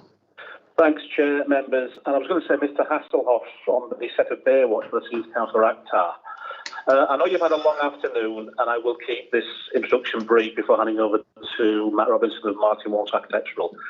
Just in terms of history of this area, and some members were councillors at the time, back in 1999, when Lindley Moor was allocated for employment use. That was both sides of Crossland Road. And at that time, the employment use was B1, B2 and B8 uses, which is offices, general industrial and warehousing. Obviously, for whatever reason, that didn't take off, and that allocation got diluted significantly by lots of housing development. And it's only in recent times that we've had Mack trucks and Land Rover Jaguar building facing Lindley Moor Road. Our client got outline consent for B1, 2 and 8 uses in 2013, an outline consent. But again, for a variety of reasons, not being able to bring that forward. We're now looking at a scheme which is actually a mixed-use scheme. And it all hinges on the definition of employment, to be honest. In the local plan, it's quite narrow in terms of the old B1, B2, B8 uses. But as we all know, there are lots of employment-generating uses.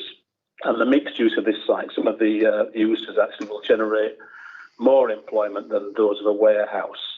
And obviously, it's looking at sort of some flexibility in that interpretation. But the end result is it will bring development that will be sustainable in terms of serving the needs of local residents who have moved into that area, who could go to the site on foot, and obviously meeting employment targets as well. But that's all I want to say at this stage in how the site's evolving, and I'll hand over to Matt Robinson. Thank you, Chair. Thanks, David.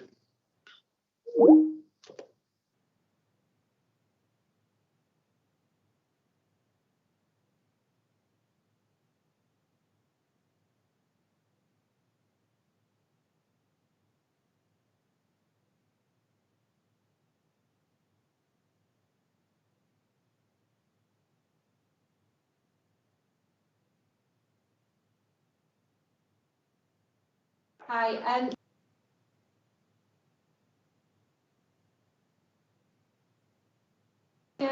I am at your 3 minutes, and it starts from now.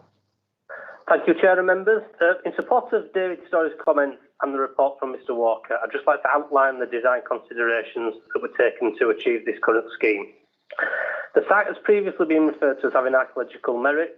Our archaeological team carried out an intrusive survey of 19 50-metre trenches across the site to try and identify any archaeological merit. Nothing was found, and West Yorkshire Archaeological Services have confirmed that there's no further investigations required on the site. We appointed an acoustic surveyor, and it was deemed that where possible, buildings should be screened with the yards to the residential properties and a standoff distance of 10 metres to the southwest corner and 15 to the southeast corner should be provided. We're also proposing to put a landscape screening on this area. The site itself falls generally with lower levels to the south.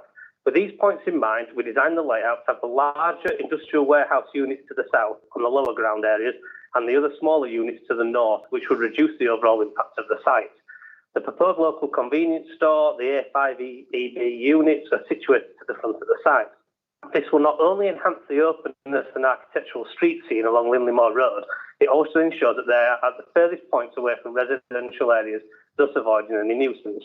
Currently, the site has limited ecological value. The proposed use of drainage swales, retention ponds, landscape screening and tree-lined boulevards will enhance the ecology and also encourage new habitats to the area. Each property and their associated car park and yard areas will be securely fenced and gated. This will prevent public access to these areas whilst the properties are unoccupied, thus eliminating any antisocial issues. The current layout shows the potential of providing 300 new jobs to the local community. If the entire site was to be developed with traditional use classes for employment, such as all industrial warehousing, then this could reduce the employment numbers to around 250. With the current amount of housing in the immediate area, this has created a small hub or village independent of London Town Centre. These houses are not served by any local amenities. With the proposed footpath links to Crossland Road, Weatherhill Road and Linleymore Road, the proposed use classes are required on the site and will be used in a sustainable fashion by local residents. Our client will be investing around £16 million to develop this site, which will also contribute to the local economy. We have already had some inquiries into the occupancy of some of the buildings, and with the current buoyant market for these type of units, we are very confident that the sites will be fully occupied once completed. We therefore feel that the use classes we are proposing not only could provide around 300 new jobs to the area, but the last remaining piece of land in the local plan's mixed-use allocation is dedicated entirely to employment use. Thank you, Chair. Thanks, Mark. Mohan.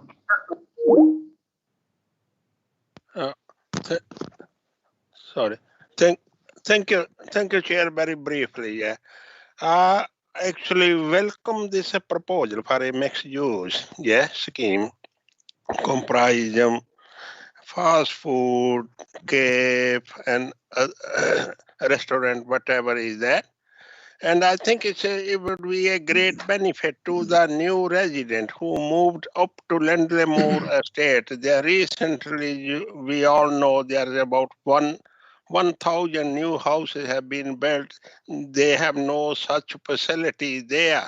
Yeah, I think it will be great news for those residents. Well, one thing I'm missing in this proposal is there is no mention of doctor surgery.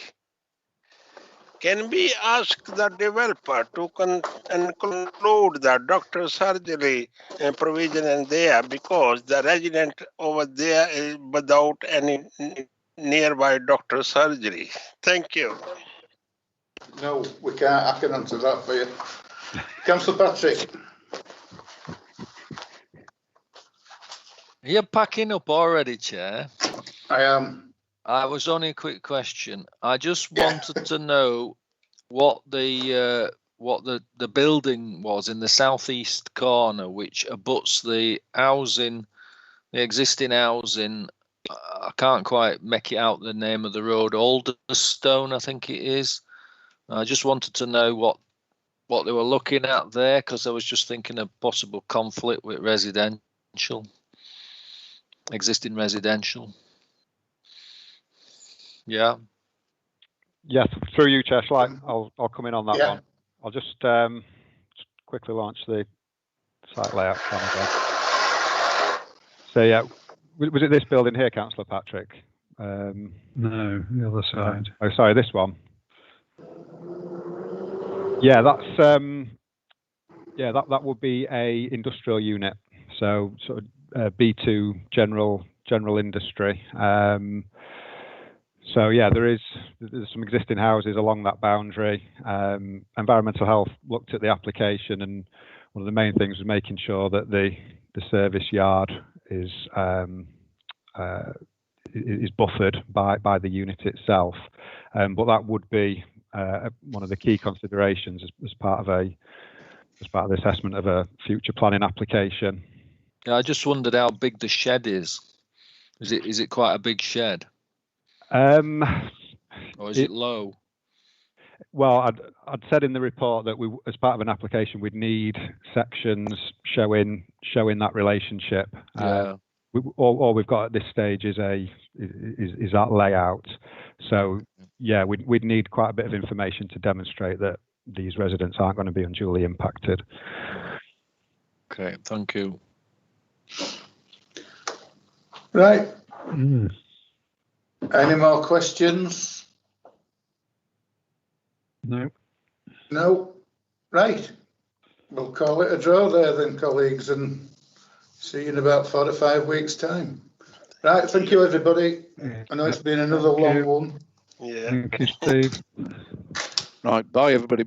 Thank you. Bye.